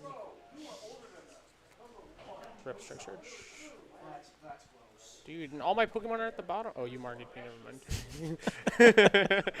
might be. Bro, I'm just learning how to play the Pokemon TCG. I'm gonna preemptively grab the Karina, though. I think I need it. Where is it? Come here, baby. Pause. Who's going to take your free prize? Grab the Karina's Focus, even though she got ADHD. Bro, what is happening to me? I'll hit you. Keep active. Why? I don't want Water Energy. I want one of the Pokemon. Oh my goodness. See, without looking at my prizes, I already knew them from my deck search because Dude, I'm about to blow your mind. couldn't spaghetti. You ready for this? Oh, is it the cool one? Oh yeah. All right, Zatu. Oh, he's doing it. You're about to Thornton into something. Fog Crystal? Wow. Alright. He's not ready, Are you gonna guys. Ninja Boy for this? He's literally just so not ready. Oh It's my crazy. god, he's gonna poppy me. Oh my goodness. Is it actually? No, it's not Poppy. It's multi-switch? it will blow your mind though. What are you doing? What's this? To one of your opponent's Pokemon with. Okay. It's to 3, right? That's Oh, it's to of them. 1. Oh, it sucks. You're trash, Why did buddy. I just read You're the card wrong so many trash. times. You're It's trash. terrible card. No. Alright, what are you doing, pal? Alright, I'm benching that. Yeah, Alright, okay. I don't know why I thought that this whole time. You're trash. I was like, that's kind of broken. This is a family-friendly Okay, stream, it's but fine, what he it's just did fine. was called a throw and a It half. is true. Alright, it's fine. I'm Yeah. still chilling. I'm still chilling. We're working with fractions, because that okay, was a throw and a half. okay. Everybody calm down. No, Okay. I am calm. I don't think you are. Hey, I'm I had to gonna read get your that card, guy. and you had to read your card. And then I'll quick ball. Oh my goodness. And get Dratna? boom. Oh my goodness. Oh my gosh. Bro. Most You're gonna play it? insane. Yeah, I'm losing. Thanks, For my hand was sure. trash. My hand For was sure trash. playing it. No. Your hand was gas. I can't believe you did that. Bro, I thought that when I read it, I was like, I was nice with it's it. such a bad card. Why does he play this? What? Yeah. 3 energy to kill 1 Pokemon? Yeah. 100 snipe is so Are you gonna bad. tap? I'll tap. Yeah, you're tap. You're good. You're good. Oh my goodness. Nessa? What does Nessa do? Oh, it's Clara. It's better Clara. Bro, I'm insane if I draw. Okay, something. we're actually still fine though. If I draw like. Did I support her yet? I did Nope. not support her yet. Connor, did I make top 8? No, right? I didn't make top 8. Did I? Okay. Yeah. Okay. 100. 100? Connor, I thought this card was to any number of Pokemon. It's to 1 Pokemon. It's horrible. I thought it was to any number. Bro, this is not that good. Well, I mean, you play Manaphy and stuff. I don't know why I thought it was a good card. Why does he even play this then? Just kill 1 thing, maybe, unless you have bench barrier. Ultra Ball. Just mid. Oh, I forgot to refinement. Did someone say that? No. What? I think so, Yeah. Right, chat. How did he throw? Connor, I literally forgot to refinement because get I was so artifacts. shook by my misplays. Yeah. Yeah. Cutter tap. I didn't hear you. I can't hear you. Cutter tap. Yeah. Okay. And then all Vanessa. Vanessa? Is it up to 4 in any combination? Oh, Yeah. God bless. We're gonna get this too. Bro, stop laughing. So for the viewers, we grabbed the 1/1 Octillery Line, Wander, and the Wishy Washy. I'll bench this. And then I'll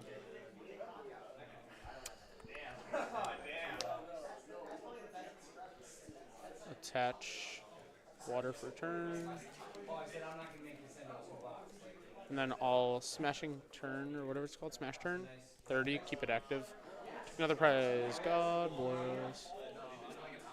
Oh my god. Let's go. We got heavy ball. Wow. Inky!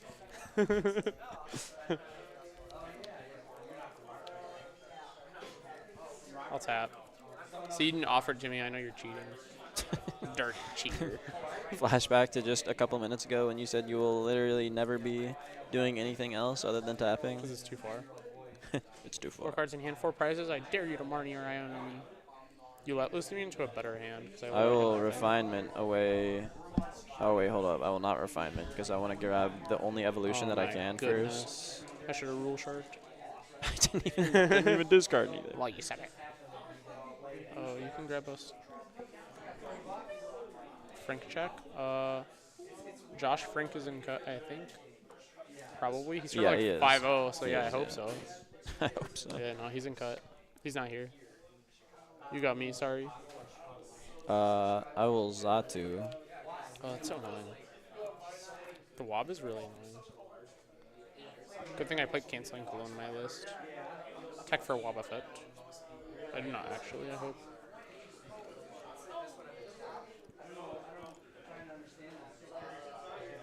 Dude, I need to start reading my cards more often. It's like becoming a problem. Oh, that's kind of cool. Pinky. Alright. Are you gonna win or no? Floatstone? Oh my god.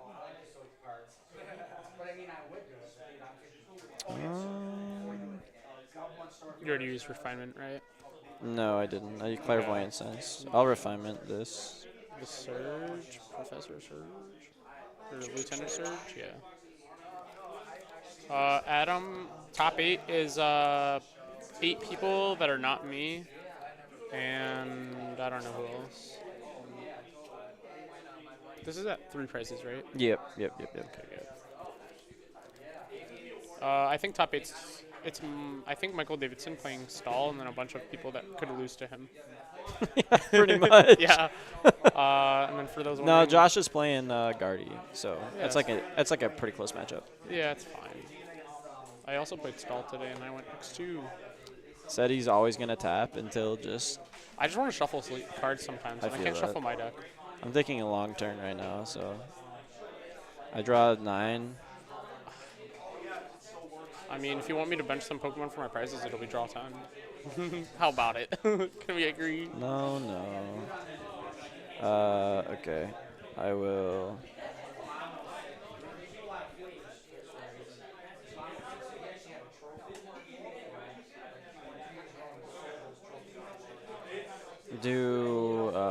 Just kill the Snom. Oh, there's no such a thing as killing in Pokemon. It's knocking out. I will knock out your Snom. Oh, that sucks. And also kill it. Oh. Afterwards. Oh. So let me grab this. So let's go there. This Pokemon is going to be pretty... It's going to be a big boy soon enough. Let's bench. Oh, I don't want to bench that yet, actually. Wait, we're going to use my effect. Let's see. Do I play Heavy Ball? If I play Heavy Ball, I'm not benching it. Ooh, I do. Let's see. Karina, where you at? Come on, girl. Bro, I swear I just had it. Okay, it's full art. That's why I didn't recognize it.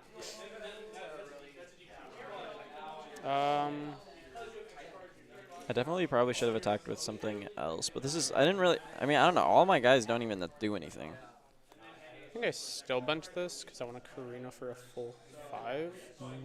Right? Because I draw into a 6. Yeah, Karina for 5. And Heavy Ball was the first card! Oh, what a throw and a half. Bro, this is actually terrible.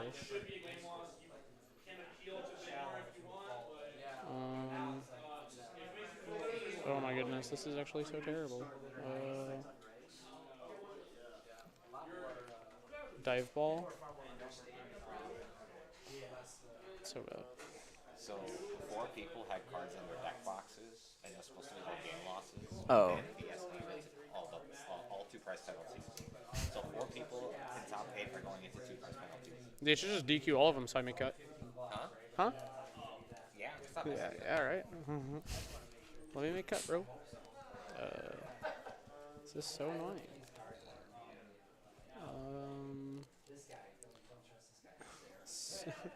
Bro, smash turn. Bro, you don't have an energy. Stop, I'm broke. Bro, what's this doing on here? Oh, I was thinking I was gonna hit. I was assuming I was gonna hit rare candy into Intel and like pop your board. It's like not even that bad for you though, because now it's like, what do I even do? All right. I'll go Oh, you went into you swapped in, okay. Sure. All right, drive return. Even though you have something that does damage counters, it doesn't matter. Full wheel. Yo, this is so bad. I have a pretty good board state, I'm not gonna lie. Yeah, my board state's pretty lit. I don't know about that. Yikes. Does my deck do like anything though? I don't know. Buddy catch.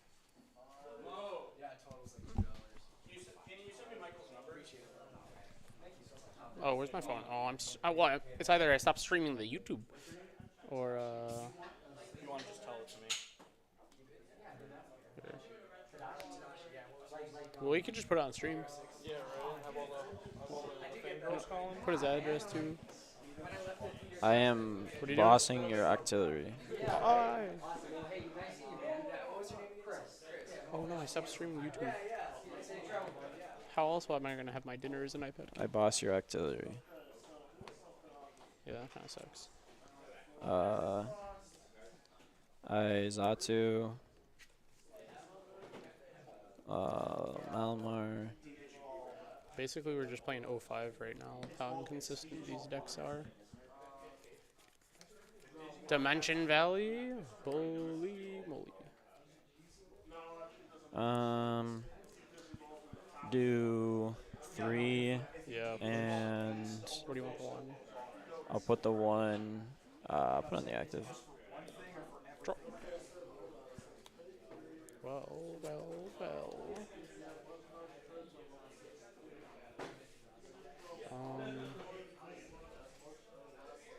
I have the heavy ball. Yeah. Is that a actually, top deck? No, I had it, but what's it called? I just couldn't use it because I had already had other stuff.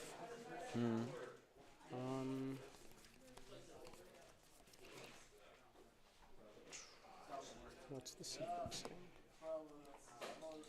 Dude, this is rough. Yeah, it's not looking very good for you right now.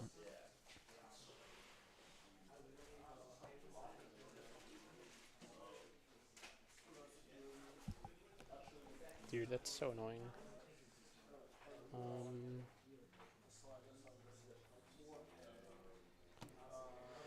Oh my goodness. Let's go Via Seeker for Guma.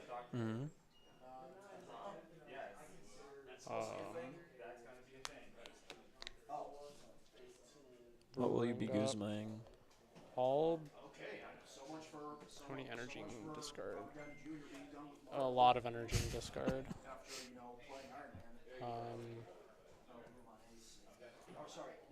Oh, but then it's not good. Bro, stop. You're making fun of me. I'll bring up your Mally. Yeah. That moment when you realize that there's just no hope. There's always hope. Don't I just win? No, you don't. I'm pretty sure I do. Artillery.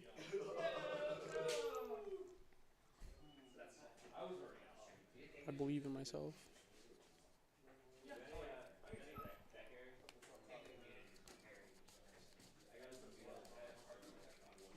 Oh, right. I see the vision.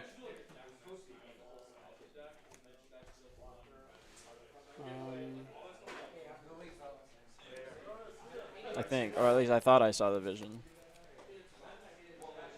Oh wait, never mind. I'll smash turn for 30. Oh, yeah. Bro, trust. I got this in the bag. Yep. Alright, draw for turn. I like realized that I can't play into the Bless Apple. Yeah. Like,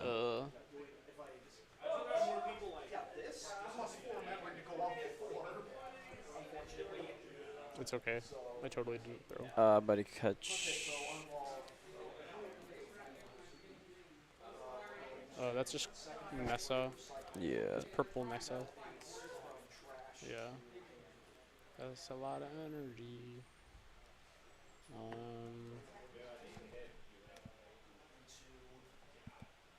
There's a couple other things I could have done. U-turn board. He plays U-turn board. Oh wait, but I don't want to go into that anymore. Oh no, it's fine. Joke's on you. Is it fine? It's not. It's probably fine. Joke's on you, pal. Then I'll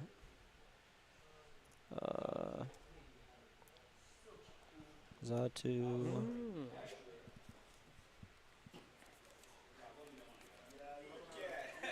I've never had so much power in my hands. Game's not over until you take the last prize, pal. Okay. Where's Josh Frank? I need my hype man. Attach spell tag. Oh. And then That's a thing. I'll fireworks do 1.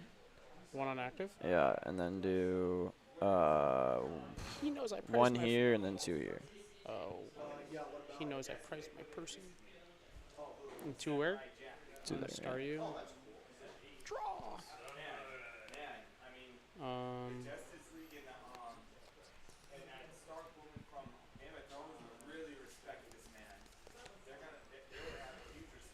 I don't think there's much hope for you here, bud. There is. There always is.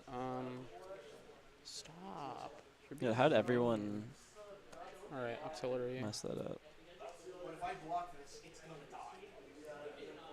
You're just being negative Nancy. Yeah. Sorry, you. Ah, that Starmie evolution goes crazy. Could have had Yes, I can. Yes, but evolve. that's also a blocker. Yeah. It does have reboot, yeah.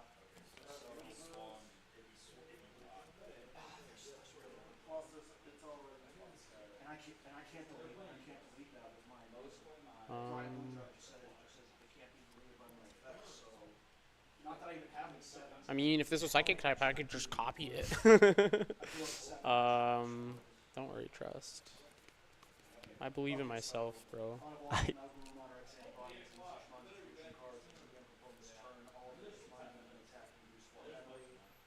That can't be hit by I'll manually retreat.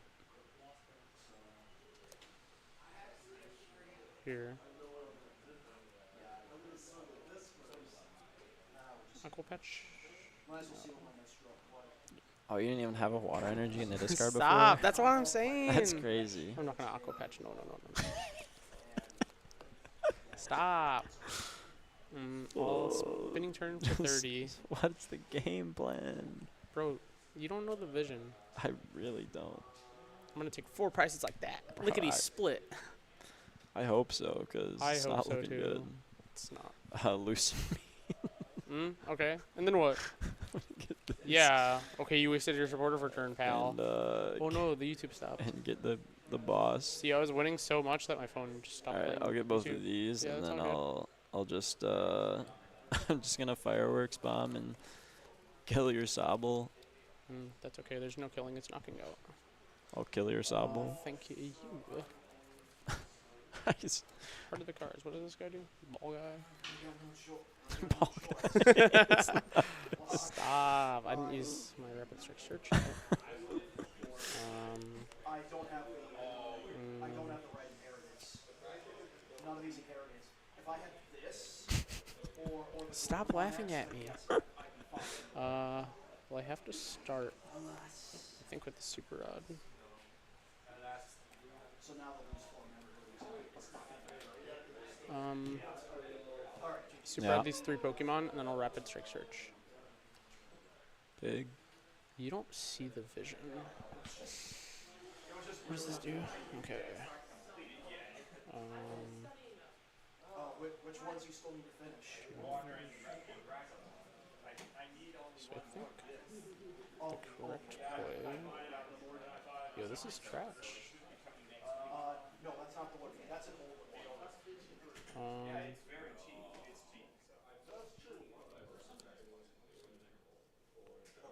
Rapid strike search for this Sobble. And then going back in, I'm gonna Raihan. Yay. Woo! Let's go, baby. What's that All thing those do? wondering, What's the Starmie do? you discard as many energies you want to do 30. to Spread? Pokemon, yeah. Oh, that's pretty good. Yeah, right. Yeah, you were talking all this, my car. It's not, I have 1 prize left.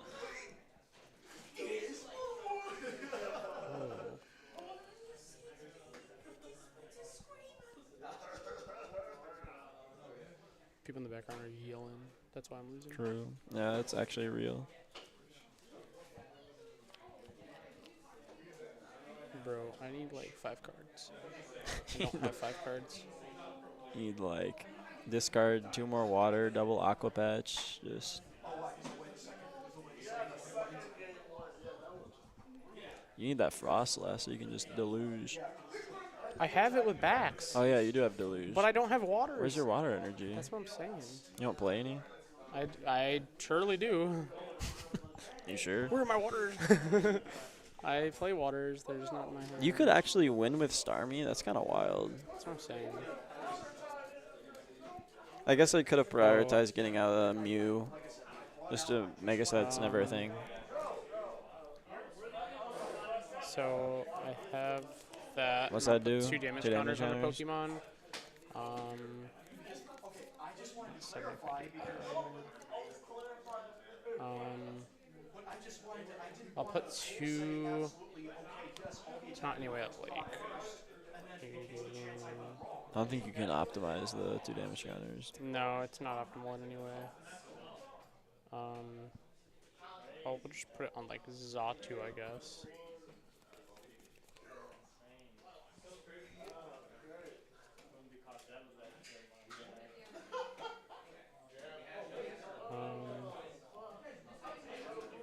Does this count as 2 then? Discard any amount of water energy, so then I mean, unless it says basic, it's but not worth it. I'll just be doing Smash Turn for another 30 damage. What's happening? And then Adam, yes, 4 people had extra cards in their deck boxes when they're not supposed to, so 4 people got oh yeah, okay, game 2. Oh, game 2? I'll go second. Yep. Yeah, I need the run back. But yeah, they're not supposed to have extra cards in their deck box, and they did, so 4 people are getting 2 price penalties because they had to de-escalate for the amount of people that had the penalty. Everyone gets a game loss. If only. That'd be just a disaster. They should just DQ them so I can make cut. Just top 8, best of 1. Bro, I praise Drizzile. Froakie. I prized Starmie. Inkay, okay. Yeah, you prized 1 basic, I prized 3 plus a Drizzile. And then a water that sounds like just a skill problem. I knew 4 of my prizes by my first deck search. In 3 seconds because I was like, Bridget, oh. I would riffle, but literally all of his energies are secrets, so I'm Yeah. terrified. I would riffle, but it's not my deck. Yeah, well, He said I could, would but I'm riffle not even doing if it was my if it wasn't my deck, as long as they didn't have secret energy. Yeah, it is indeed wild to tap. Making me You tap going too. second? Yeah, you're going second. Yeah. Bro, Oh this my is gosh, you're cooked. Cheeks. It's over. No, I'm saying back when the Ragnarok was bites. What? Brother. Drive return. It wouldn't even have mattered. Oh my gosh, he opens a basic search? What is that? Could never be me.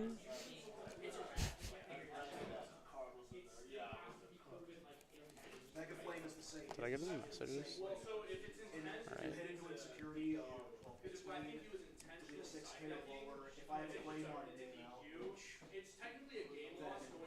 Okay, go ahead.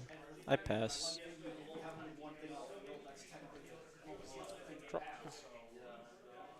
Everyone look at his phone. As you can see, he's... Yeah, I'm actually stream sniping myself to know my top deck. If it's any better on the screen instead of my hand, I'll play N, so don't stop shuffling. No! Actually, my hand was kind of bad. We might get kicked off. No, we're not. This is 1, our 2, stream. 3, 4, 5, 6. We're gonna play faster, play faster. Throw cards around. Ooga booga. Where's water? Where's water? Where's water? Oh, shit. I want the shiny water. Oh, he plays more secrets. Okay.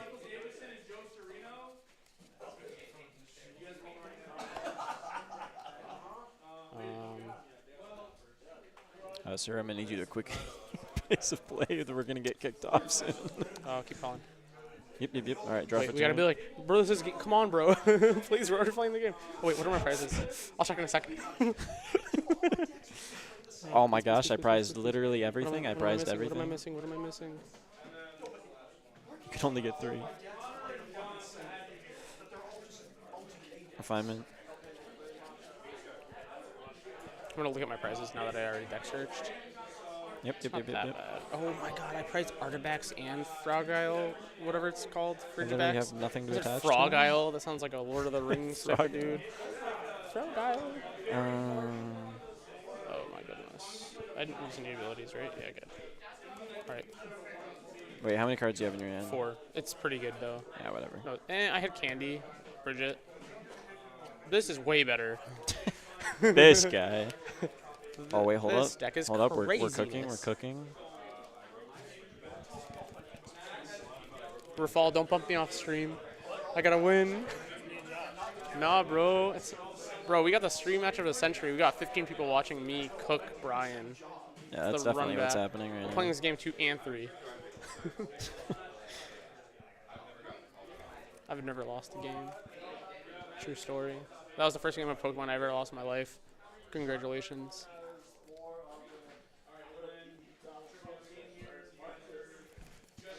I guess I'll wait. Go ahead. Alrighty. Draw for turn. I was like, where Candy? Nope, it's at the bottom.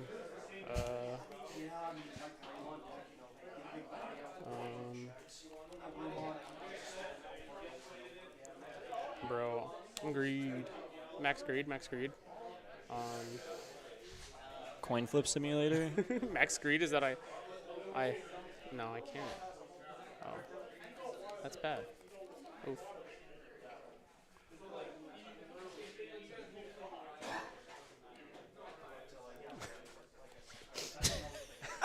Stop. You're making fun of Yo, me. Bahaba Fed goes kind of crazy. I draw 6, right? Yeah, on twice. Alright. Oh, yeah, started a new game. Yeah, bro, chill. Once we get kicked off, we'll fight, but Game's not over yet. Oh, my bad. Game's not over yet. The game's over when I say it's over. This doesn't even matter. Oh, big dive ball. Yo, I got the water drip. Water drip. 30. I got you. Play. That's a rolling die. Refinement. Yeah, that's cool. I ain't scared of nothing.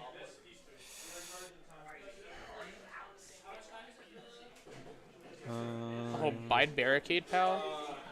You guys are getting nuked. No.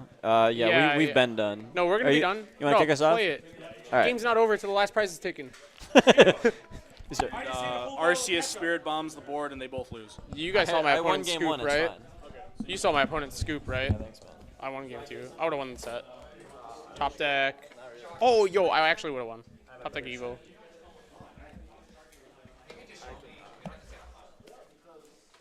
All right, bye, guys. That's crazy. Mo, can you take all this stuff, please? Yeah, of course.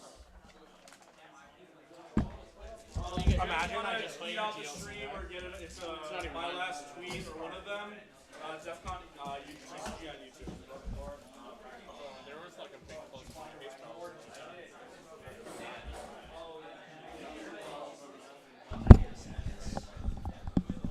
Speaking of deck boxes, I have cards in it.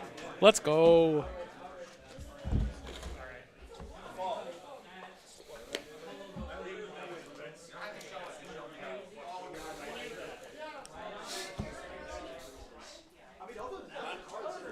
There's nothing up here.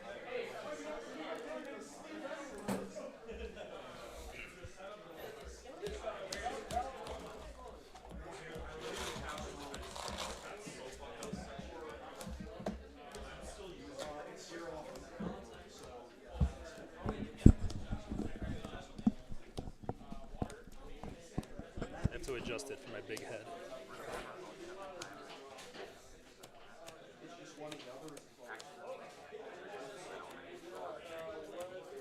Sounds good. I'm gonna tweet out the stream again. Choo choo choo choo.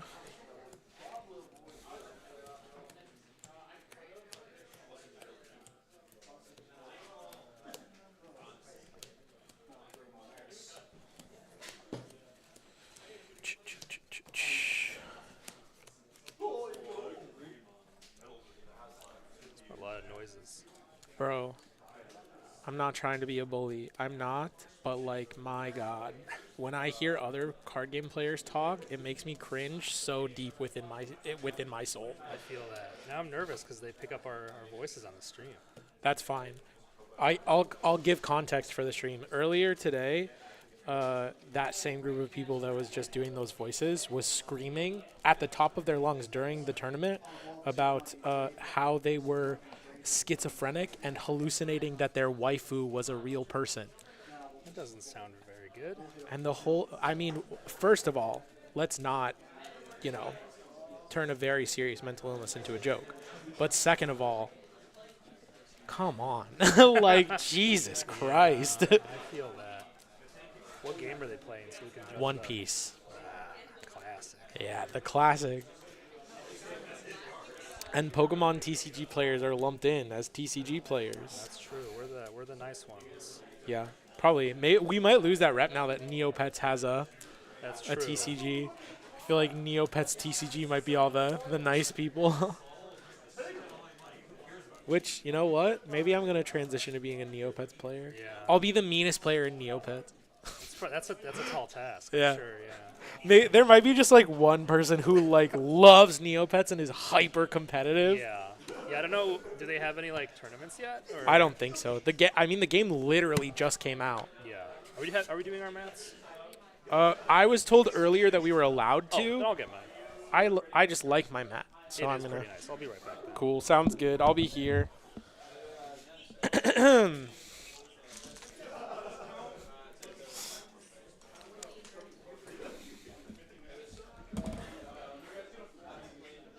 Josh Frank, I see you. Hi, Dre. Wait, can you hear me? I don't think they can hear us. Dre just messaged in our group chat and said that he sees me.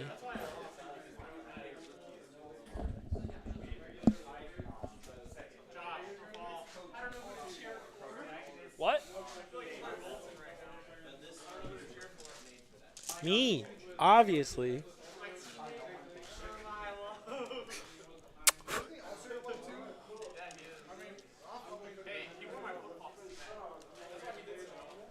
I want what? I don't even Good know what luck.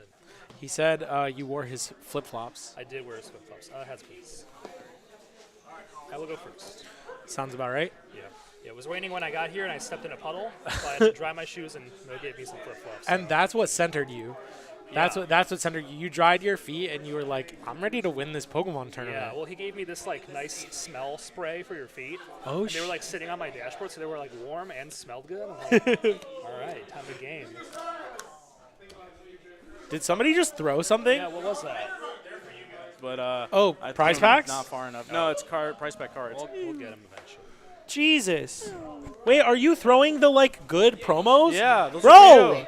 Those are expensive. The TM Evo? They were. Oh 50, my God. 50 minutes best of 3. That's some crazy. Oh, not though. What? Come on, man. Yours is over there. You have a promo over there. Oh, I'll get There's off 2 on the ground for sure. That's crazy, bro. I have to set prizes, but then yes, we should be good to start. Mike, is there a Type C thing over here? I need to put my phone in. Good luck. Good luck. Are we starting? Drop a turn. Are we starting? I know you're so right. shocked to see me playing a Welcome Monkey Dory. to Yes. top 8 of the It's Frost TGS Lass. League Cup, and I I'm mean, joined here hypothetically, today with I've hit My more name is than I Colin should Miller have on Matthews, ladder, a.k.a. to be honest. Fly from the Lost Frost Zone Lass Monkey Dory? yeah, a.k.a. Honestly, the Mew Master, the a.k.a. GOAT. the best Fusion Mew Not player the on the best planet. Drago match. He's That's going to me. be joining me today in the commentary for top 8. I feel like that's Here we probably have true. a pretty interesting matchup of Rafal and Josh. Fall and Josh. We got some Reggie Drago from Rafal over here, and we got the Gardevoir EX from Josh. Fair enough. Josh's new little pet deck he's been going on for the past couple of months now. Yeah, a Josh big is Squawkabilly a fan. Gardy player through and through, and he piloted to a top 8 finish here today, going 5-1 in Swiss, so didn't Yeah. even ID in. He had to just play Breakfast, it out. lunch, and dinner. And boom, and there's a draw for There's a Rafal. draw. And With the there's a Reggie Reggie Drago. Drago. Does he get the Awesome. attach return? Drago was off the teal dance. Oh my God! Off the And teal then dance attach attach return, and we got a He's spin. cracked. Oh, ooh, wait. There we go. Yes, there we go. There's Yes. an Ultra Ultra Ball. Ball. Oh, this is looking really good. He's gonna probably grab that We're Deep feeling Pult out of his deck, the Dragapult EX, and then Squawk can seize that.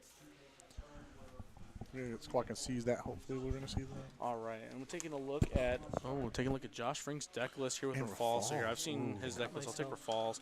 So Rafal with actually pretty neat handwriting, and he does That have is a really copy neat of handwriting. Halucha in his deck, so it's Which gonna helps a be lot actually in this matchup. It helps a lot. really nice into wonder what you're Josh, who's going going to to be get. wanting to put on those Ralts. So if Rafal can get a turn 2 attack combined with a Halucha, he can get rid of a Monkey Dory and a Ralts. But if you can pair it with the pink Prime Catcher, he can maybe potentially get rid of 2 Ralts, which is a huge swing in his Oh, favor. yes, 1,000%.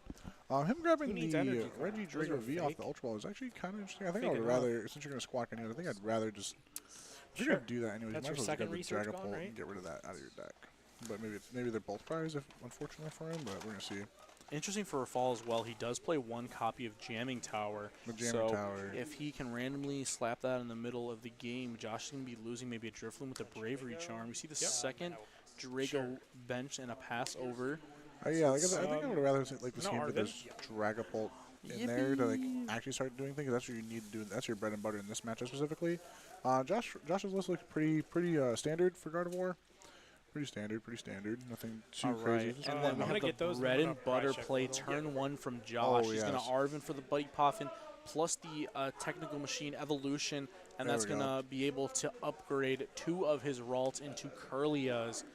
We're going to assume that Josh does have the energy in hand because he did not search a Earthen Vessel. Real. Me too. People are loud. I don't know what the mic picks up. Neither do I, but I hope it picked that up. Bro is shredding his vocal cords. Let's see, we got look at those. We're searching those off that. There we go. My turn is going to be pretty fast here. It's the usual. Yeah. Eva goes in the hand. Oh my God, he's got a bunch of energy in his hand. Yeah, and that's a nice thing about Gardy is you do play a lot of energy, so drawing them naturally is nice to be able to refine them away with the Curlia. Now he's cooking a little bit. Now the pressure's on the Ruff. He needs to try and have a response this turn to try and do something. No, there should be one behind the counter. There you go. All right, well, let's see what he's got for him. We got double Curlia. I know Ruff has that Prime Catcher in his hand.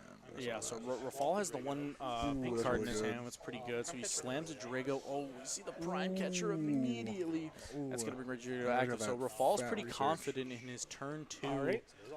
See, Dragon, Apex Dragon to copy, hopefully Dragapult. Worst case scenario. Hopefully he gets it. Oh, I see an Ultra Ball, so I think we're cooking. Yeah, there's an Ultra Ball. We still have access to the V-Star power. Let's see. Rafal is going to be eyeing up. Okay, so you need to attach an energy to Ogerpon. Draw a card. Drawing cards. Drawing cards is good. Oh, another Ogerpon. And another Teal Dance. Draw another card. No. Ooh. And it's another Ogerpon. That's so maybe Rafal's going to have a bench full of Ogerpons, but he's looking for, a fire energy, maybe a Vessel. Yeah, he needs fire energy plus the Vessel. Sure. We're going to see the V-Star here. He's going to mill 7, get 2. Need E-Switch as well. Okay, well, there's the E-Switch, and, well, he has the Vessel from turn 1, so you can go to the Vessel plus the E-Switch off that and be good. Yeah, and that should be the turn 1 attack, but Rafal, if he doesn't Ultra Ball in hand to be able to grab the Dragapult and then discard it with the Earthen Vessel. So he's big chilling over there. And shout out to King Drake Cloud in the chat. Yo, what's up, King Drake Cloud? Colin said he loves you. Yeah, I do love me some King Drake Cloud. That's a good homie. I love that, man. It's art. Spelled Reggie. Let's see, okay. See, I think that's like Vesseling the Drago. Oh my God, Reggie Drago is my favorite Pokemon deck. He should have. It's Reggie Drago. Reggie Drago. Adam, what's up, Adam? What's up, baby? What's up, Adam? I think like he could have guaranteed this turn 1 of like the D-Pult instead of take a look at the. Yeah, go for it. But he can also just Dragon Laser, I guess. But so it's not the worst thing in the world. But like you definitely want the D-Pult because there's already the monkey down. Yeah, so the additional damage counters on the Curlia definitely help a lot into the following turns. Oh, yeah. Especially if Josh wants to attack this turn, it would be a Gardevoir with 3 damage counters on, which is definitely a little bit more doable to be able to kill. I can tell that is a true it puts it in range of that Giratina V-Star, which we saw Roth got discarded. Roth does have in the discard pile already, but since it was a Dragon Laser, those 3 damage counters are going to be wiped away cleanly. Oh, and there's the X. The Gardevoir. And we can see probably a Screamtail onto the Squawkabilly this turn. That'd probably be a pretty solid play this turn. I like maybe, because Rafal already uses V-Star power, I maybe like Counter Catcher up, Reggie Drago, and then Screamtail the Squawkabilly, and maybe hope Rafal gets stuck for a turn.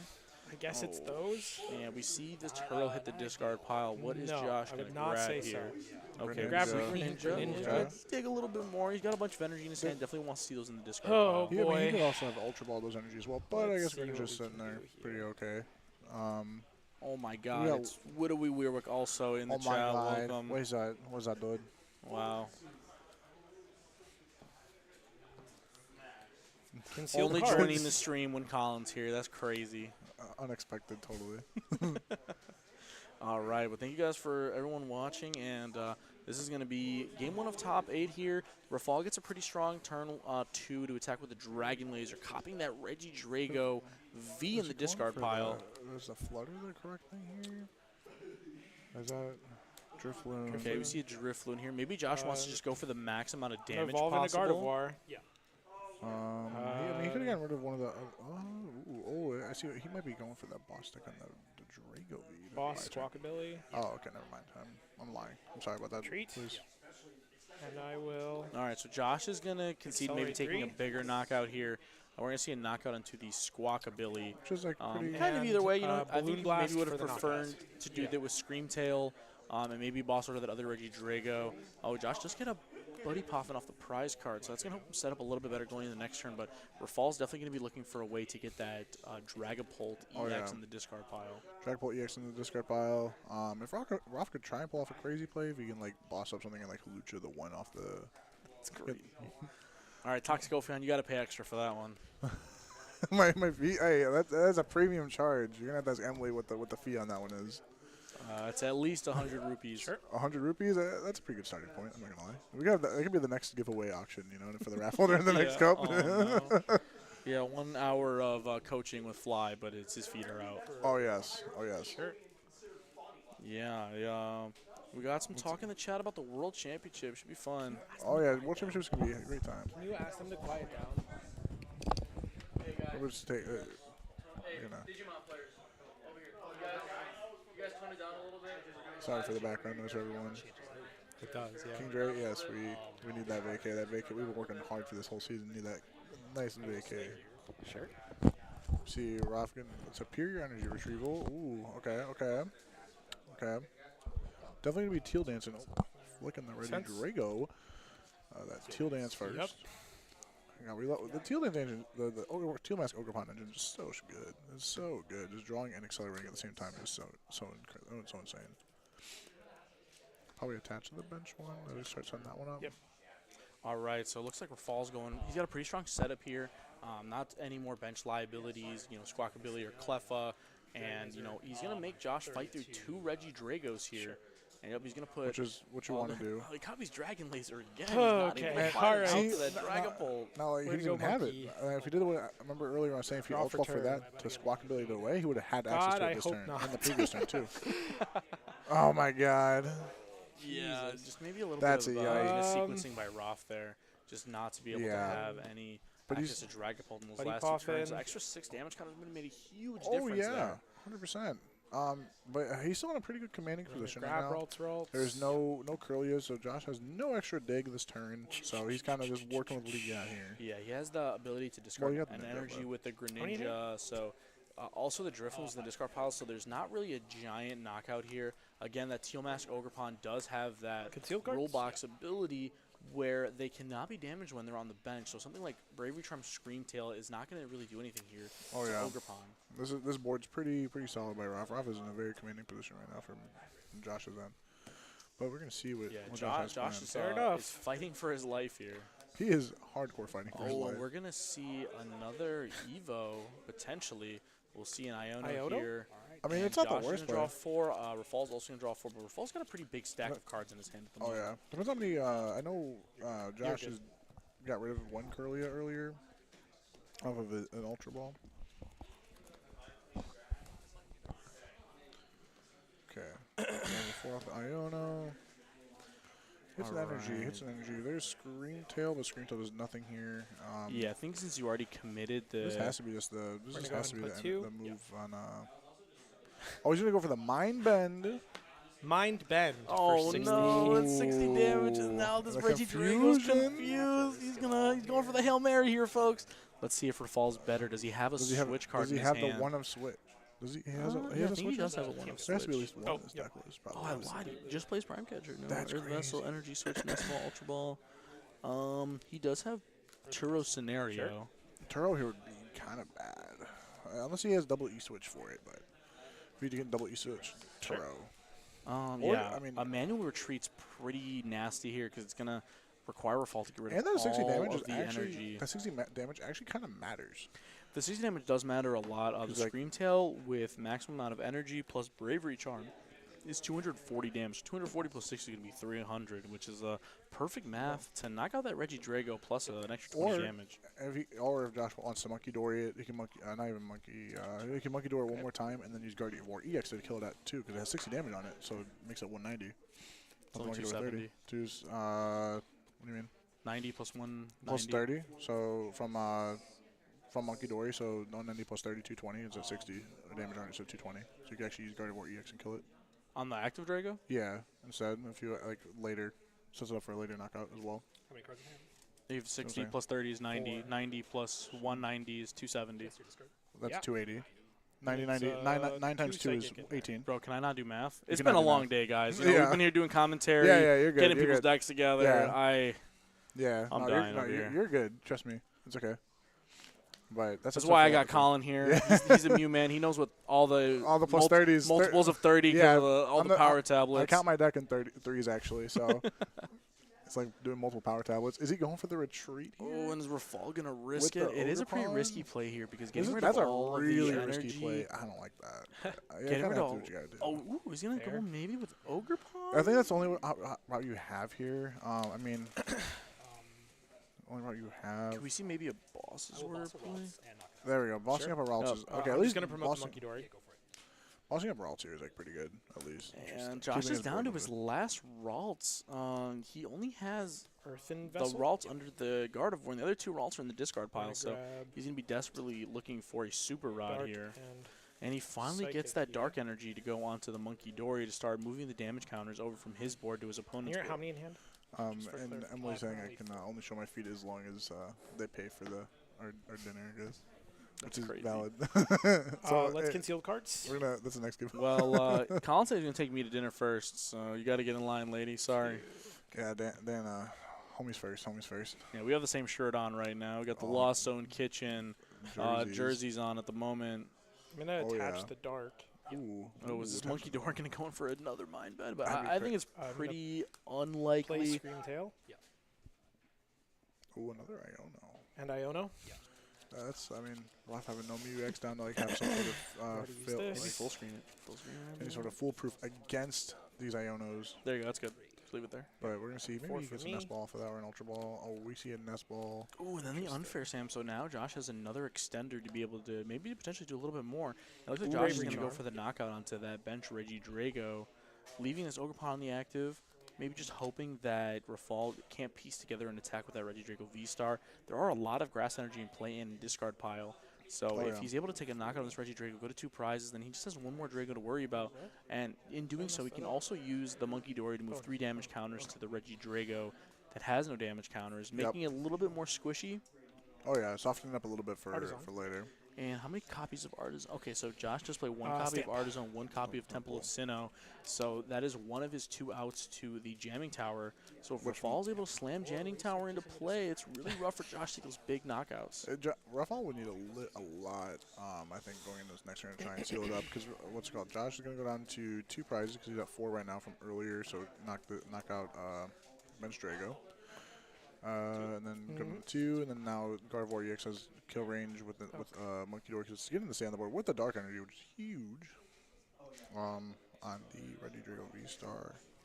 Ultra Ball? Yeah. So we're gonna see what Grab shapes up. Curlia. We're gonna see what happens. If Roth can find that 1 copy of Jamming Tower, that'd be kind of nuts right now. All right, we see the 1 Ralts upgrade into a copy of Curlia. So it's going to get Josh deeper in his deck to be able to discard some cards, thin out Yeah, some I'll cards use that he Artisan, doesn't grab want. Flutter. Oh, we see Josh grab Flutter here to maybe thin his deck out a little bit. Looks like he did not find that Super Rod to be able to put another Ralts down. So, you know, Rafal's kind of in that same spot. He's kind of been targeting these Curlias every turn, taking away as much of Josh's draw power as possible. Because there's only so I'm many gonna Radiant retreat Greninjas they can use in into 1 the Scream turn. Tail. Oh yeah. Going for the Scream Tail. Yep, yep, yep. And then Josh has access to 5 energy, so he can completely power up this I'm Scream going Tail. to move 30 from Gardevoir to the active. Yeah. Setting that up for Unless the he maybe Warriors wants for to just next knock turn. out the active and take all of Accelerate. the... 5 energy to my Scream Tail. Oh, and Rafal has a potential here to win the game next turn, actually. If he's able to get a copy of Jamming Tower plus Boss's Order onto Gardevoir, copy Giratina V-Star. And that Roaring would be Scream game. the active for the knockout. Okay, Roaring Scream on the active. That's okay. I see. Yeah, I see so it. it's smart play by Josh here to get rid of 3 energy in play. So now it would leave Rafal with, you know, just an energy switch, but maybe not putting all the energy in discard pile does make Superior Energy Retrieval live. Oh, yes. For Rafal, and that's exactly what he wants here. He just wants to get a bunch of energy into his hand. Oh, that Nest Ball was a huge top deck, actually. Now let's see. We see a Artizone here from Rafal. I think the only target in his deck is going to be Cleffa and Halucha, but obviously he doesn't want to bench Cleffa. That's a free prize for Josh. And then Halucha is kind of irrelevant at this point. This? 200. Sorry, Scream Tail. Yep, 200. Because he's going to have 3 prize cards to take. I don't think there's a way for him to take 6. Oh, and Rafal's just going to scoop it up there. Yeah. And Josh is going to win game 1. I think that stamp was just a little too No strong. Dragapult is not very good in this matchup. Both Dragapult and He Goodra. he could have got the deep ball, as they're saying. Yeah. He had the Nest Ball. Why didn't you grab the Nest Ball? I thought I saw from him. Something. He could have grabbed like Mew EX to try to draw a couple cards and try and get out of that. I won. Did you prize So- both Pults? I don't know how many Pults are in his list. Did you prize all 5 Pults? Yeah. That's tough. I will just say the only attack I could use was Drago V or Lost Impact. So Technically, You got a Lost Impact the technically true. monkey, and you know I was what I gonna mean? say Abyss So- Seeking, but that's the baby, right? Yeah. What are the top 8 decks? Okay, so currently in top 8 we you could have have used what's one the card? The Snorlax first attack. stall, Accelerate energy. one Zatu Dragapult. Yep. Bro, you discard triple research, attach all 3 of them, and then whenever like you want 3 during your Reggie turn, you can Dragos in research. top. There's 3 Dragos. We have 3 and a Dragos in top 8. Chenow. We have a Sea-Pow. We have a Zard. probably wouldn't have been smart to just try to fight. Okay, so it's 1 Drago. I don't think so. Two No, Drago. because the issue is, Yeah, if, three Drago. like, Three if you Drago, flip heads, you're not in that one great of a spot. Gardy, But if you flip Josh. tails, then I don't even need to All right, monkey it. so I can just going kill down it the with Gardy, line, which is from pretty top 8 terrible. decks, we have 3 Reggie Dragos. Pretty similar list overall. We have 1 Gardevoir EX. We have 1 Pidgey Dragapult. Yeah. 1 I thought you played very Charizard well Pidgeot. with like, given the one circumstances that you were under, Chenow, I think and you then played 1 about as well Snorlax as you stall. With a Pult Tech, I won things game might have 1. been Very heavy Drago meta Yeah, today. maybe. Very heavy Drago meta today. It definitely would have helped at some Rise point. up all the Raging Bolt All right, players. so And you're Theo going first. Densa, appreciate you tuning into the stream. Appreciate you Appreciate muting and popping in. leaving the stream on. We need those viewers. Thank you. Appreciate it. Appreciate it. I have a mulligan. Appreciate popping in. Oh, we got that mulligan. Ooh, the Oh, double and, EX. I am really pretty glad this was a awful mulligan. hand. Yeah, that's That was a pretty Josh terrible hand. acknowledging there. That's a bad That is hand. a terrible hand. That was a It's terrible an expensive hand, but a bad one. Oh, yes. Not even Secret Energy is crazy. Yeah, that's the I next only rare. own 1 gold super rod. Okay, well, I'll tell you what, we're going to have to start bumping that up. Yeah, guys. Actually, if you go in the chat, there's a link to that- GoFundMe to max rarity Josh's deck. We need to get him right before Hawaii. We got Yeah, I really appreciate that. use Thank use you. the Thank NAIC you. money Thank you. to fund it. This Yeah. is actually a charity stream for me. Yeah, just Oh, basically yes, for yes. Josh. Yeah. The Yo, whole TS tournament's rigged. And yo, we see the Shuffle, Shuffle squad, Squad. and they are in the TSS chat. win, Yo, a baby. TSS member spotted in the wild. Yeah, I don't Chicago see area. NRG in the chat. Oh, it looks Oh, like, man. oh man. Mo, hop in here. Tell I them. do, in fact, have one. All right, so we see a 1 extra draw for Rafal here, who's technically undefeated in the tournament. Good luck. That is true. That's Oh, we true. see the Reggie Drago lead, and looks like in Josh's hands, it's pretty a little A lower. little lower for that. A little lower for that. Yeah, and Josh's Oh, hand is man. really bad. Oh. And all right, so Oh, yeah. Rafal's gonna attach that fire energy. That's pretty And good. mention another Reggie Drago. I mean, Oh, man. in that aspect, Reggie Drago's a lot like Okay, that helps a Arceus, little. right? Where you just need We're Reggie gonna buddy Drago and buff an him. energy attachment, and then it's kind of just like, Maybe like an Ogre Pond or something. Just draw a little bit. you know what I mean? It's like your one Bidoof. You put down like 1 Ogre Pond, you know, you're kind of off to the Oh, yeah. races. Now we see Josh plopping on the buddy puffin. Buddy puffin, the nice play promo version. We're gonna Ooh, see in a very second. nice. And before the round started, I did throw a bunch of TM evolutions at the players on the stream. So Josh is gonna have a nice little upgrade to the his nice deck. TM Evo Ninja Stars actually. The Chenow was John Wangang, who played a super consistent Chenow list. There's not any text in this deck for the most part. It's all pretty much just a bunch of items to hit the most cards off of those Pokestops, because Pokestop is basically just to draw 3 in this version of the deck. It's really smart. Man, everyone's swapping the Drago. Man, I'm gonna go back to Raging Bull. I think. Yeah, it seems like Drago was. I can go through the deck list later and make a graphic, but I would assume it's the most represented deck today. I think so. It's maybe like a lot of Gardy. I would say Gardy, Drago, and probably. What do you think the third most represented deck was? There's another Buddy Poffin. Probably. I think actually like Dragapult X, because like I saw so I hit 2 Dragapults today myself. Yeah, there were a lot of Dragapult Zara, Dragapult Pidgeot, Dragapult Zatu. So it seems kind of like people are kind of gravitating towards just playing decks with Dragapult in them. Yes. I mean, it's a fantastic attacker, 200 damage, 6 spread. You're able to accelerate, or not accelerate. You're able to like just slam a lot of damage on the board, and your opponent has to deal with it, or they just die. And like it's good against like it was a solid I think medical, especially like as our locals I think I've been noticing has been a lot of Gardevoir, which is why I've been like not wanting to play Raging Bull, because Gardevoir I don't not mind that either good way. matchup. You know what I mean? Have you ever like noticed how the challenges? Like the one challenge we played, it was like I hit like 3 Gardevoirs that day. Yeah, which is crazy. So like I assume like that's probably more of like our own local trying to counter it, because I think Deepult might have a better Gardevoir matchup. I think it's definitely better than Raging Bolt's matchup, but I don't know if it's particularly great either way. Oh, we got the Dragapult. We got the Dragapult. Dragapult. He got the Dragapult. Let's go. But shout out to King Dre in the chat. He said he's got a super rod, a secret one for Josh. King Dre get a room, you two. Ooh. Got a rod. Never mind.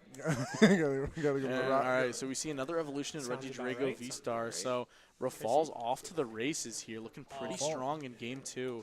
Rafal's needed. Yeah, we're gonna see a Mill 7 here by Rafal, activating that V-Star power. You've never seen an Ogre off of these ever in your life. All right. Okay. Well, okay, so all Rafal needs he needs a way to get an Ogerpon and an E-Switch. And I think if he doesn't got it, but he's gonna have to get rid of a lot of the cards in his hand. He has an Ultra Ball, and then probably the Energy Switch, or does he need an Energy? I don't know if he's. Did he whiff something? He's doing a little bit more thinking, so maybe he whiffed one thing. Very meticulous in the sequencing. Oh, hey, Josh, rip it. Not bad. Yeah. Oh my God! The destruction of Pokemon cards. It's not a TGS stream unless some card gets destroyed on stream.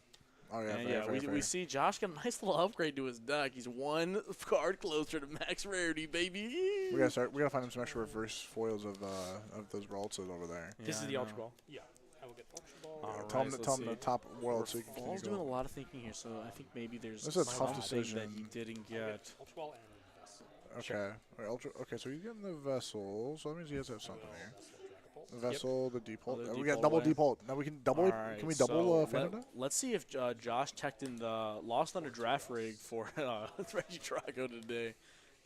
For all my old heads that played back in Lost Thunder format, but it's looking like there's an Ultra Ball for. Probably he's going to grab Ogerpon. Okay, so I can see it grabbing the Ogerpon. Sure. I'm going to assume that Rafal has another Grass Energy in hand. Well, he grabbed 2 on the Vessel. Makes sense to me. I think that's the one of the 2 he grabbed that he's discarding, and he has the one other from Vessel. Does he have the Energy Switch in hand, or does he need to be a sack and rip it off of this? But you never have the E-Switch. You know, you never have the E-Switch. I heard work here talking about that. It's actually illegal for Dragapult for Reggie Drago to have E-Switch. That's what they say. That's what they say. That's what the news is saying. Yeah, that's what they're saying. That's what they're saying. He's the GOAT. He's the GOAT. You Rafal is so good. Oh my God, bro! Can we see that? Can we get an NRG win in the chat? NRG win in the chat. NRG win in the chat. Where do you want your damage? All right. Well, maybe Rafal's fighting back. He does get the turn 2 Dragapult attack.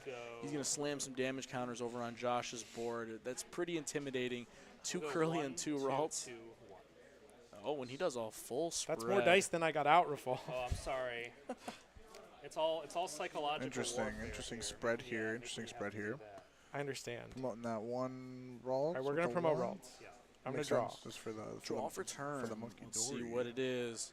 Oh, it's a Buddy Poffin Poffin. off the top. Let's see. What does he want to grab here? I I'm think just if gonna I'm grab Josh, Drifloon. mhm. It was the top card. It's always the top card. It's never where you want it. Base, I think so. Josh is looking here to probably make the most A aggressive play tragedy. possible. Falls down a good amount of You know, resources. He's down his V sequencing correctly always punishes you. That's true. Literally That's every so time. true. So now Josh is hoping to get the Whenever your full play opponents do, of like, a bad Drifloon. Pokestop, they always get what they need, Yes. you know? Yep. Bravery That's Charm. 100%. Trying to get Five that big energies. KO on the one attacker round. All right. What's Alright, refinement saw 1? Some refinements. Gear to Boom, we see a Temple. temple. Oh, But almost that an is extra card. kind of risky here from Josh. Oh, he does draws the Okay. Arvin. That's really We're going to go there. Yeah. I think we're going to see probably Arvin here for a... There's no I want to see Arvin for... Definitely just... I'm going to attach TM Evo. Yeah. Okay. I'm going to evolve this Gardevoir or this Curly into Gardevoir. Yes. I'm going to Arvin. Yeah.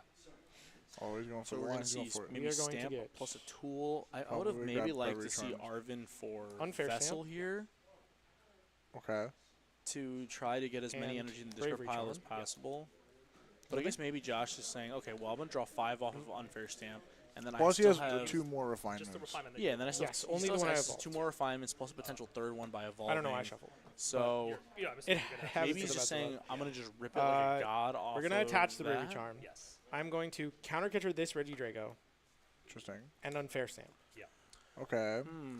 Interesting here. Interesting play here by No. Josh. Maybe trying to strand the Drago in the active. Maybe buy it another turn, try and like 2-hit it. I Like, Well, something he There's doesn't no- know I is was that born Revolt a does hater. not play Switch in his deck, but Josh does not know that. So the only thing Alright. that gets him out of the active here is going to be that copy of Prime Catcher. which we're gonna see it for Fall Trials. I think you saw it in his other hand. Yeah, I don't think he hasn't played it yet this game. I Alright, know he played the 5 pink for card game me. 1. He's going to draw 2 cards. And it's going to be 5. really rough here. Rafal's definitely hoping to top deck some sort of draw supporter. Oh, and Josh is Artisan. going Yeah. to play the I'm gonna use Artisan. it. It's I a think little actually- risky I think here. I'm going to grab Screen Tail. But to be fair, Ooh, actually? he did not Yeah, I'm gonna grab see Screen a copy of Jamie Tower Game 1, so potentially Rafal here Might not can know about it. slam Jamie Tower, and it's just going to be in play for the rest of the game. Maybe he doesn't know. Maybe he doesn't know. Maybe, I don't know if him and Rafal actually hit in Swiss at all. I don't believe they did, We're going to refinements. Yeah. unless Josh was Rafal. two. Rafal beat Josh Sure, in sure. Swiss, and he was his 1 loss. We're going to refinement again. Fair. 1, 2. And Josh is looking for energy here, and he's not Okay. really finding it. He has 5 supporters in his Earthen hand. Vessel. Jeez. Bajillion copies of Arvin. Is going to grab me See, double I'm gonna Psychic. give Josh the credit. At least he has a mostly like full Use all both supporters. refinements now. Yeah, at least those cards are pretty. Yeah. But We maybe don't- Josh is just kind of One accepting in that there. he's going to slap into No, it's this actually 2. I Kirlia. did refinement 1. Oh, you did. Oh, yeah. Yeah. So Yeah, it's just now, it's just now. So Okay. Okay. Final one. I am yes, going to no. go ahead and attach retreat There we go. into said Scream Tail. Tail. So maybe Josh is just accepting Yeah, that I'm he's going going to to swing into this Drago for accelerate some chip damage. 3 energy to my Yeah, Scream the Tail. one on the bench. Try and probably hit it like. And I will 200. Roaring Scream this Reggie Drago for 160. Yep. He's gonna just try and 2-hit it like. 160 or in 120? the- 60, 120. There we go. That's Incapable of doing you're math. good. You're good. It's almost like I have not played this deck for like every tournament. And Josh, Multiple months. confirmed TSS members cannot do math. Correct. Reading's correct. hard. Nest ball. one Reading's ever hard. taught me Calculating's how. hard. Just everything's hard, man. And we'll get a calculator for stream next time. Oh, we got the nest ball from Rafal. Is he gonna grab that copy of Movie X? So after getting stamped, Rafal's gonna have access to 3 cards here. One of them are the nest balls. He's 2 other blanks in hand. What could they be? Oh, we see the That Mew. is unfortunate. And that's gonna draw but him a understandable. couple of cards Yeah. here. He's gonna need. He needs that. He does need that. Yeah, There I really is get no it. copy of Switch. No on this hate, no list? hate. That's Yeah, crazy. Rafal's just. Whew. God, I'm gonna ask Would him, like, love if you could miss Prime. I'm gonna Catcher, ask him though. what That would be the- awesome. That's his vibe here. I understand this weather sucks. Overcon, Mew for 2. Bench one, Alright, so you 2. draw 2 off of Mew. Okay. Oh, he said K. Oh, he's cooking. Nothing. It's nothing. Oh, he's cooking. Maybe it's Okay. superior energy retrieval or his energy. We see a Oh, Teal that's Mask Teal Overcon, draw Dance. 1. One time. What does he have? I'm on the edge of This my is seat superior. here. Superior I'm on energy the edge of retrieval. my seat. Okay, so you see superior energy retrieval. It's going to grab a bunch of energy out the discard pile. Does he have 4? He does have access to 4. Okay, so he has Lots a of stuff. 5, Yep, makes sense. 3 Makes grass. sense. And we'll see an attach return, or attach for blessing it. Reggie Drago. Josh hands him the prime catcher. Oh, this is a red trick. That's unfortunate. I don't know what the opposite of research is, but I'm going to take your word for it. It draws me -7 cards. Oh, okay, Negative okay. 7 Perfect. cards. You actually put them back into your deck. Yeah, you put 7 cards Alright, from I'll your draw hand for into turn. your deck.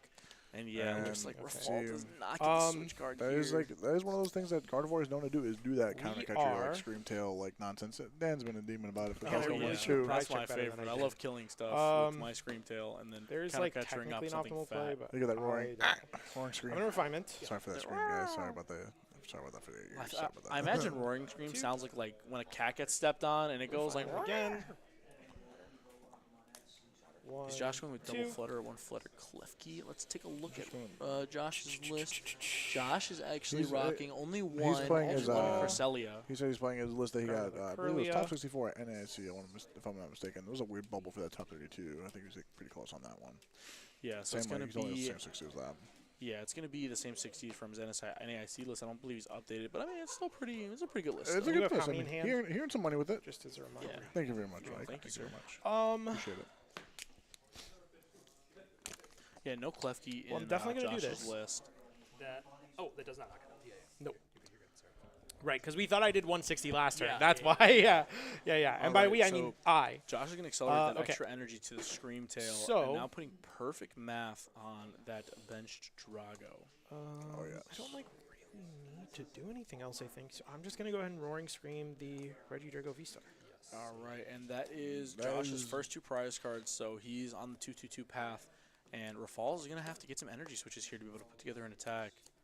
He Let's see, drew what a did he vessel for draw turn. I think it was a vessel. Yeah, it was a Okay, vessel. Vessel with Reggie Drago. It's pretty unlikely he's going to be able to set up a third Reggie Drago. Does Rafal play Yeah. Radzard? He does. Oh, wait, no, that's Matt's That's list. Matt. Yeah. I don't think he plays with Clef No. Okay. What does that say? Hisuian Guju I feel V-Star. like that makes some amount of sense. So there's no Radzard. Yeah, there's no Radzard, so looks like Rafal doesn't have any options for 1 prize It looks like attack there's to just- offset the prize trade. Just as the Clef Hopefully- on Halucha. Oh yeah, I think there's a Not split very in far. the Radzard. That's my not wish. For you, yeah. Personally. So yeah. what is the best outcome here for Let's do Rafal? that. Maybe a Prime Catcher up a Yep. Riff. I guess Prime Catcher, Curlia, Jamming Tower, knockout Scream Town, knockout Curlia is like his best turn possible here. Yes. We see another Vessel. Both of the No more. yeah no fails. grass. Both of the Ogre Pawns are used. There's no more energy in deck, so it's going to be a draw 2 off of the Mew EX here How to many see. research are you down? Just one? We're gonna see what he. He's down 1 energy. So see 1 energy switch in the discard. Research. Oh no, it is 2. You milled one off the V-Star, I guess. And he doesn't have that many supporters, or he doesn't have that many energy switches in deck, which is going to be what he ideally wants to draw here. Let's see what he gets here. He gets an attached Attach return. return, that was the other Mew energy, for okay. 3. That's really good Rafal's about going not to showing hide his him for us. It's really good about not I showing see a his hands. squawk. Yeah. Ooh, that's not good. Like a pass there. That's from not Rafal. Oh no, he looks at the Oh, camera. That's tough. That's tough. That's tough, buddy. Well, if Josh can piece Who do I together have? Turo's game. yeah. If he, I mean, essentially, if this Reggie Drake goes I am down, going to it's refinement. essentially game. Drop 2. That first And one. Josh is going to want to just that accelerate, is- or he's going to want to just tin his deck as many cards as possible. Try to find Turo. Yeah, you're gonna find Turo. It's going to be pretty hard to I'm attack going with to the. Earthen Vessel, Fluttermane. Yeah, you Okay, go. See his there we go, there Turo. we He go. does have one more Turo in deck. It's the bottom card of his deck, of course. So he's gonna draw. So he's gonna get that he's got, like I would say, I guess about 10 cards in deck. He's got 2 more Probably refinements. 10, 12. Yeah, something like that. I don't know what's happening over there, but Oh, no, that's on their own indeed. biz. Oh, okay. The Go Fish hype, yeah. Shout out Go There you Fish go. for broken meta, broken format. Okay. Refinement. All right. Refinement And some Turo's game. more. Okay, doesn't find it there. Okay. Does That's the second he guy. refinement again? Third refinement? Turo's game? 2? Doesn't find it. All right, Josh sucks. That's, That re- is that's really good for 4. Rafal. That's really good for Rafal. Yeah, so maybe I'm Rafal can going live another to day here. So you can see a retreat into into the balloon. Drifloon. I don't know if I like that play because now I don't going think he to has enough energy, accelerate. right? It's only 240. 5 energy to Oh, he does have Drifloon. 5. I lied. And that's yeah, I think that might be close to the writing on the wall because Josh is up too much and he's gonna draw the And rest this of is his where deck you to be hit me able with the to Turo. Thornton attach Prime Catcher. Yeah, because I think even if Rafal hits like the super want mega nuts to next turn and play gets that? like Thornton Prime Catcher. Is he even playing a Thornton? I don't think he is, but like in Magical Oh, yeah. Dreamland, Blue right? Blast for Oh 300. well, I guess Magical Dreamland, right? You go Jamming Tower, Knockout Knockout. Drifloon, Halucha, Thornton, the dude. Thornton There's no Halucha, way, dude. Prime Catcher. Turn this into a Drago, you evolve it immediately, you know? Do you know what is prized? Do y'all know what my last 2 prizes are? Can I show you? Just the camera if I don't look? if you want, yeah. That's funny. Skill diff, skill diff. Skill That's diff on funny. stream. I was thinking about that. I was like looking through when he was Referring to searching. old has his Lost Thunder players Combo? is crazy. Yeah. Listen, Evan, just because some you've been very playing since 2001 when you were sucking on your thumb, which he still does, but You know, yeah, that's a you control know. point. I mean, man, 2018 was 6 years ago, man. That's a long 6, time in card 9, game land. Yeah, 13 cards. That in is game. kind of true. And God, we've been playing for a little bit. 5 now. cards in deck. Yeah, that's about the time I started playing. It was about 2017. This is when you hit me with so. Misfortune About Sisters same, Retreat yeah. Chi-Yu. Can I see your chest card? Yeah, absolutely. You say Chi-Yu? Misfortune Sisters Chi-Yu? crazy. Oh my god. He's gonna go Bunnelby. I'll allow it one time Yeah. for the camera, Just for the do it for the vine, Do it for the vine, and bro. just to take away the I mean, we just gotta draw as much as Turo we can, don't boss Iono scenario. So there is no copy of Thornton. Was this here. 2 damage or 1? This one. 2? That's 2. Okay. I think. I don't know. It's 2. Yeah, because you the one Because I that did you 2-2-1-1 to the Gardy. It was it was And I said we 1, confirm 2, we don't 2, do math 1, on right? TSS. So this should be 1. We just ball. Yes. Yeah. I don't think it matters. So I'm just gonna leave it how it was. Josh is basically saying he's gonna put him out of his misery. I will mute for 2. He bossed up the Gardevoir, hoping to Jamming get it Tower, stuck. Jamming Ooh, Jamming Tower Oh, takes a knockout. yes. Okay, so it's another prize card for a fall. I was Is like, it a research? Halucha's prize. I was like, Jamming Tower, get Halucha. Halucha knockout, KO. Knockout. Like, it's coming. It's coming together. It's coming together. It's coming And then you together. just I knock guess me out Halucha's with another the knockout. Well, on but the you can Scream retreat, Tail, right? I can now retreat. Yeah, you could theoretically retreat, and I can't kill you. Can Rafal PZ maybe an Iono? Draws a card. I think he drew the research there, right? Oh, but he already played boss. Okay, so he puts that guy in the active. Hits him for 120, and then, yeah, Josh's has. Yeah. Wait, Well, is that that's- game? that is Oh, yeah, game. because Boss he's on my the last react, two yeah, piles. boss on the Oh, react. I was wondering. I was like, where's the money? All So it right, looks like and that's a, Josh Frink is going to top advance 4. to top 4 of the TGS League Cup today. Countercatcher, playing my hand down to 0 for countercatcher stamp turn, like turn 2 is Yeah, kind which of is kinda crazy. cra- That's pretty good. that was Yeah, that was I was that tournament was pretty considering crazy. just benching, just putting All down. right, well, Drago. good run Yeah. to My Rafal. He's start going run. to report to the front for his prizing, and then Every time I we'll play see, we'll Gardy, get they some more always get, like, action. turn Josh, I two, need your like, deck. Yeah. Yeah, I think we're out of packs. I'm not going to lie. Hold up. Let me check the cabinet. yeah, brother. You gotta fight us. He found the Thorn on the floor. That's crazy. Bro, Kevin, you're crazy like that.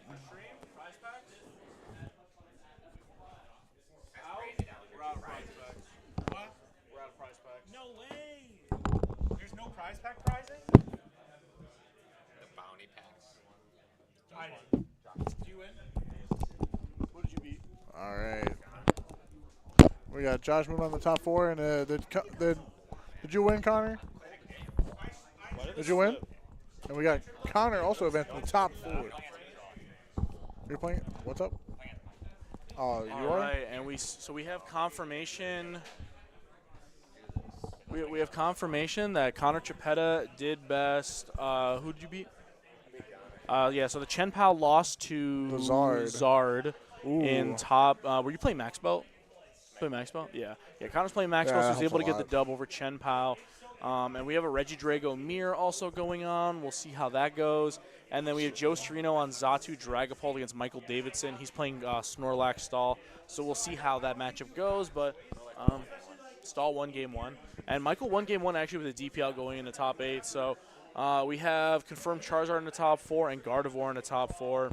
But Connor and Josh are on opposite sides of the bracket. So they won't see each other into the finals if they win.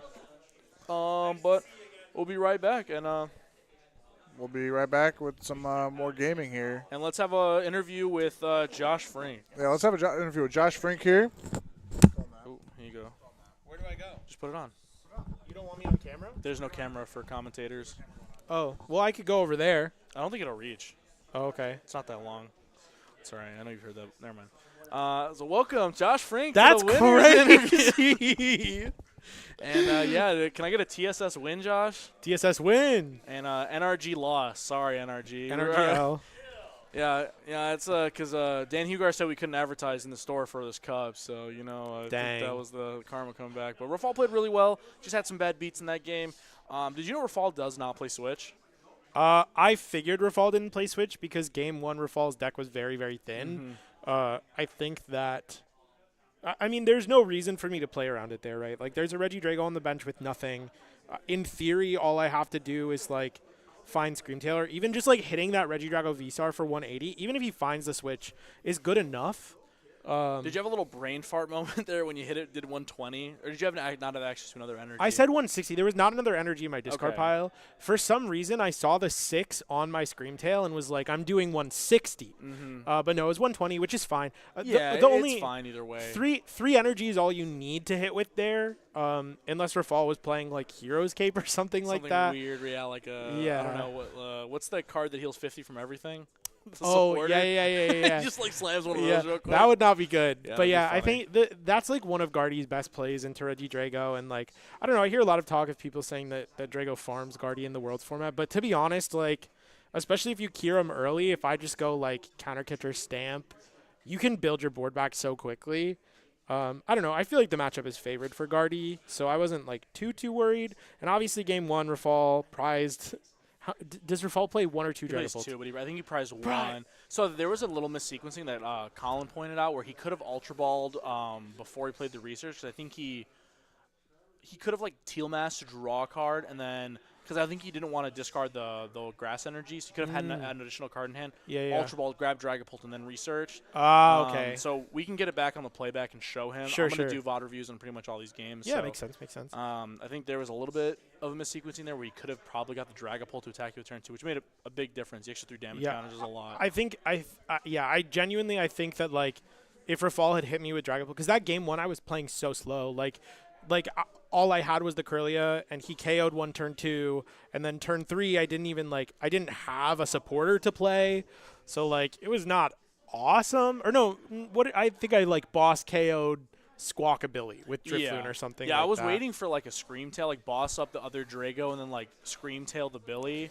That's what I thought was coming, but I don't think I had access to it, right? I think you poffin for the Drifloon. Yeah, I 'cause you just didn't need have that- something you didn't to have an S-ball or attack something. with. Which was really, I think game 2 was also, did you know that he played Jamming Tower? I didn't. Yeah, so I know you discarded the Temple turn 1, and then like you played the Artizone, and I was know. like, I think that might be where Falls out to win, but I think he was just too far behind at that point to like I mount agree. a comeback from where you were. 'Cause I think your deck was just way too thin. Yeah, it's definitely possible. I think if I have access to Dark Energy in that game, just taking a couple KOs with the so gross, with the double Screamtail is like fine, because realistically I can just go, Gardy 190, and as long as I have an attachment from my hand, right, like the go down to less than 30, Rafal doesn't play away to one-shot the Gardy, right? Yeah, he has the it's Tina. just the he doesn't Tina. have the Raging Bull. Usually they're Right. not played together. Right. I think in this format, in my opinion, I think Gardy's favored into Drago. I agree. I think even in Worlds format, it's like It's 50-50 in my experience for Worlds. so it's 100-0 if they counter catcher Cologne or prime catcher Cologne Kirimu. Sure, whatever. I don't think that's But, true. like- I genuinely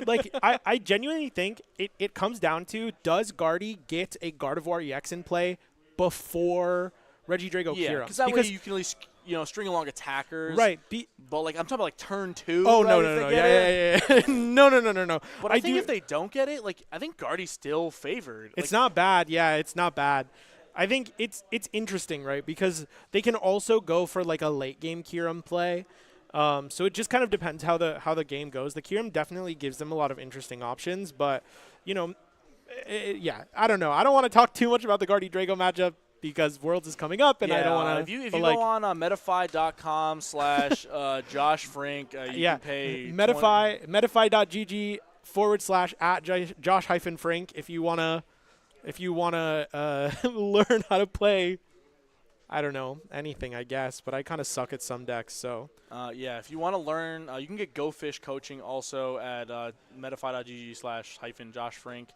And he'll teach you how to be the best Go Fish player ever so you can run people's pockets at Worlds for easy. $20 Go Fish games. Yeah, so when we all go 0-3 drop, we can play some Go Fish together. It'll be perfect. I want to get Connor for an interview, too. Chiapetta! Connor, or watch out. Yeah, yelling isn't going to help. Oh, I yelled into the mic. All right, Josh, thank you for the interview. Good luck in your Thank top you. 4 match. I'm going to be getting the other winner of top 8 so far. We got Connor Chiapetta. Oh, what's up, Connor? What's up? How we all doing? All right, so you were able to beat Chen Pao in top 8. Tell me how that went. Yeah, well, it's an awful matchup, but I was able to have some fortunate variance on my side. Game 2 kind of went how the matchup's supposed to go. He just takes the first 2 prizes. I can't really do anything. He opened Ninja, no 2 prizes down, so I'm kind of forced to just either take a 1 prizer and pass. He ended up ambing before I could even take a prize, and so I just kind of went the prize race from there. Yeah. Game 2, I actually chose to go first, and he luckily opened up Chen Pao. And so because I played Max Belt, I was able to. Yeah, that was my next question. I know you asked for a Max Belt before the tournament started. Yeah. I knew that you were going in the matchup against Chen Pao with a Max Belt, and yeah, them leading Chen Pao in combination with Max Belt is huge because John only plays 2 Chen Pao. He does not play 3, so yeah, leading that one is pretty fortunate for you. Yeah, and then I got even more lucky game 3 when he went Iron Hands and that fall for Ninja Pass. Oh, and, yeah, that is. I opened up Super not Broken good. and like turn 2 Pidgeot, Zard, Max Bell. He just scooped it up once he saw I had the Zard attack. Yeah, that is the Chen Pao special where you draw real good all day and then. You I hit told him that I was like, top I need to break one game. One game to destroy me, and I need to win one game like an actual game, and that was kind of exactly how it went. Yeah. So, but yeah, unfortunately, I'll probably have to play against Stall next round. That's even worse of a matchup than Chen Pao is. My bracket hasn't been great today. Connor's definitely running the gauntlet today. Can I get a Sully's Abode W? Sully's Abode win? Yeah, shout out Sully's, man. They supported me, allowing me to, support me, do what I do. So it's been a blast supporting them out here and repping them. So I'm excited for more events. You guys are lucky I was on commentary today. I would have farmed you all. I had a really good time commenting today. I know Connor joined me for a round for commentary too. And yeah, it looks like top 4 we're going to be having, which looking like Stahl was up a game. So if we see you versus Stahl, it's going to be a tough matchup. Michael's a pretty good player. So let's see if you're able to overcome that. The other matchup in top is going to be Gardy versus Reggie Drago because we have a Reggie Drago mirror.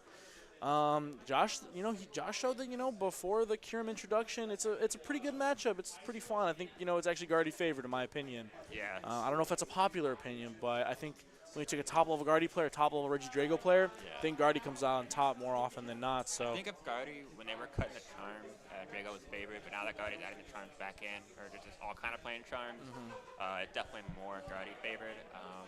But if Drago turned to Pulse and they just kind of there's a big landslide. If you just get turn 2 Dragapult plus Prime Catcher, it could be really rough. But I don't think that happens as often as people think. Right. In Magical Fairyland it happens, but in practice it's here and there. So let's see so Reggie Drago versus Gardy in top 4, and then we'll have Stahl versus Zard. So I don't think we're gonna stream your game, buddy. I'm not gonna lie. Yeah, let's not stream that one. Michael also has not been on the stream all day, so maybe maybe we just get Michael to destroy you on stream real quick. Yeah. If you guys want to, understandable.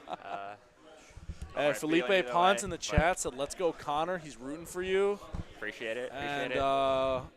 Kevin's saying that Max Belt is crazy. Max Belt is super good. If you're playing Zard, I actually think that Max Belt might be the best ace spec right now. It helped your pull matchup so much. I was gonna say, when we were watching your game, we were talking about how Max Belt plus Kieran is an additional 80 damage. So if Reggie Drago takes a 1 prize knockout turn 1, you can actually revenge kill Reggie Drago turn 2, which is pretty huge. Max Belt does not affect. Because of V-Star. See, I can't read. Yeah, no, you're good. I'll say if it's a Dragapult, you can actually carry Max Belt, kill a Dragapult at 4 prizes, which is insane. Yeah, which is pretty gross. And at 3 prizes, you can just Max Belt kill them because it's that 320 number instead of the 330 number. Okay. Also, it's good in the mirror, obviously, like it always has been. I won a mirror today against Kevin just because I had Max Belt. The only reason I won that game. So yeah, no one's really expecting it right now too. So an unfair stamp's a lie. So. Yeah, unfair stamp's not a real card, especially when you have Barrel and Pidgeot. I'd rather just get ahead with Max Belt than try and hope they fall behind. I know it's not how it always works, but Hey, man, it's working for you so far. You're in top Yeah. 4 of a 50-player cup. So I good appreciate luck it. I in top appreciate it. 4. We'll maybe have you on stream, and good luck on the next one, bud. All right, guys, we'll be right back because I have to go to the bathroom.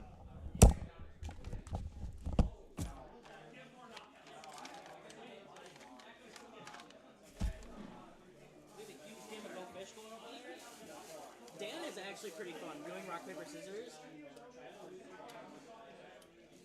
That's what I was doing.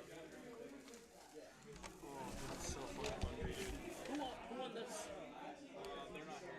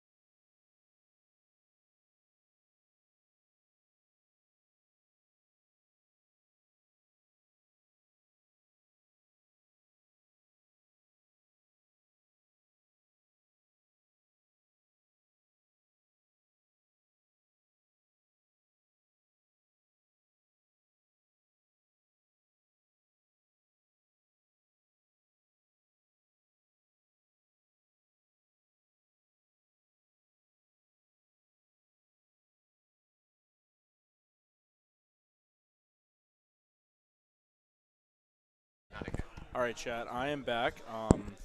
So we have 2 options for top 4, right? So one, can we do polls in YouTube chat? No? Just tell them type 1 and 2. Okay, yeah. So we have 2 options here, right? So option 1 is we have the same matchup that was just on stream. We have Josh Rink with Gardevoir and Matt Ratliff with Reggie Drago. The second option is going to be Connor versus Michael, and that's Stall versus Charizard. So if you guys want the same matchup that we had before, so my problem is that Stall versus Art's kind of a one-sided matchup. It's very, very Stall favored. So let's say, can I have a 1 in the chat if you would like the Reggie Drago versus Gardy matchup? Can I have a 2 if you want to see the Stall versus Charizard matchup? Because we haven't decided yet which deck we'd like on stream. So you're picking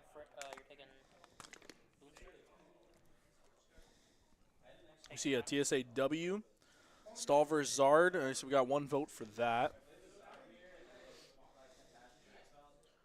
Oh man! All right. Well, Connor said he didn't want to be on stream because he's going to get destroyed. But I think we might have him on stream. That way, maybe Josh gets a little stream break. Stall versus Zard. All right. I think. Yeah, I believe in Connor. All right. Well, the people have spoken. Can I get Connor Chapetta and Michael to the stream? Stream. All right. Well, Connor and Michael are going to be on stream for the final or for the top 4, and then we'll have Matt Ratliff versus Josh Frink off stream. So let's see. So there's going to be a Gardy, a Reggie Drago, a Stall, and a Charizard going into top 4. I know Michael's feeling good about his top 4 matchup. Let's see if Connor's playing the appropriate text. Let's go through all these deck lists really quick and find theirs. Okay. So we have Michael Davidson's list right here. Connor's list is right here. Let's see. Joe's out. Rafal's out. I have Josh Frank right here. Oh, and I'm joined here today by... Hi, I'm Olive. Wait, Olive, are you muted? I think Am I muted? You're muted. P2 right there. Yeah. Hi. Oh, wait, were we muted the whole time? Hello? No, I think just yours. Okay. Okay, anyway, hi, I'm Olive. And Olive, where can people find you on social media? I'm most active on my Twitter, which is bagel.jpg, all those words spelled out. Yeah, for the audio, yeah, you have to wear it.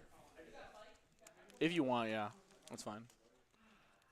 No, just put it on over your ears, because then you could hear us talk. We're kind of far away, but you can't put it over, or is it like? Okay, yeah. Okay. Just take them out. Just take them out. Okay. All right, Connor's gonna turn off his built-in headset. Okay, so Frank is We have him over here. We have Frank. So There's Davidson, Chiapetta. There's Connor, Davidson. And Sky lost, so we'll throw this one away. And then Matt's playing Josh. We'll throw that over there. Yeah. And we'll see who Boom. advances from that top 4 matchup. Michael's in the washroom. So, Olive, can you tell me a little bit about the Stall versus Charizard matchup? Well, the Stall versus Charizard matchup is generally pretty one-sided for Stall because Charizard plays a lot of things that can get stuck in the active and cannot attack. And they also don't play very many switching cards. So it tends to just be how quickly they can put in play something that they want to see and then keep it up in that active spot. So stuff like Cleffa, Lumineon, Rotom, Manaphy, all those cards can't attack. So if Michael can trap them in the active, it will be a pretty easy win for him. Michael, can you just put your water on the ground?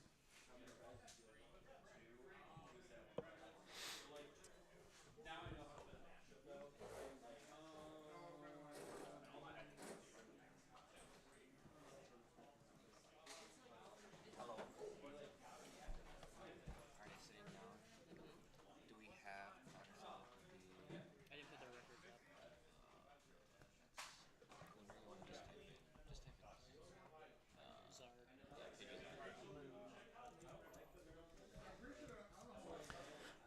So a large part of this game can actually be decided pretty quickly in what Pokemon Connor ends up leading.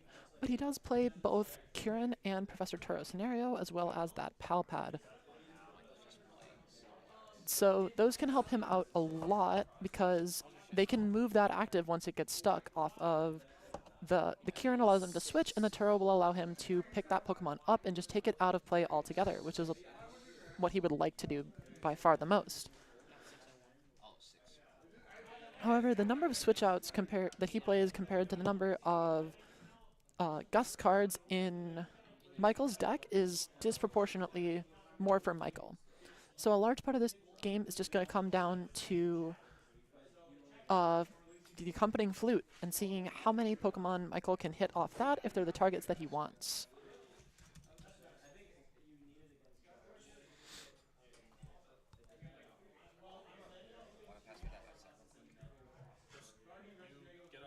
No, he's fine. I'm gonna stand up again.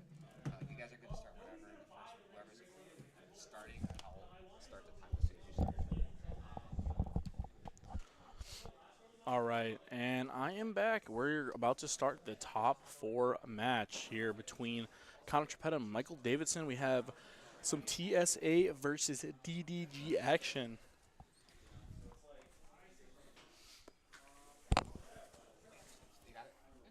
All right, so the big moment of truth here. What did Connor open? All right, so let's see. Connor in his list has access to 1 Turo. He plays Turo, he plays 1 Kieran, and he plays Palpad. So that is 4 outs. He did lead a Charmander, which is pretty solid. That's the ideal one. He does have an Arvid in his hand, and Michael just goes pass. Let's see what Well, Connor that's the wants ideal to do. scenario for Connor, because once that instant charge starts, it gets a lot harder to stop. And it looks like Michael does have that Arvin in his hand, so next turn we will see the beginning of the instant charge to end Michael's turn. And Connor, it's interesting because you want to set up, but you don't really want to set up. Like Oliver was saying earlier, being able to put the least amount of liabilities in play is Charizard's game plan. But, I mean, if you look at Michael's deck list over here, he's got, I assume, 4 copies of the Awakening Flute, which is going to say you look at the top 5 cards of your opponent's deck, take any amount of basics you find there and put them onto your opponent's bench. And it's not, like, Charizard isn't able to bench enough Pokemon to avoid that card. Something like Chenow, where you can bench, like, triple Friggy, triple Chenow, and then your opponent can't really trap anything per se because you all can always get an attack with something. Right, and the problem with that is that Connor and all Zard lists only plays 6 fire energy. So ultimately the maximum number of Charizards that can attack at once is 3. Yeah, thankfully Connor can pair it with, Kieran, Turo, and Palpad to potentially, get whatever is in the active unstuck and then unstuck again and just do it enough times to be able to take 6 prizes. The problem with that is Charizard only does 180 damage. Michael can't take any prize card, isn't going to take any prize cards throughout the game, so that damage on Charizard is never going to be past that 180 mark. Right, and the big threshold is that Bravery Charm on the Snorlax is 200 HP, meaning it will not be one-shot by a Charizard's Burning Darkness. And it looks like Connor's playing 1 copy of Jamming Tower, so that is going to, maybe help him overcome one of the Snorlaxes with the Bravery Charm. Kieran can also help him. Instead of being a switch card, can also be a damage modifier. So instead of doing that 180, it'll take him to 210 and take a knockout. So Kieran's really, really nice in this matchup, especially if he's able to use a second one. Setting up the 1 Pidgeot is also really nice so that Connor is able to, kind of thin his deck out and get those specific pieces that he's going to need throughout this game, especially against Stall because, Michael's going to want to just try to trap him every single turn. So Kieran is only plus 32 Pokemon it's only 2 EXs? Oh, so tough. That actually isn't going to do anything. All right. So if he wants to one-shot, Kieran is definitely just a glorified switch card in this matchup. Correct. If he wants to one-shot those, he needs to stick Jamming Tower in play for as long as possible, which isn't entirely unreasonable because Michael only plays a single stadium in his deck. Yeah, and it's going to be tough because I don't know if Michael has a way to search it directly aside from using that Forest Seal Stone. But the Forest Seal Stone is also turned off by Jamming Tower. That is true. So, I guess there's no really way to... I guess if you want to, preemptively search, it doesn't seem that great, assuming that, Connor's deck is going to play X amount of copies of Iono. Michael doesn't know this, but Connor's deck only plays 2 Iono. A little greedy, but hey, it got him to the top 4, so it can't be that bad, right? Especially with a copy of Palpad. Maybe you assume that you're always going to put back 1 Iono and maybe one of your tech supporters. So then that way, you have access to a couple more copies of them throughout the game. And there is one other important card that we should note here on Connor's deck list, and that's the Collapse Stadium. Because when that card comes into play, it can allow him to get something that's on his bench that he doesn't want there out of play again. Something like that Luminion or the Rotom or the Manaphy that can get put in play off of Flute, he can discard off of Collapsed if he fills his bench.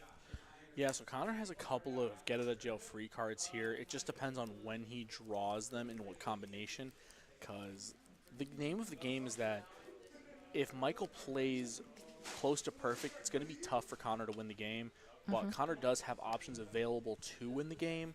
It just kind of depends on, what his prize cards is, what he has access to. And we'll see Michael could just go with the attach plus instant charge. Often, a lot of times, this matchup ends up coming down to if the Snorlax player can do what their best play is every single turn of the game, they're almost inevitably going to win the game unless all of their accompanying flutes just whiff. Yeah, and that's kind of just the name of the game here is Connor's going to go, all right, well, you're going to play flute, and I'm going to flip 5 supporters, and then you're going to cry a little bit, and then we're going to keep the game going. But that's the dream. There is a lot of Pokemon in this Charizard deck.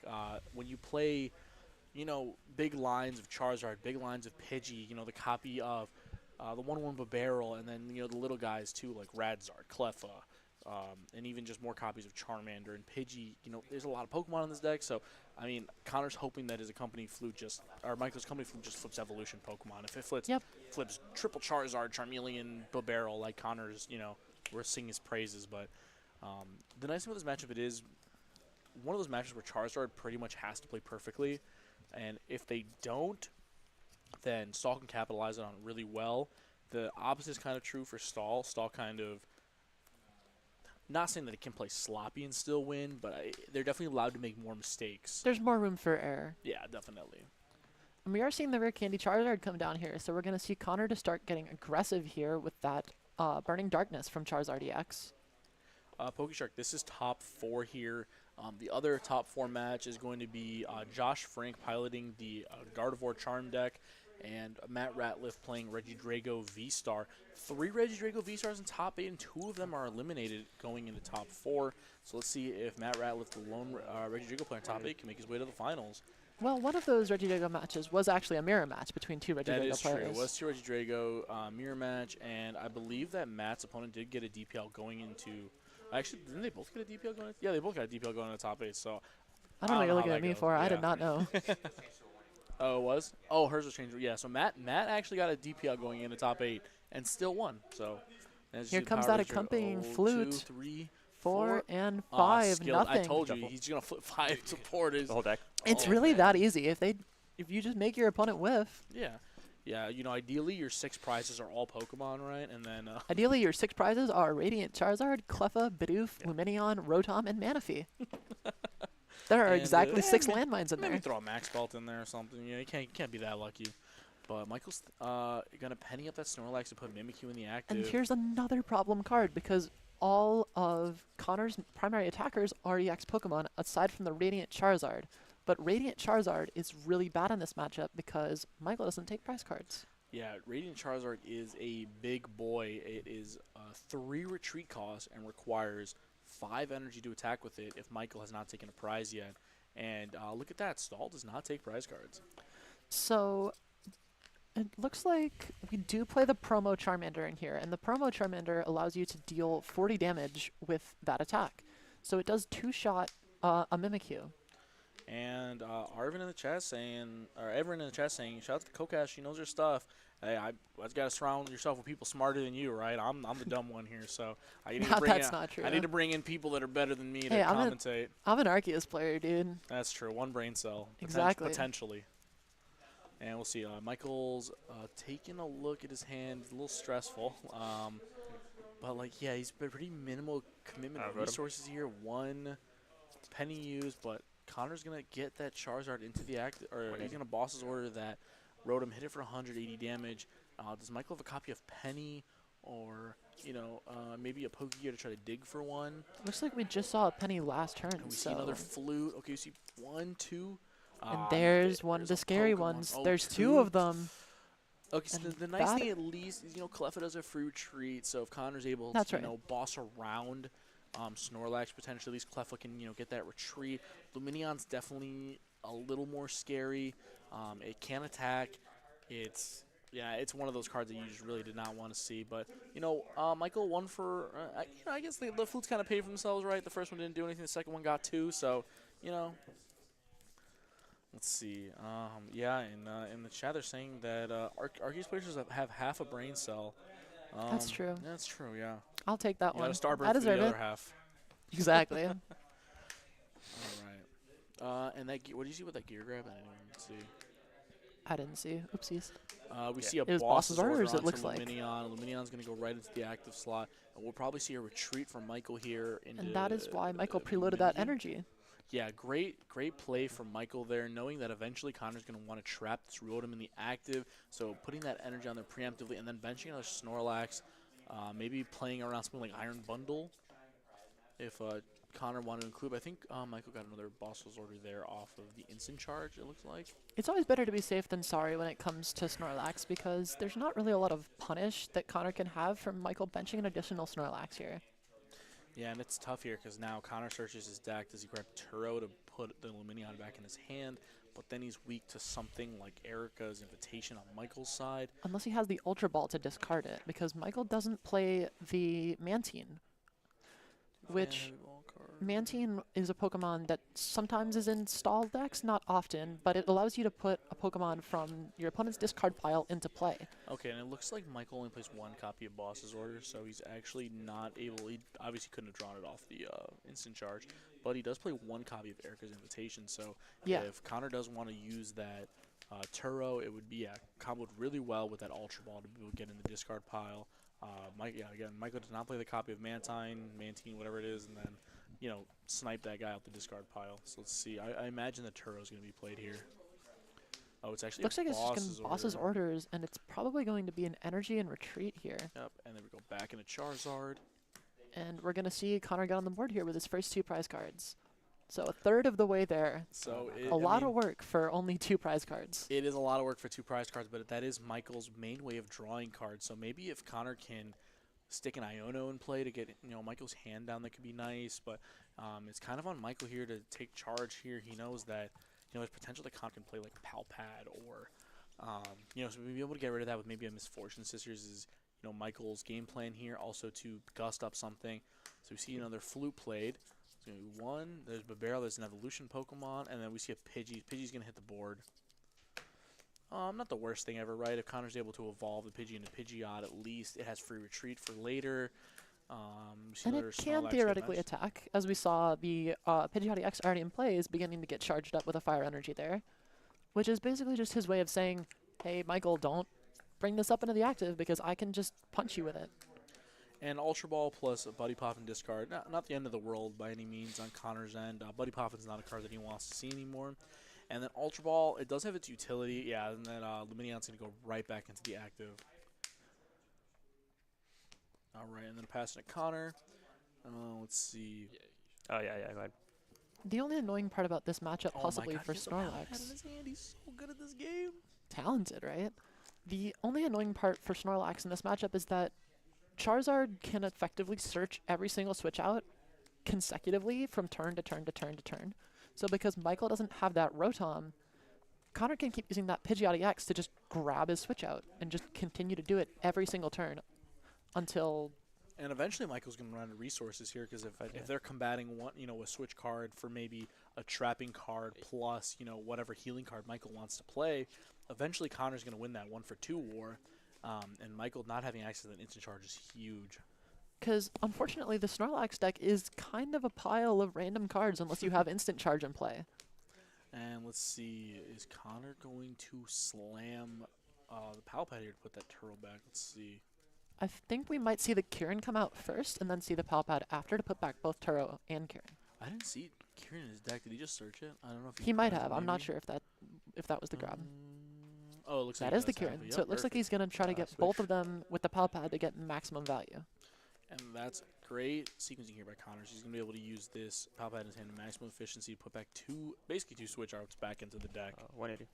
Oh, doesn't use... I don't know if I agree with that decision from Connor. I think you probably should have played the Palpad immediately because now you're opening yourself up to an Airy from Michael. Okay, let me see a Penny being played by Michael to put that back in his hand. That's not Airy. It's true, it is not Airy. But now this Mimikyu is being put in the active slot, which is impossible for Charizard to knock out due to that ability. Mimikyu cannot be damaged by EX Pokemon. And then we see a Defiance Vest played also. Or is that Defiance Vest, right? Yeah. That is a Defiance Vest. So Defiance Vest says if you are behind on prize cards, your Pokemon take 40 less damage. And how much does Charmeleon do off the top? That is exactly what I'm looking up right now. I want to say Charmeleon does 50. That is 50 damage. Yep. It does fire for exactly 50. And with that Defiance Vest, it means it's going to do a whopping 10 damage. I mean, 10 is better than 0, but that it is. 10 is not a lot. So the jamming tower would be really big for Connor here because it would turn off that Defiance Vest and allow him to punch in for a 2-shot knockout on this Mimikyu instead. Yeah, so, I mean, maybe if you go for a Iono plus jamming tower is pretty nice here. That's the way I would see it happening because otherwise Michael's hand is not massive, but it's not small. So the odds he just has the Artisan are And also, decent. Connor knows that Michael he pennied a Bravery Charm and a Snorlax back into his hand, so Connor putting that jamming tower on the bottom of Michael's deck, and it's a useless card in this spot at the moment, so he knows at least he's putting that plus a Snorlax on the bottom, so maybe he doesn't have to run through as many Snorlaxes to finish the game. Yeah, I mean, the ideal scenario is Michael never benches another Pokemon and he just goes knockout, knockout, knockout. But Yeah, that would be great. I mean, we can all dream a little bit. Fantasy world, maybe Michael pries the Artisan and then the jamming tower just stays in play forever. That would be pretty good, I think, actually. I mean, I guess it's not like that sorry, my crazy. bad. Oh, he's going back in for the quick search. Well, it would block a V-Star power from Michael for the entirety of the game as well. That is true. Michael has not used his V-Star power yet. Maybe we did see Force Heal Stone in his hand earlier, right? I believe. I'm fairly certain I saw it in there. But Michael playing around Connor's potential lost vacuum, not wanting to give up access to his V-Star power that quick, and he's going to go for the retreat into Charmeleon. And I feel like we might see the Super Rod come out here to put back some of those fire. There are 3 fire energy in his discard pile now. Well, he does have one in the hand, so he can manually attach. We're Very almost nice. there. Let's see. Does he? Yep, he has the tower in his hand. And I think we're setting this up for next turn to go jamming tower and punch. Wait, no, it does 50, right? He has it in hand. It's 2 energy, that's right. He's just going to go ahead and attack for 10. So what he might do here is go 10, 10, 10, jamming tower, knockout. I could see that being a good play as well, just wanting to be able to guarantee the prize card off of it. But, I mean, if Michael uses, like, Iono... 3, 6, 7. Because he's got a pretty big 7 cards hand. is a lot more than 4. That's a lot. And look like he's eyeing the Iono in his hand. He's actually just going to play Arven, so he's going to want to thin a little bit more. We might see this counter catcher come up here to grab that Lumineon if Michael has a way to get this Mimikyu out of the active spot. Or we're going to see the Nest Ball find the Rotom here, it looks like. Yep, there we go. And Michael's draw engine is back online here. So Michael has expended 1 card from his hand, and he went to 6 from the 7, and that Rotom's going to put him back up to 9 cards. So. And he's also thinned the Nest Ball out of his deck. Off that Arven. Yeah, I don't think he doesn't really need that many more Pokemon in play. Connor's down to 4 prizes, so knock out on this Rotom plus 2 more 1 prizes is pretty much going to do it in for Michael. So it's going to be hard for him to penny all of these guys out of play, but you definitely need the Rotom, otherwise eventually you're going to run out of cards. And then we just but that is what that Pal Pad that he just put into his hand there off of the instant charge is for. It's to recover a lot of those supporters like Penny to continue to make it very difficult for Connor. And there's 4 copies of that Penny in this deck. All right, we see the quick search here. Oh, and he's eyeing up the Collapse Stadium to get that Lumineon out of play. I think is that's really a very smart. good idea here. And then, especially if you're not going to use the jamming tower to take the knockout, I think getting rid of that Lumineon is exactly what you want to do. Super Rod. Sure, he has 3 fire energy in his discard pile. It makes a lot of sense. You really don't want that Super Rod to get hit by the Misfortune Sisters as well. All right, and 3 back into the deck. And let's see what Connor wants to do next. Being able to recur all those fire energy because, Michael's playing a little bit of, keep away. He's saying, I want this attacker in the active. I want this attacker in the active. And, not having Snorlax in play gives Connor a little bit more leeway to just be able to retreat naturally. So he's going to have to maximize all of those energy. Okay, so that's another 10 damage there into the Mimikyu. It's funny because a lot of Charizard players just announce Combustion when they're announcing Combustion Blast from Radiant Charizard, and this time it's actually just Combustion. It's actually just Combustion, yeah. I actually played Radiant Charizard into Worlds, and I did not know its attack name. Really? Just 250. That was that this much. Yeah, you die. Dead. Round 1, I played against Dialga V-Star, Worlds last year, and I put down Radiant Charizard, I attached the Fire Energy to it, and he goes, oh. And I go, yeah, the 500. 500 is a big number. 500 is a lot of damage. Is Connor on Cologne? Connor is not on Cologne, unfortunately. He's Prefers a natural scent.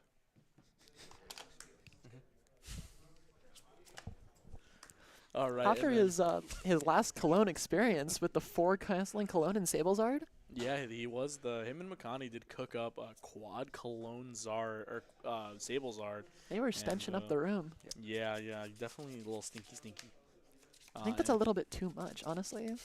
Like over applying, you know. Okay, so Michael's gonna play Iono, draw 6. Connor's gonna get 4 out of his deck.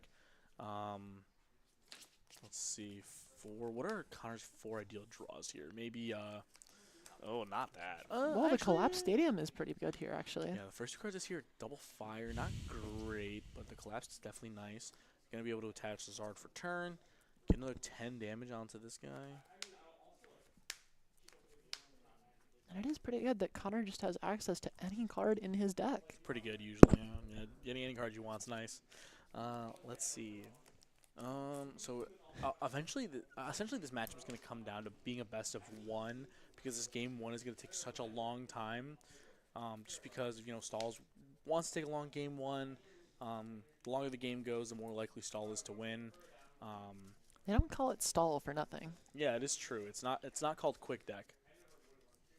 Connor's deck has quick search. It does it. It's close enough, right? Connor is an attacking deck. He wants to win the game as soon as possible. All right, we're going to see the jamming tower here and attack for 50. But that Artisan is in hand for Michael. Oh, my God. And Connor, Michael's just too good. And you can see the disappointment in Connor's face as that jamming tower gets taken out of play. I think maybe if I'm Connor there, maybe I would have played the Collapse versus just a bait to try to force that Artisan out of Michael's hand because I don't think Michael knew that he was playing the jamming tower. I don't think Michael ever bumps Collapse Stadium, though. There's no point where he really needs all 5 of his bench spots, so I think it would be correct for Michael to hold that Artisan and assuming that Connor does play jamming tower just because the upside is so much higher for him. I guess maybe you can bluff Mantine, but again, I'm not really too versed in the stall deck as far as like what their attempted lines are. I don't think almost anybody's playing Mantine right now. Yeah, I don't know. I was because it was funny, but it is a yellow border card, so it is pretty ugly. So maybe you don't want to play it in your deck. Those Snorlaxes have yellow borders. Yeah, but Snorlax is ugly. That's kind of his appeal, isn't it? I think so. Yeah, he's just big chunky boy. And let's see. So Michael is gonna grab a Bravery Charm and a Counter Catcher. Coach Joe on stream. Was Joe on stream at all today? I don't. Yeah, he was on stream for his win-in. Yeah, for the win-in. He was playing against Gardevoir, I believe. Yeah, you're good. Yeah, he played against Alex Cruz, and he did win, securing his slot into top 8. Unfortunately, he did lose to Michael in top 8. Michael is on the stall deck, and I imagine that deck's pretty good into Dragapult Xatu. That deck is also kind of another deck that has a lot of bench sitters that don't do anything. It's very similar to the shell that Charizard is, but Joe does play both of. He did play both the Kirin and the Turo. But the big appeal is that when Dragapult punches your active, you also set up 60 on something on the bench. So it becomes a lot easier to chain knockouts on those Snorlaxes or set up the Rotom to be in range for a knockout. Also drag Loke to 70 damage instead of Charmeleon's 50. So you'll be able to do 30 damage, which is 3-shot KO on Defiance Vest Mimikyu when Charmeleon's a 7-hit KO. Or just one-shot it outright with no modifier. Meaning Michael can't expose the Mimikyu as easily because Dracloak can just one-shot it. The series this is not the finals. This is top 4. This is game 1. I don't believe it says 1-1 anywhere, unless I'm mistaken. Nope. But I don't believe it is. This is game 1. Yeah, this is still game 1. We're most likely going to see just one game here. This is a very, very slow matchup. Charizard kind of has to... Time, 26 minutes. 26? Yeah.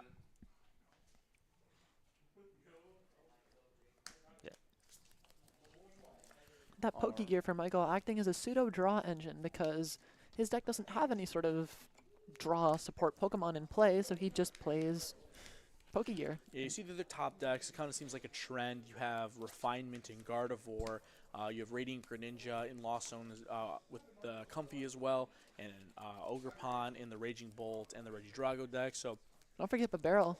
That is true. There's also Barrel, decks like Chenpao and Arceus variants. So across the board, you kind of see that trend amongst, top decks that they have some type of on-field card that's going to give them advantage. Obviously, Michael does have that in the Rotom, but it's not until the end of the turn. So once he decides everything he wants to do, he wants to, trap something on Connor's board or, do something silly to disrupt Connor in some way. Okay, there's the penny. And after 60 damage is dealt, that's just backbreaking for Connor.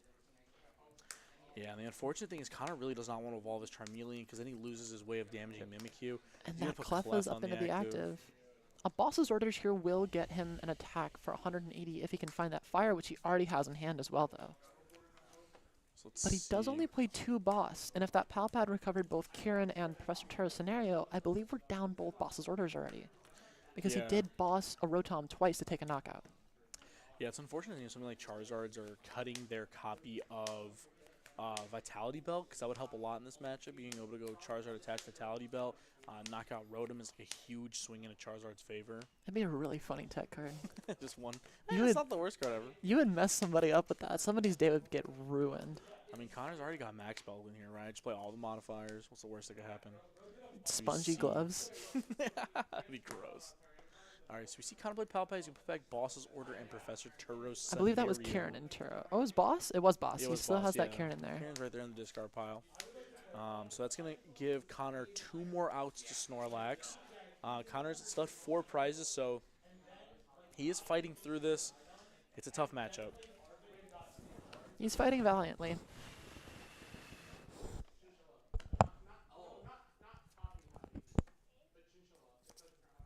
What's the game count over there?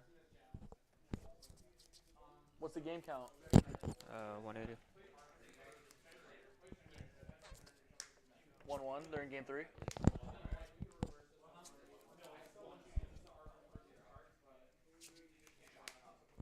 All right, it looks like our other top 4 matchup. Josh Frink is up 1-0 into Matt Ratliff playing Reggie Drago. And we're just going to see an Erica's invitation from Michael, and Connor's just going to concede. That's an interesting scoop from Connor, considering he still had Turo and Boss in deck. I guess maybe Michael just has too many options to try. You gotta catch his Fez? Yeah. He might have had he could have had the Rotom or something in his hand as well, which might be worse than that Cleffa. But I think Connor's only way that he can come out a winner in this now is that if Michael opens absolutely terribly 2 games in a row and he goes knockout Lone Star. Well, I meant earlier, like when you pop if they do go into sudden death, Connor has a big advantage there. Absolutely. Considering Michael cannot take a prize, but Michael would have to play effectively perfectly and never give up a single prize card to Connor to win in sudden death. Or Connor has to brick and Michael attaches 4 times to Snorlax and uses actually the Chi-Yu can attack. He could attack 70? I believe it does 100 damage. Oh my lord. What is let me read Chi-Yu. He could knock out a Charmander or a Pidgey with that. Attach boss. Let's see. Chi-Yu EX, and Michael's playing the disgusting nasty green one. That's so pretty. It's like jade. Nah, it's gross. You're crazy. This card's like $10. Why? Because it's pretty. To each their own, I guess. Alright, so let's see. Flame Surge does 100 damage. Choose 3 of your bench Pokemon for each of these Pokemon. Search your deck for basic energy and attach to that Pokemon, then shuffle your deck. I mean, it is 2 fire energy for 100 damage, which kills every basic in Connor's deck that isn't Lumineon or Rotom. That's correct. There is an out for Michael to win the game potentially, but I don't know if that's a great route. Okay, so we see the same leads as game 1, and we see a pass from Connor. It's going to go right into Michael. So Connor decides to go first. I don't know if I agree with that decision entirely because that gives Michael access. Oh no, the Manaphy. Oh, and the fishy boy. I think Michael wants that man. Oh, Michael's just gonna say, "Give me that." Wow. And Connor just looks at the casting desk with a little bit of pain in his eyes. Gosh, dude. Oh no. I think I would have taken that Manaphy there, because that way Connor doesn't have a Forest Seal target. Well, then, too, if you put Fish down, then Connor can't get Arvin or, like, Professor Turo, because I guess you can just, like, Lumineon and Turo Lumineon. He was probably looking at how good Connor's hand was. Yeah. Nothing off the flute, at least. That's nice for Connor, at least. It's a small boon for Connor. Oh. Everyone in the corner over here is just kind of laughing. And we're seeing that Artisan come down very early because it looks like Michael doesn't have a backup Pokemon. Yeah, getting donked here is how Michael's going to lose the game. That's exactly what Connor wanted if that Lumineon wasn't in the active spot. And yeah, it's going to take a lot for this turn 2 Rare Candy Zard Turo. I don't know if Connor's got it like that. I think if that Artisan hadn't come into play, Connor actually could have won this game if Luminion wasn't in the active. I think if Connor just went second, he was in like he had a great spot, right? He has I think so. Charmander, Rare Candy, Arven in hand. He would just have Rare Candy Charizard, and Michael would have only had, if he didn't have the Artisan, only the Snorlax. And that would have been game. Yeah, I guess, hindsight's 20/20 though. You never know what could happen. I guess maybe Right. Connor was taking a gamble. Maybe if he went second, or if he goes first, maybe he gets the donk. I think he just wants to give Michael as least many turns to find outs to Pokemon. Because if you make Michael go second, oh no, what's and then he only has the one turn. Oh no, what does it say?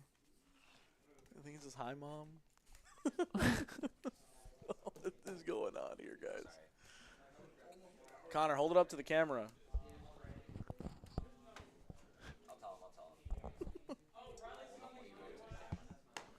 No, I crossed it out. Aw, and the little heart. Oh, Connor's a sweetheart. Mama is Chupetta, it if on? you're watching, out of hand. you should probably just turn it off. Yeah, It's I'm not sorry looking for good what's him. being done, dear boy. Yeah, he's a good kid, but This is a little brutal. Michael's a little better. Michael's a little better at deck selection, at least, it seems. Yeah, sometimes you win the matchup roulette, sometimes you get cooked by matchup roulette. And Snorlax is a deck that is notorious for that matchup roulette because you have some matchups that are absolute landmines that you just almost can never win. Yeah, hey, Michael, I think I saw a tweet where Benny won a Masters Cup with Snorlax stall, so I think Michael probably took that same 60, maybe some advice from Benny, and then decided to play that into The today's team's probably Cup. been working on it. Yeah, I'm sure, the DDG guys, they cook up some fire sometimes. And so they were we'll see. actually all here testing for a while, so this could be a product of that. Yeah, they went to the Sully's Abode Challenge and cooked all the TSA guys, and so, it's all right, Connor. Stop cheating eventually. And it looks like Brian took a little bit of offense at that one. Yeah, that's all right. Hey, if it wasn't the DDG guys, it was me. I think I'm like 4-0 against Brian and Sully's Abode. I'm like, I don't know if I've lost to Brian either. I might own Sully's Abode actually, because I'm like 2-0 versus Connor there. I'm like 3-0 versus Joe there. No, I lied. Me and Brian are like 2-1. He beat me at the Cup. So you got one on me, but I'm still up in the series. So, Brian got a little bit of respect back. They got like a corner of the store that they own, but I own the rest of it. That's true. That's Brian a did fair win the only point. Cup there. So, he's defending his home store. Current champion. The current score is 1-0 for Michael.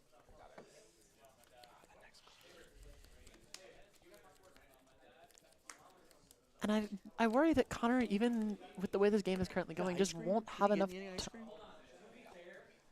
Ice cream sounds awesome. What? Shooker, you didn't get me any ice cream?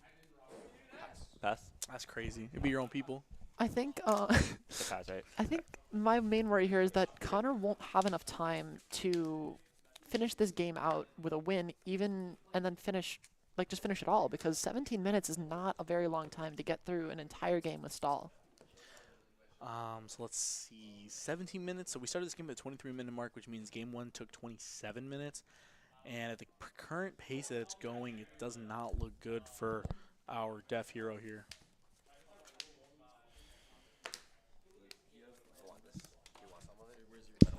Yeah, I'll take some. My bag's just under the chair Connor's in. My throat just hurts all day. Okay, so Connor goes for the rare candy into Pidgeot, and then tutors his deck for a copy of Arven, I think that was. I like Arven. That card's good. Yeah, so he's going to probably just choose to maybe Arven into the Charizard and then pass, and maybe next turn Luminion, and then maybe turn up Luminion to do another attack.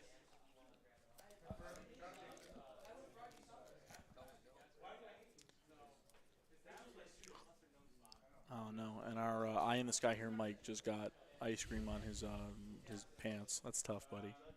That's truly unfortunate. At least your ice cream matches your sweater. It's true. It's very good theming. It's a little minty. I love mint ice cream, dude. Mint ice cream is great. Mint ice cream is fire. If you guys like mint ice cream, it's a good ice cream. Absolutely. Whoever People- says it tastes like toothpaste, you just don't have brain That's what I was cells. about to say, dude. It's like the people that don't eat cilantro, like, ugh. Cilantro's so good. Grow up. Okay, I'm Eat your Italian. I'm vegetables. Italian. I'm biased, but Exactly. like, All right, guys. Can I get a 1 in the chat if you still believe in Connor? Or if you like cilantro. Or if you like cilantro. If you think Michael needs a haircut or you think he's going to win, can I get a 2 in the chat? Not you. Michael's the one playing. Our Eyes in the Sky is also named Michael. And his hair's a little long. Yeah, but it's a good look for him. Yeah, look at him. Absolutely. He's a little bun man today. All right. Let's see. Let's back to the game. Connor is going to do nothing. Connor's going to go ahead and use that quick search here, and looks like he's pulling that Ultra Ball, and I believe he's going to go Turo and then discard that Lumineon from play. What a smart guy. That's exactly what he should do. Just getting rid of that thing is the best possible thing he can cilantro, true. Big W in the chat for cilantro. Cilantro's the real winner from this match, I think. Well, it's definitely not Connor. And that handheld fan here is going to allow Michael to run one of the energy off of that Charizard EX. And there's not really a great target in here. I guess you just go to Charmeleon, but then it kind of sets up the Charmeleon to attack in a Mimikyu. I think maybe I would have preferred to see it be put on the Pidgeot there.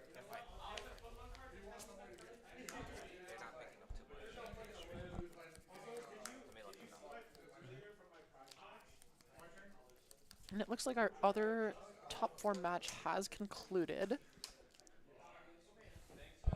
Who won? Josh. Who won?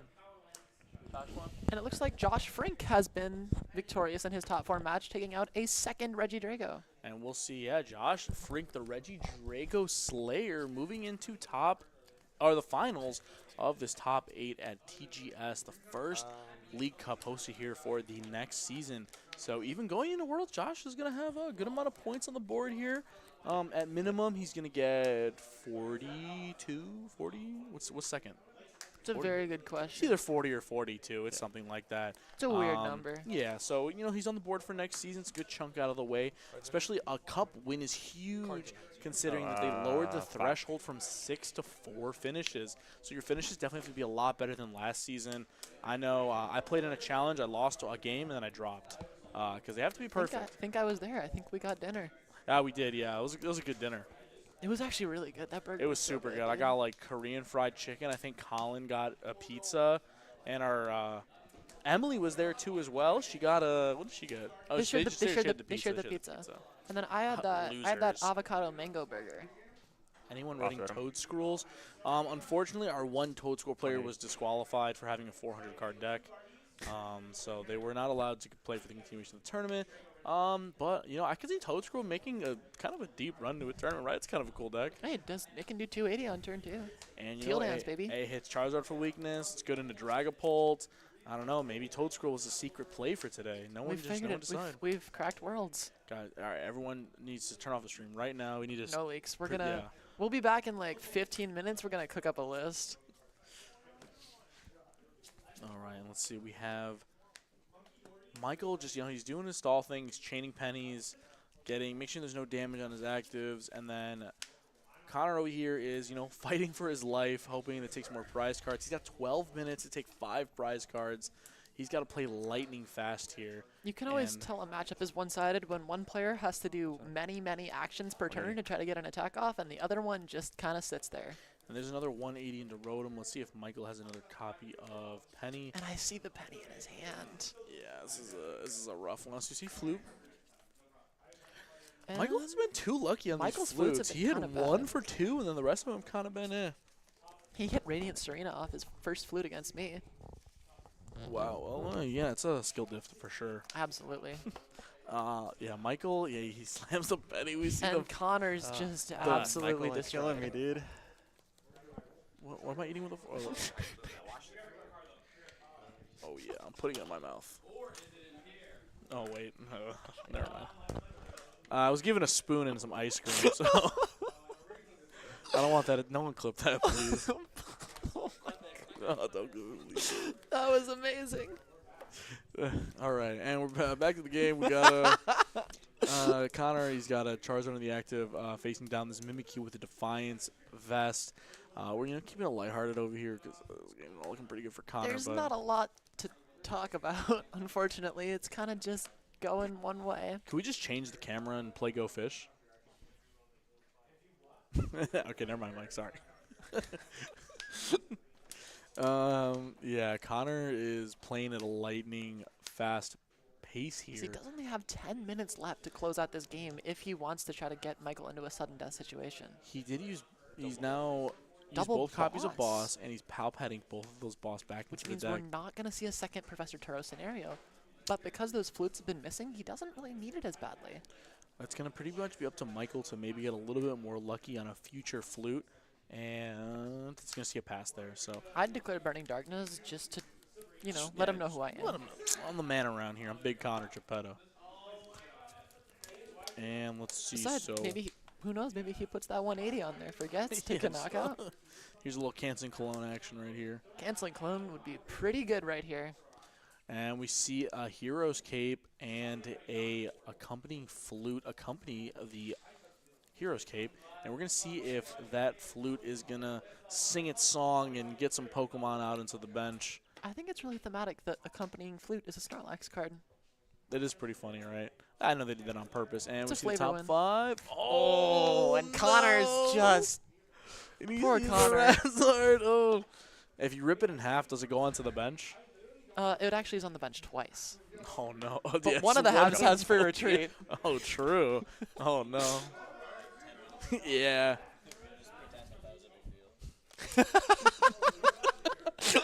Oh, no. I hope the stream heard that. Yeah, Brian just walked over and said, we're going to pretend like that was a big deal, even though we have about 10 minutes on the clock. All right, guys. Who do you think is the GOAT in competitive Pokemon? Can I get a 1 in the chat for Tord and 2 for Jason Klaczynski so I can mute anyone that puts 2? It's Tord. It's not even close.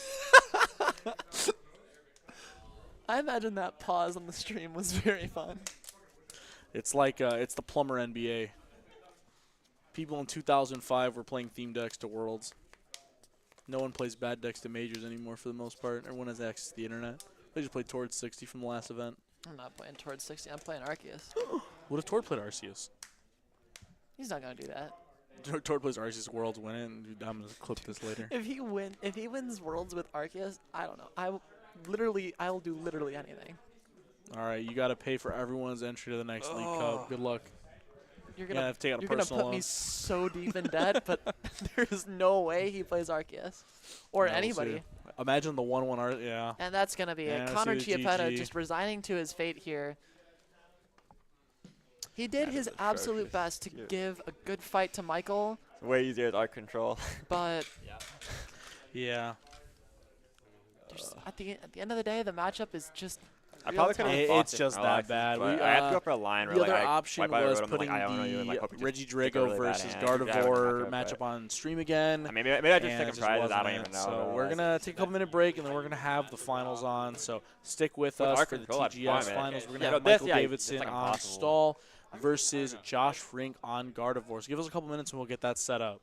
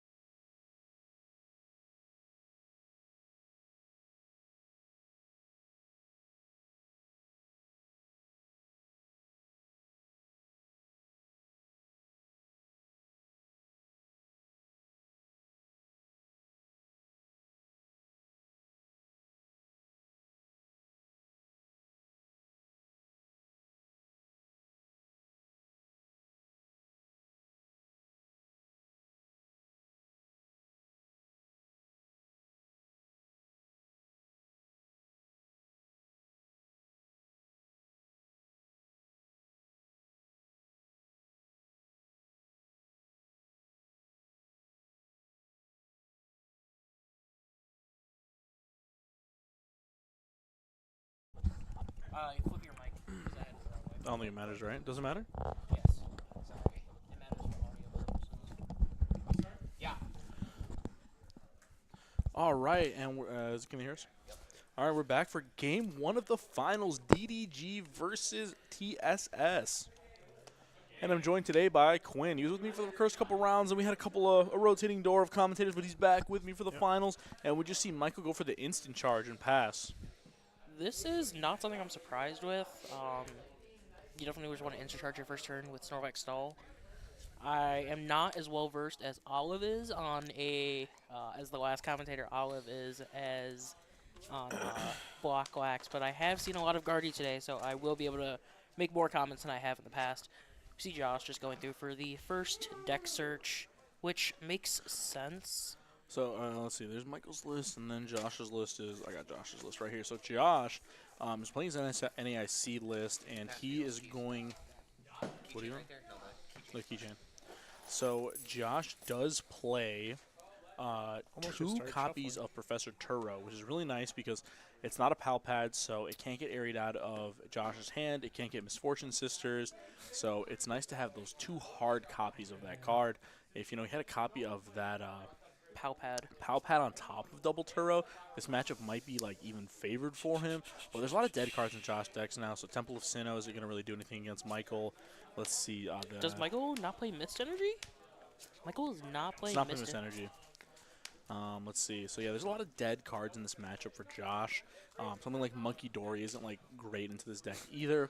And yeah, Josh is going to be going for the Mischievous strategy, and he's going to go for the Teleportation Burst to put the Flutterman in the active, which means that this Rotom is not going to have an ability. Michael was also first going into Top Cut. He did have first overall after standings. We see the Flute coming down. He's going to hit... he hits another Ralt, which is pretty fine. That's okay. Yeah, it's rude. It's another teleportation burster. So I don't know if Josh plays any copies. No, he just plays forward of the Tells you how much Block Wax I play against. So then this is okay for Josh because every time that he gets a Ralts trapped, he can just use a teleportation burst to put it right back onto the bench.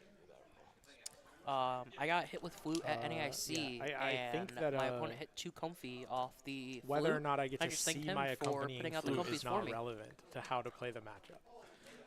That is very tough. Maybe I'm wrong, but I don't think it's that relevant.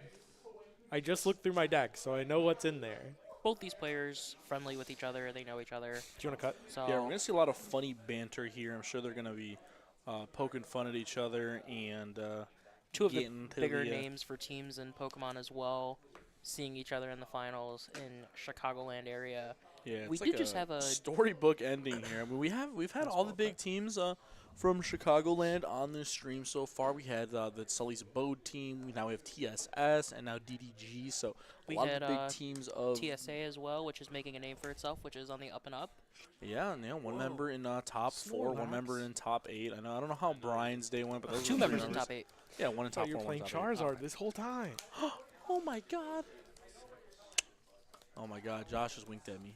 What do I do, guys? Bug Catcher, there was a Toadscruel earlier, I thought, in the day. Was there? I don't know. They weren't on stream. They did not make it on the stream, but they were playing, and it had a Toadscruel, and there was a Sinestro EX in the deck. Yeah, very interesting. We see, so Josh actually is 6-0-2 going into the finals, so technically undefeated on the day. Michael does have 1 loss. And that was his first round. Like Olive was saying earlier, this deck has random landmine matchups where it's pretty impossible to win. Then we're going to see an evolution here. I would like to see the other Ralts get evolved. That way they're keeping the energy on the Ralts so it can teleportation burst. If this one's going to evolve, you don't really want to have to put too much energy on it. We're going to see a... Think about the Arvin. No. Didn't come down. We're going to Sure. Refinement first. Okay. I like that, seeing a few more cards. I don't know if I like the refinement of the refinement, personally. But that is something that could have happened. Does he have the energy in hand? And we're going to see maybe just a TM Evo play for Josh. It looks like Michael got a pretty slow start here, so if Josh is able to put on the pressure, maybe he can just start taking knockouts quickly here and get some prizes. Okay, Josh is shuffling his deck and he's thinking maybe he isn't going for Team Evo play. Maybe he just wants to thin it out of his deck. Which is a completely fine play here as well. Go ahead. We could just see. Alright, he's going to the pass it right over. So the nice thing about the inclusion of Flutter Mane in this deck is that while it's in the active, it's going to get rid of your opponent's active Pokemon's ability, so the Flutter Mane is not trapped by the Snorlax. Michael just doing the easiest prize checking of his life with that Hisuian heavy ball. No need to prize check when you can just see all 6 at once. Yeah, he's going to write them all down on his little sheet of paper on the side over there. That way he doesn't have to reference, every time he goes into his deck, he just look through his deck and go for those 6 prize cards. But you can just look right on a little sheet of paper and go, okay, oh no, I prize 6 accompanying flute. I can never trap anything. But Josh playing this match really well. He's just getting a bunch of Ralses down so that Michael isn't able to trap, one of those water-type Pokemon that Josh does not want us to hit the board. Something like that Radiant Greninja or that Manaphy. What would be unfortunate is for the Flute to grab one of those Pokemon. Did we see that at all in the last game where Flute picked up a water Pokemon or a Pokemon? Yeah, Michael's Flutes, they missed a couple times, but they also hit a couple times, trapping Connor's copy of Luminion. They also got Erica's Hospitality, so that's something Michael's going to want to have a pretty similar game here. Yes, you can take notes in Pokemon, but they are public to the judge. Yeah, the Any judge can look at your notes, and they can't be written in code, I believe. Yes, so you can shorthand it, but it has to be a shorthand that would be easily recognizable. Your opponent can also ask for your notes, but you can decline that. That is something... Yeah, here you go, buddy. Here's all 6 of my prize cards. That is something that can happen in Pokemon. Shout out to Mr. Smart in the chat, rooting on his fellow DDG member. I know he came over to Chicago to try to farm some of our locals. And he probably did. He's a great player. We had a huge takeover of DDG, did we not, recently? Over at the Sully's Abode Challenge? Yeah, I think they went to a couple of the challenges around the city. I believe there was another one they all went to, but I don't know. I'm sure Michael's a little bit more informed than me on that, but let's see. And then we see the Airy, and it's going to hit 0 cards out of Josh's hand. Shout out LP Yu-Gi-Oh! Coach Pete. Also understanding that notes are available in Pokemon. I know he was very shocked when he first found that out. All right, we're going to see a refinement here, and that's going to discard, I would assume it's going to be the TM Evo. Makes the most sense to get out of the hand. Okay. I'm going to refinement.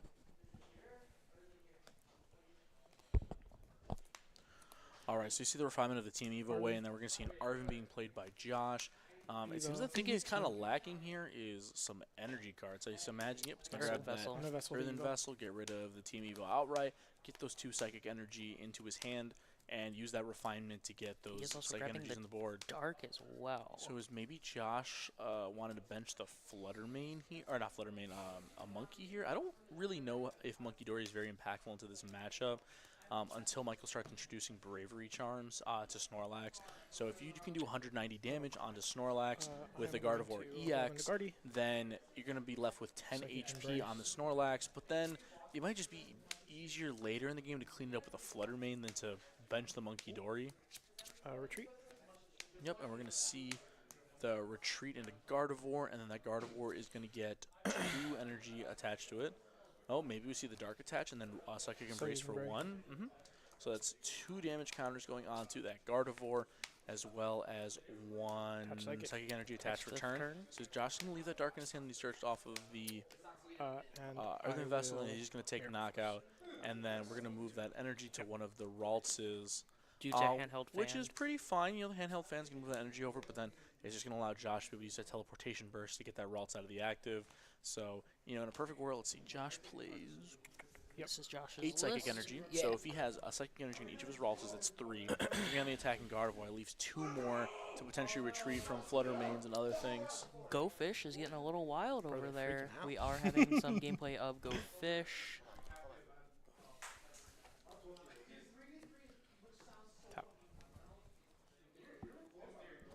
And let's see what Michael wants to do going into his turn. Josh going to take the knockout, taking his first prize card of the set, 10 minutes into the set. And this is kind of what Snorlax wants to do. Every deck kind of has their own tailored game plan going into the stall matchup. And we're going to see a Boss's Order onto Flutter Mane, which is interesting. Because Fluttermane can retreat. I would have maybe I'll draw liked to for turn. see an attachment for turn or boss's order on maybe Ralts Arvin. to force Josh to attach another psychic energy on the board.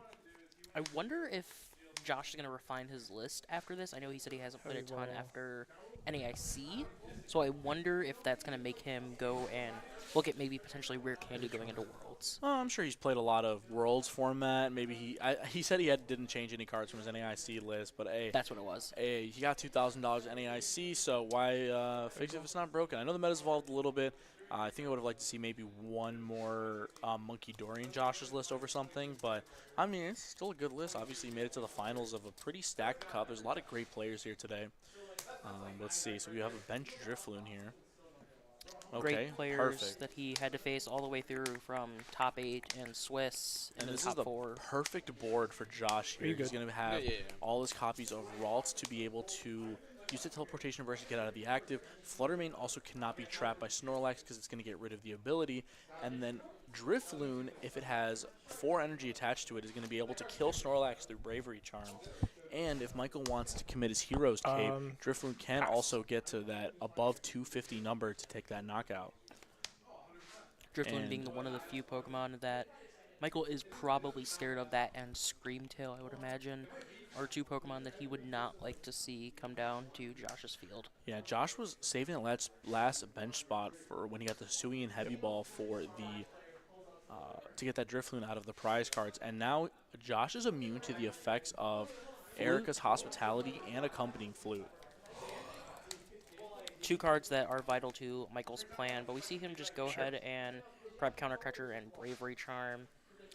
It's a lot harder to trap the Gardevoir deck because they can be a little bit sneaky on how they approach the stall matchup.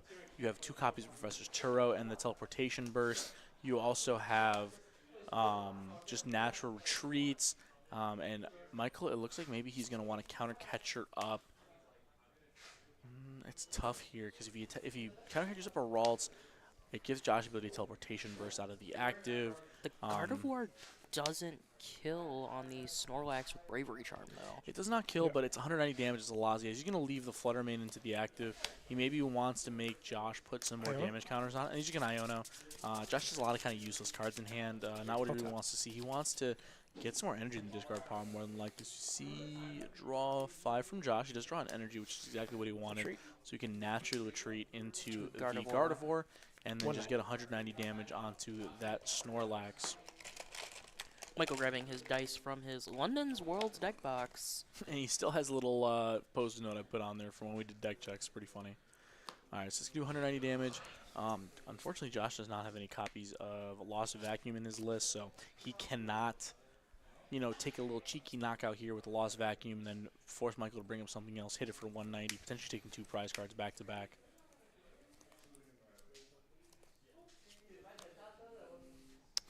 Chris mentioned in chat 4 Worlds on board, Josh wins. I do think that puts him in a bigger lead, definitely. Yeah, it's not an auto win by any means, but it is the best way that Gardevoir can combat the trapping strategy. And yeah, now the Drifloon is going to get put into the active slot, and with 4 energy on the board, Josh doesn't have that much access to be able to, get energy attached to this Drifloon, especially with the lack of Curly on the board. Curly is a very trappable Pokemon. And so Josh is going to draw his 5 cards off of Michael's Iono. And I think, so Drifloon's first attack is 2 colorless for 20? Yes, that is the effective Drifloon, yeah. And unfortunately, it looks like, okay, yeah, so it's Oh, Gust draw for for turn? 10 damage for 2 colorless energy. So, I mean, that is technically An attack he could do. an attack he could do. So Michael is hit for 190. Bravery Charm brings it up to 200. Michael, can you put all the damage counters on there? It's not at 1, right? It's at 190? There's a 180 there. 180. Oh, is it? Oh, Yeah, I can't he not has- see that on the stream. Okay. He has one of the silver dice Oh, from. man. Thing is like basically see-through. It's like the same color as Snorlax. But you know what? This does give us advice for next tournament or next time we stream. We can provide dice. Yeah, we might have to get a set of some big dice or something, some comically large ones, just for the stream setup. Drifloon. Stream setup's also going to be over. Hang on. Okay. Yeah, that's right. This one looks pretty good. I definitely could see that Drifloon being a Klefki or Fluttermane Pokeshark in the chat. That is an idea for sure, but I'm not. Josh doesn't Josh seem does to- not play a copy of Klefki or second Fluttermane. I think if you had a slightly more updated list, there might be a copy of Klefki or an additional copy of Fluttermane there. We saw that earlier with Joe Lovato's list. He did have a Rare Candy, a Fluttermane, and a Klefki all in his list. Some of the newer cards that Gardevoir is deciding to play. Yeah, I'm definitely a fan of the Rare Candy and Gardevoir. It kind of allows you to, Arven for Rare Candy if you absolutely need to and put out some offensive pressure onto the board. I definitely think one Rare Candy in the list just makes so much sense and gives that pressure. See the Mawile being benched here by Michael. Michael is potentially looking to trap something later in the game. He's going to just draw 3 off this Rotom. He gets a Flute, a Vest, and a Counter Catcher. They're three pretty nasty cards. Josh is looking for an energy here. Gets the Refinement Curlia off the top I think deck. he's forced to just evolve this. I would like to see him not evolve that the one with energy. Yeah, I would like to see a different one. And then if he can discard 2 cards, draw 2, and then draw into an energy, he can use the Gust on Drifloon and knock something out. He is going to... Yep. I like this play by Josh here. He's going to evolve the one without energy. Refinement?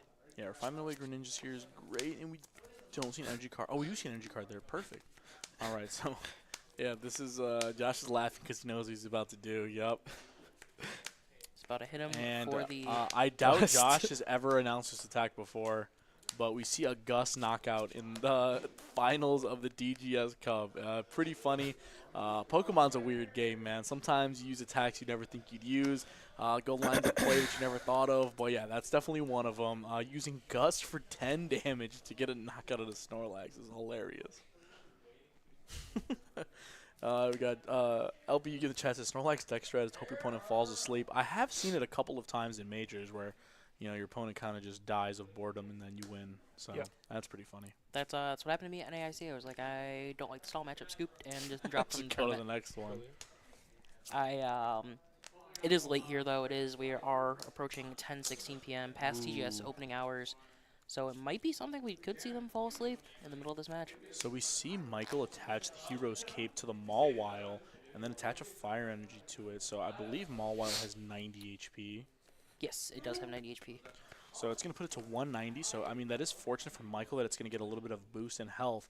But it's unfortunate because if Josh has a copy of Turo in hand, he can throw that Curly into the hand. What did you put back? Sorry. And then use Arven Gardevoir Boss, okay. to knock out the Mawile.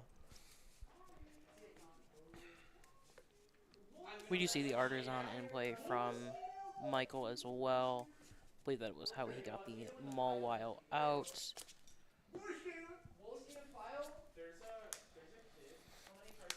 All right, and let's see. So Josh is looking, Vessel. and he's going to Vessel away a Buddy Poffin. Yeah, another useless card. He's never going to activate Buddy Poffin. Michael's not going to take any prize cards, so unless Josh, Turo's up a Pokemon from his bench, it's not going to be replaced by anything else.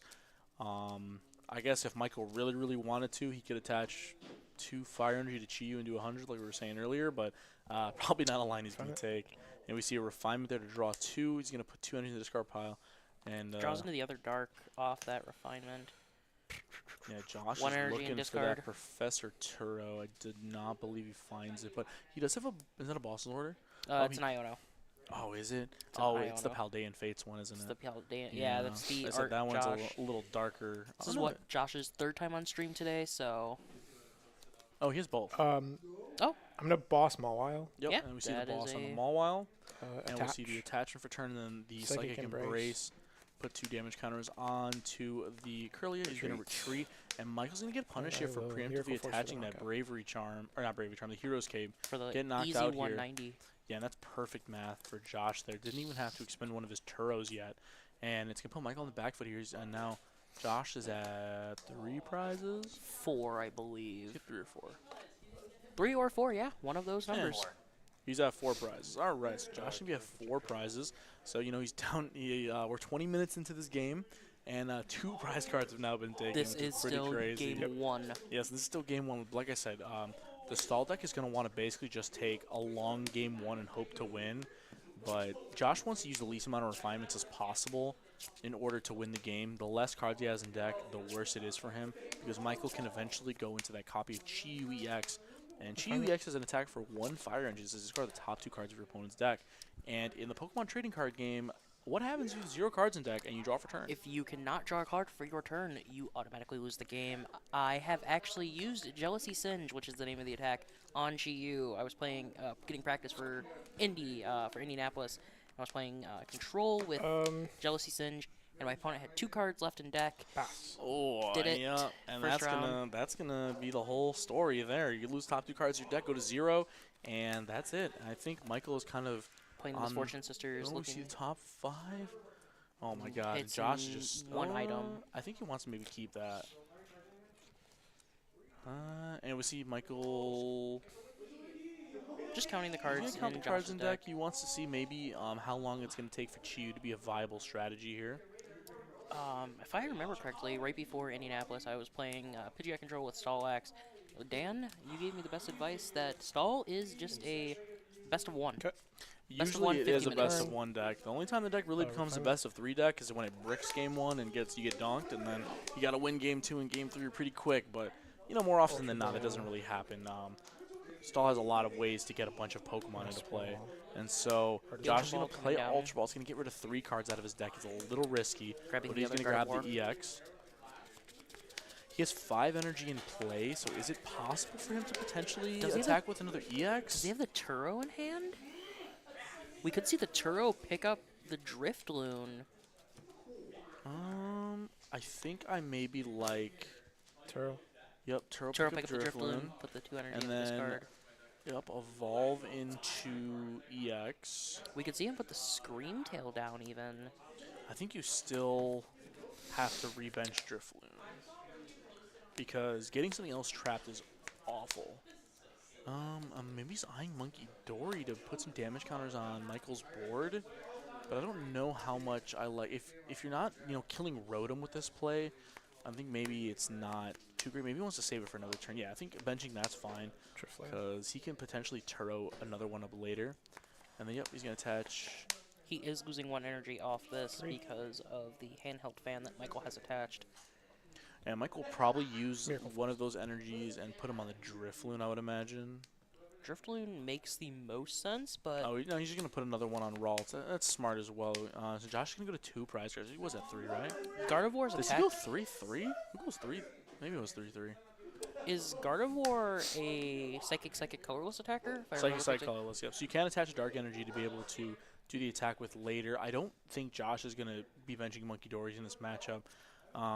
Since Michael isn't taking prize cards, Josh doesn't even really cycle through attackers to be able to make those damage counters relevant into the matchup. Unless Josh is going to win the game with it, maybe into Rotom.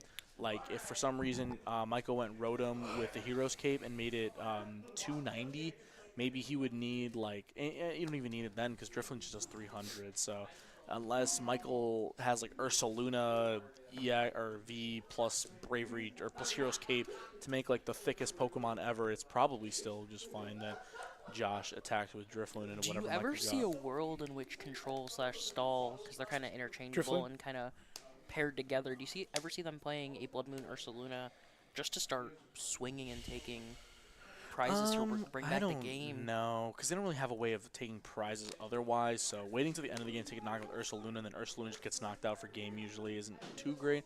We see Michael bench the Pidgeot here, which is okay. So maybe Michael's playing around 3. He's probably going to be looking for the 4 Seal Stone here to use that ability.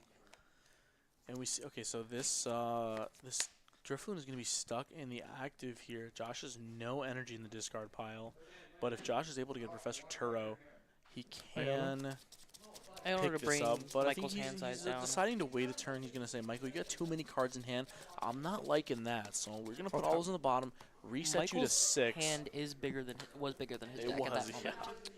And let's see, Josh is going to get 2 cards, and neither of them Professor's Churros. He's going to pass here. So Michael's going to be able to go to 6 because he has not taken a prize, draw for turn to 7, and then obviously if he doesn't play any cards out of his hand, he can just road him, and he goes back to 10. So he's just, stockpiling cards in his hand like a dragon in Lord of the Rings, sitting on top of his, mountain of gold. Oh, and this Misfortune Scissors is going to shuffle Josh's deck. Look at the top 5 cards, and you know, Josh was just looking to get those Professor's Turos, and it looks like Michael hit a couple. Okay, get rid of the stamp. He just wants to, you know, get rid of a card out of his deck, and it's unfortunate for Josh because that Professor's Turo looks like it was in the top couple of cards, and you know that's going to be his win condition. There is getting to that. The unfortunate thing for Michael is that Josh has only 2 prize cards left, so Michael can't really bench the Chi-Yu until he's about to win the game. It looks like Michael got a Penny and an Arvin, leaving with a bunch of good options for the next turn. Let's see what Gets Josh the wants Dark to Iono and a Bravery Charmer, his cards in hand for Josh.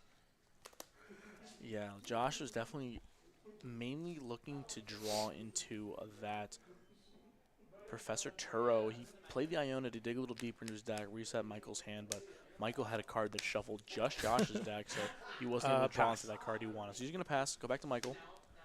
And, you know, that Iono now looking like it backfired on Josh a little bit. He went from a pretty large hand to now a pretty small hand, and Michael is just going to be able to use that Rotom to, you know, fill that hand back up, and he's almost back into that same position he was before.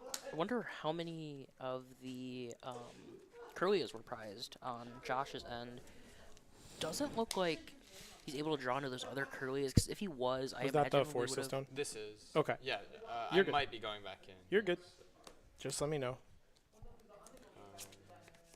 All right, and it looks like Michael wants to start the Silene loops. Let's see if the dice are nice to him today. All right, and we got one Silene, so he's going to put that Snorlax back on the top of the deck. And he's going to use that Artizone to get that Snorlax into play, take a little look-see at his deck, see what's left. And he knows his 6 prize cards, but he, you know, taking a little look, just get a little refresher, saying, okay, this is the amount of this supporter I have left. And he's going to want to put back the other copy. So we see Michael put back 1 copy of Silene and 1 Boss's Order. Which does make sense, because now he's going to be able to grab the boss and be able to move other things around on Josh's side of the board. Yeah, the name of the game is trapping whatever is the most inconvenient for Josh to attack with. It's looking pretty good for Michael. Yeah, I would say that, I don't know, the game looks pretty even to me so far. Josh does have access to 1 more Turo, so it really just depends on what Michael can do to capitalize on the final Turo being used. Josh whiffing the Turo last turn was definitely a big deal. Josh only plays 1 boss's orders in his deck as well. How many in hand?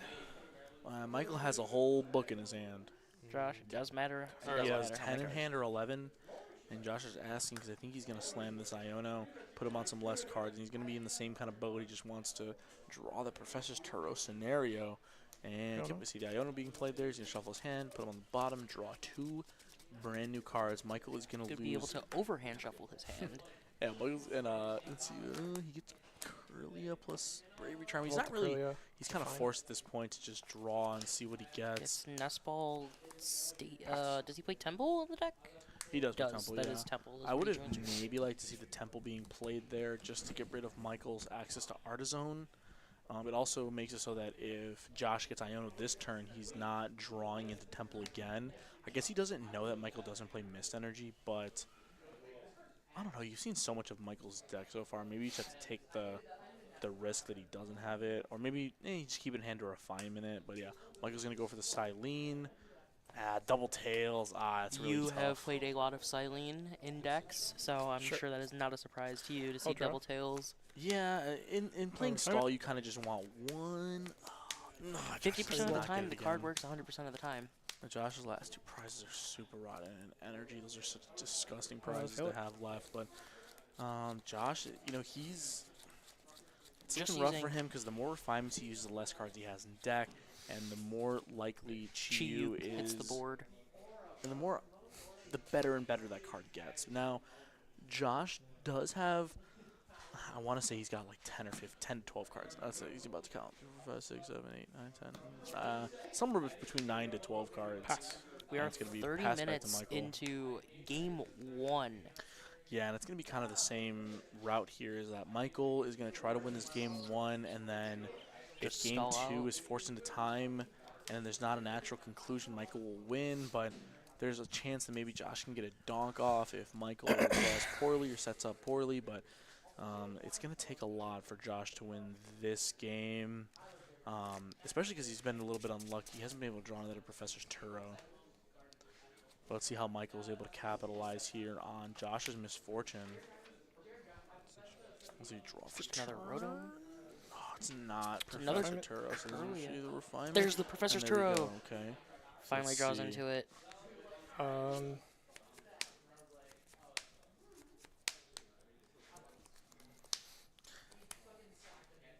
the problem here is that if Michael has a way to re-bench the Drifloon in hand, it would look kind of rough here. I don't know if he has a way to... Erica's maybe, but Michael only playing He plays one. copy of it. And I believe we have seen... There are a lot of copies of Countercatcher online. I believe Michael's used 2. He has access to Boss, which are basically game-ending cards. But, I mean, Josh really doesn't have a choice here. He kind of just has to do it and hope for the best. Yeah, we see a Professor Turo. I think I like picking up Gardevoir here. Yep. Those 3 energy going to go to the discard pile. And now Josh is able to do 180 damage with that active Drifloon to be able to take some knockouts into the Snorlax.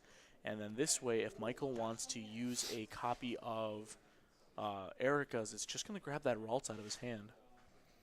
But yeah, Josh, yeah, like... We could see Josh re-evolve the Ralts that is on the bench to the Curlia. If he's able to get potentially a... I mean, he has, 2 prizes left. One is a Rod, one is a Psychic Energy. If he gets the Psychic Energy off the prize, he might be in a good spot. Because maybe it gives him an out to retreat a Ralts. But if it's tough, because if Curlia goes into the active, then it's kind of lights out. Because I believe Josh uses 1 copy of Boss's Order already. Yep, and we He's see committing the energy here. 6 energy attached to Snorlax, and It's the Psychic. It's dicey here. I don't know. I definitely would have liked that Temple of Sinnoh to be played at some point, just so that Michael doesn't have access to more basic Pokemon. Because if one of his other random basic Pokemon went in the game, like if he goes for a Maw Wild Trap or something, it might just be game. We see 5 cards exactly left in deck. And there's no Pokemon. Oh, there is. It's Monkey Dory. Oh, that is rough because Monkey Dory is not ideal here. So, Josh's last 4 cards in deck are Bravery Charm, Scream Tail, Dark Energy, and I believe that's an Arven. It is an Arven, yeah.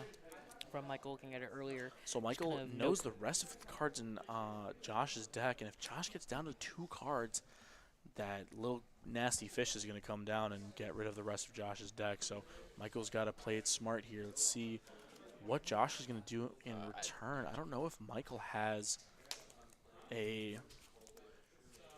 And does Michael have a way to get rid of all of the cards in his deck this turn? I don't believe so.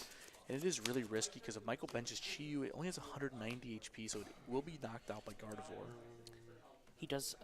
He is down both bravery. He is down all of his bravery charms, if I remember correctly. Seeing them, plays 2. One hit the discard pile earlier. The other one is on that Rotom, giving it 240 HP. Yup, and the counter catcher onto the monkey there. I think if I'm Josh, I think you re-bench the Ralts last turn. So that worst case scenario, if it gets counter catchered, you can use the teleportation burst.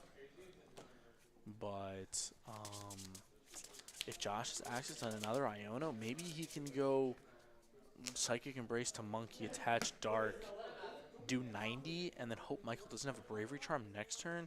But yeah, that Defiance Vest only be is doing be 50. He does 20 now. Well, mine been to 60, so then 20 plus 30 damage. But he's got a lot of Pokemon on his bench that have damage on it. He has 80 damage on Gardevoir and 20 on the Fluttermane. He grabs Switch Cart. I guess preemptively grabbing Switch Cart to be able to heal some damage off of the Snorlax eventually. This is a best of 3, Chris, but the way this game is going, it's looking like it's going to be a best of 1. Stall just naturally does a best of long 50 games, minutes. yeah. So, Stall, the longer the games go, the more likely it is to win. Michael, being a high-level player, has not tied at all playing Stall today. Yeah, which is an impressive feat in itself. I mean, hey, look at Josh, 602 with Gardevoir. Gardevoir, maybe it's slower than Stall. Maybe we should call it Gardevoir Stall, not Snorlax Stall. And we see an instant charge there from Michael, and Josh is left with 4 cards in hand. And yeah, I think Josh is just going to have to maybe start attacking with this monkey. I do think the play that you mentioned earlier of the monkey with the Psychic Embrace and Dark attach from the Iono. Is Josh going to Refinement? Draw 2. See the Dark. Super Rod. Super Rod. Okay, the Super Rod is a play. I do not mind here getting some more cards back in the deck for Josh, just to kind of beef up that deck to prevent the Chi-Yu deck out. Okay, so he doesn't immediately lose Chi-Yu, and he gets 50 damage on Snorlax, so it is a 3-shot, technically. And I guess he's just playing around. I guess he's playing into Michael maybe not having a penny in hand. Because I think 1 penny just ends the game here. Oh, when he doesn't move any damage over? Wait, why doesn't he attack? He has no energy left in deck. Oh, I thought he had 1 in his discard pile. Ooh, so he's 1, 2, 3, 4. Oh, he has 7 energy in play? And 1 in hand. Okay, let's see what Michael has to do here. I think Michael just has to survive the onslaught for 1 more turn, and then that fishy is going to come down and end this first game. Yeah. And unfortunately for Josh, since game 1 has taken almost 40 minutes, I don't really see game 2 lasting that long unless Josh gets a donk. But it's kind of unlikely, considering how many Pokemon Michael plays and kind of how beefy they are. Josh Ring does not play a copy of Rare Candy to, like Arvin Rare Candy Gardevoir knock out a Snorlax, but that could be something we see him try for Worlds potentially. Yeah, potentially. I think maybe Josh's best play is, obviously go second, try to get the Team Evo play, and hope Michael's supporters in hands are a bunch of like pennies and Aries, and he doesn't have access to a lot of Pokemon, cards. So he's able to just kind of brute force his way to through his own prize cards and take the game away from Michael. I do appreciate we see another instant charge here. Josh drawing for turn with the Psychic in hand. Draw the Arvin for turn. Does have Iono still in hand, it looks like, I believe. Moving 3 off I'll with move 30 to this. The Monkey Dory ability. Putting 60 on total for that Snorlax now. Pass. Passing the turn again. I believe he's just going to go for the moving the damage counters play off here and just slowly take his time. I can't see exactly how much damage is on the Flutter Mane. Ooh, and then double tails off the Silene is unfortunate for Michael, but I mean, there had is $1. 60 damage onto this Snorlax. Snorlax has 90 HP left. Michael is kind of eyeing like what is the best way that Snorlax does not die. And let's see, Michael's thinking he has the whole game. His whole deck is in his hand, so I know he has access to something. He definitely has to keep a Snorlax in the active slot, or else his monkey is just going to retreat into Gardevoir, and whatever Josh promotes is just going to be able to win the game. But Michael is going to shuffle that Pidgeot back into his deck, to make his deck a little bit bigger, and then Josh is going to go for the Rotom instant charge to leave 1 card left in his deck. Josh is going to have 2 cards left in his deck, even if he goes. So Monkey is going to put 3 damage counters from. He's Josh doing the his math in his head. Which is a big thing for Gardevoir, is a lot of math is involved on how I think unfortunately if Josh was able to maybe put on a little pressure earlier with if he was able to discard the Psychic Energy, if he had a couple more cards left in deck. I'll just move 30 and pass. Yeah, move 30 pass. This is, we're looking for the ugly guy. Is he here? Where's the fish at? Penny picking up the Snorlax. Is he BMing? Rebenching? I'm confused. Okay, Switch he's card. putting it back into the active slot. Just wants to heal all the damage off the board. Did he prize it? Confused. Yep. Pidgeot, yep. Coming back in. We might just see the pass. I guess so. Michael's just kind of assuming. Move 30, and I'll swing for 20. Yep. Yep, so he's going to put 50 damage on Snorlax, take a little 3-shot KO. Michael's going to be able to keep looping it. Does Michael not have access to let's see, Misfortune Sister, the last card? It's going to be Cresselia. Does Michael not have access to Chi-Yu plus what? He does have Chi-Yu. He does have 2 fire energy. I know might be in the prize card. Let's go game 2. Yeah, Josh is going to scoop up there. She's writing on the I'll wall. go second. Lily, this is a best of 3. That is game 1 for Michael. Michael won game 1, yeah. You decked Josh out. Rod and yells at you, so I was just like... Time check? 9. You have 10 minutes. Not sure if I can win that fast. I don't know, man. I don't think he can't hear us. But Guys, can I get a TSS win in the chat if you believe in Josh? Run it back, win 2 games against Stahl in 10 minutes. Or I'm not sure if I should have put all 3 energy on the Drifloon, although I'm not sure if it matters. I think you should have. But then I just get a free penny turn. Maybe it doesn't even Right. Yeah. My thing was, so what I was trying to go for was put the monkey down, just put 2 on the Drifloon and hit for 120 plus KO. What an intense game 1 to but I didn't find the dark. of this TGS Cup. The first streamed one on the So I felt like I had to pressure channel. KO. If you enjoy this style of content, just remember to leave a like and subscribe. Yeah, we're going to be doing more of these in the future. This is going to be the Q1 League Cup, and TGS actually has an additional location. This is the Tinley Park location. There's another in Oswego, Illinois, and there is a potential for that location to host Cup soon, so maybe we'll get some streams over at that location as well. Mulligan. All right, Josh takes a mulligan with a broken hand. Double popping? Oh, my God. I'm sure he wanted to see that hand. It's probably the best hand he drew all day. No, he's mulliganing. There's about 8.5 minutes left. I know Michael's loving this. If Josh mulligans 15 more times, the game's over. I guess I could have gone... We would hit the judge mulligan after I guess 7. I could have gone 120 and then the That is next turn true. try to go for the KO plus KO. Yeah. But I didn't have Well, a way... I would always penny if you... Right. As we're waiting for them to set up. But maybe I do that's have a to more thank correct you, Dan, play. for I'm not sure. all of I the don't know what amazing I'm things that tapping you back did already today, set up. including a giveaway for the players who were in the room. Great. If you were jealous of the giveaway, come out next time to TGS. I believe that is going to be an incentive for streams. Yeah, we've been doing, funded a giveaway today for the stream. We hired UGS, who was ran by a friend of mine to run the stream for us today. It's a lot of professional equipment. He brought in cameras and rigs and 2 couple monitors and a giant PC to run the stream for us. So I had people, donate to the giveaway, and we gave away a bunch of cool stuff today. We gave away an Unbroken Bonds Charizard deck box and matching sleeves. We gave away a Charizard EX stamped play promo. We gave away a Amanda LaPalme Cynthia deck box, which is really cool, still in the original packaging. Which I got to win. Which you did end up winning. I did end up. I saw that there was a giveaway. I'm a huge Gamba person. I loved playing those style games, so I saw that. And I knew it was going to a great person anyway, so I was completely okay with the donation. Yeah, and hey, that deck box is like $100, so you definitely got a good end of the deal on that one. And we also gave away the NAIC Armor Edge and Cerulege backpack, which I did believe Abby won, and then I'm gonna play Paw we for had a the Vessel at the TGS same time. binder go away to a brand new player. It was his first time here. And then we had the TGS deck box go away to a junior that was also her first tournament. I let her borrow my Lugia deck, and I believe she went 1 and 3, so...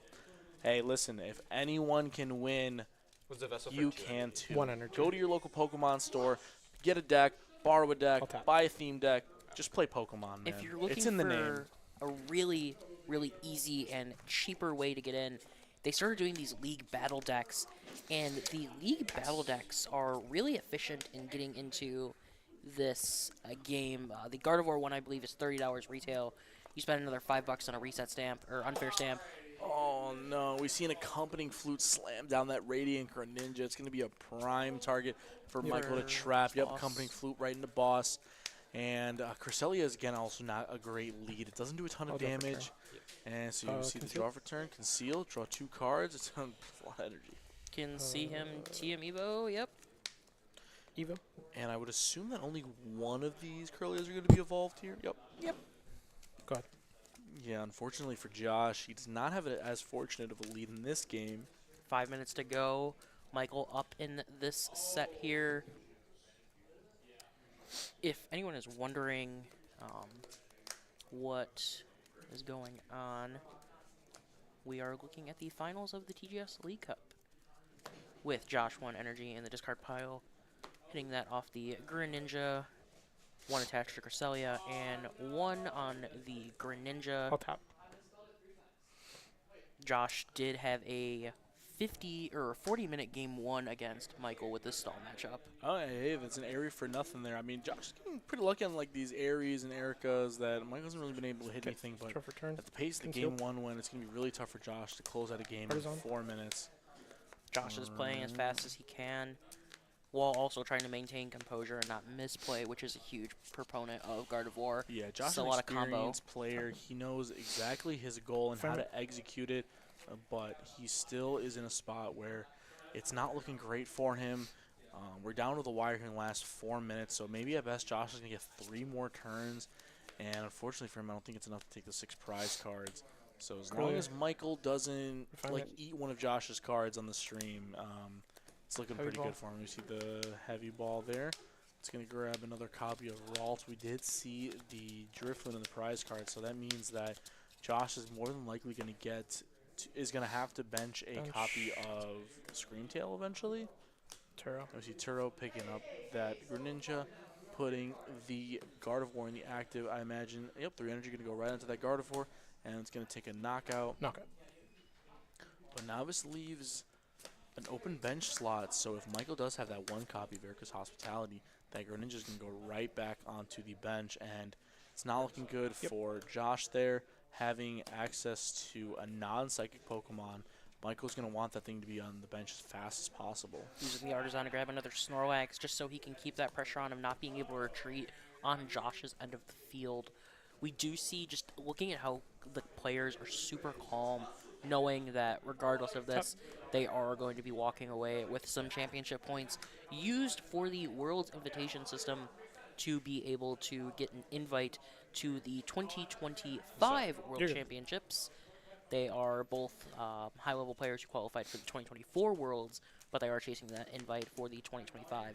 Dan, how has the structure changed for the 2025 Worlds invite system? So the, I guess fortunate or unfortunate, depending on the way that you look at it, they're lowered the BFL, so it's the best finish limit. So in the last season, you had 6 regional finishes, 6 cup finishes, and 6 challenge finishes to qualify at the 600-point threshold. This next year, they're only taking the top 125 players points-wise in North America. That's the region we play in. The region that we play in, so that's the one we care about. And they lowered it to a BFL of 4 regionals, 4 cups, and 4 challenges. So your cups and challenges are definitely going to have to be a lot more perfect than they were last year. I qualified for Worlds last year. I ended up with like 770 points or something like that. And I had 1 cup win, and I think my challenges were almost perfect.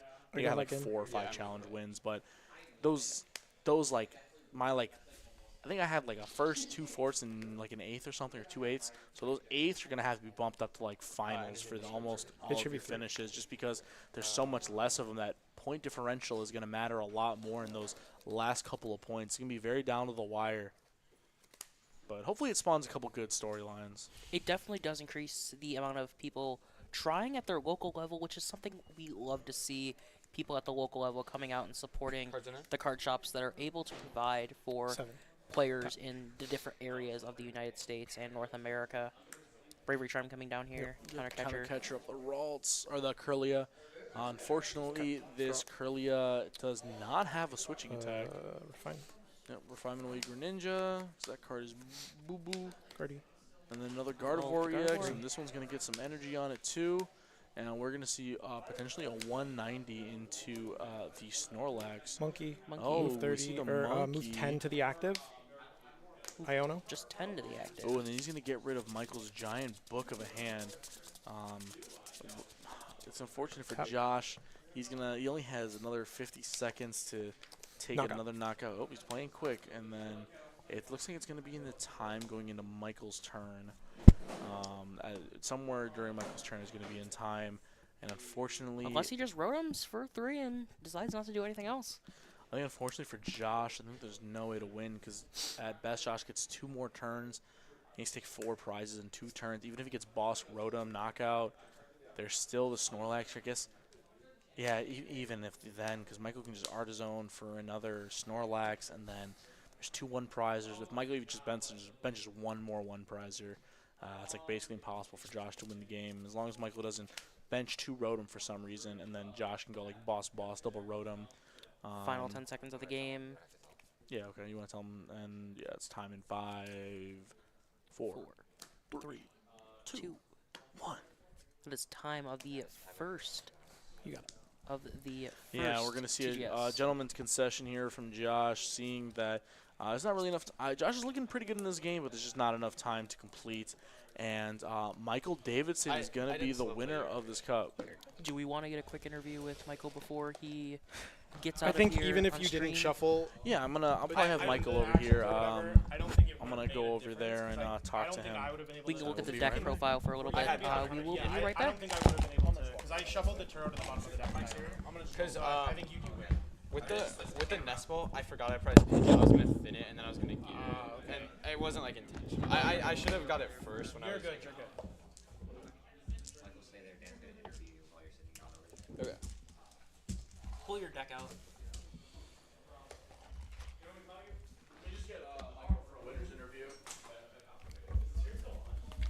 Yeah. Really? Unless you don't want to make the list public. It's fine. Yeah, it's fine. Testing. Can the stream hear me? Mike? I'm unmuted. All right. Good job, Josh. I'm proud of you, buddy. Thank you. You're the best.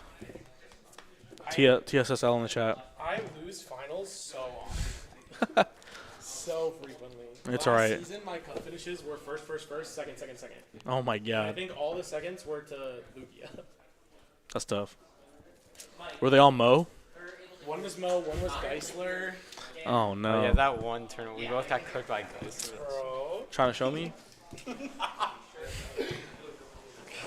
All right. Michael, you got 50 championship points on the board. You won the first TGS Cup of the season. You'll be walking away with 50 championship points. A lot of credit to be able to spend on, I don't know, probably sleeves. You play minimum rarity, so I'd imagine there's not going to be any bling in your deck. Why'd you play stall today? It seems like insane for locals. Like that's what I've been thinking. I was playing like a lot of Lost Fox for locals. Just like my friends are like doing really well whenever they played Block Lax. Oh, there you go. My friends are like doing really well whenever they play Block Lax. Like I played similar to Benny, who like won a cup with it recently. So I was just like, might as well play it. The matchup spread seems pretty good this format. Yeah, especially in like locals where people probably aren't teching for stall. They want to, they're worried about all the aggro decks like Drago and Bolt and stuff. It seemed like a great call today. You went 8-1 in the day. What was your one loss to? I got donked round 1 by Zard. Oh, man. Yeah, hey, you managed to go undefeated on the rest of the day. As long as you didn't get donked, you ended up winning. So do you think there's any MVPs of your deck? Definitely looking at your deck list, I noticed that there's no Mist Energy to protect that Mimikyu in certain matchups. Was there a reason that you didn't want to include the Mist Energy in your deck? It's like really hard to use. You have to like find it at the right time, and it's only really good versus Pole and maybe Pole and Reggie Drago. Which I mean, maybe there's an argument that it was worth including, but I didn't hit any Reggie Drago, and the one Pole I hit.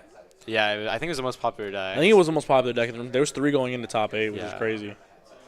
I think it was by far the most popular deck. But, hey, man, sometimes you just run the matchup roulette. You don't run into it. It's crazy, right? Actually, no, I did hit one, and I beat him. But he prizes Turo, and yeah, that's rough. But, yeah, do you have any final thoughts or any shout-outs you want to do to the stream? I shout out my sponsor, Dead Draw Gaming. Right over here. Here you go. Yeah, there you go. Rep DDG. It's DDG win today at TGS today, so shout out to them. I know a couple of the teammates that you had were in the stream cheering you on, and hopefully they managed to make it to the end. So to see you win, hey, that's 1 out of 4, right? Yeah. 3 more to go. Yeah, and I imagine I'll be seeing you at Worlds in a couple of weeks. Yeah. We gotta get a coconut drink in Hawaii or something, man. So, to your continued success. Good job, man. Hell of a player. Hey, thank you guys for watching. Like the stream, subscribe, do all that stuff. It took a lot today. And, yeah, Mike's over here, too. He's the guy that ran the stream for me today, so thank you, Mike. He's a wizard. So thank you guys for watching. Catch you guys later for the next one. I'm going to play in the next one, so Michael can't win it. All right, have a good one.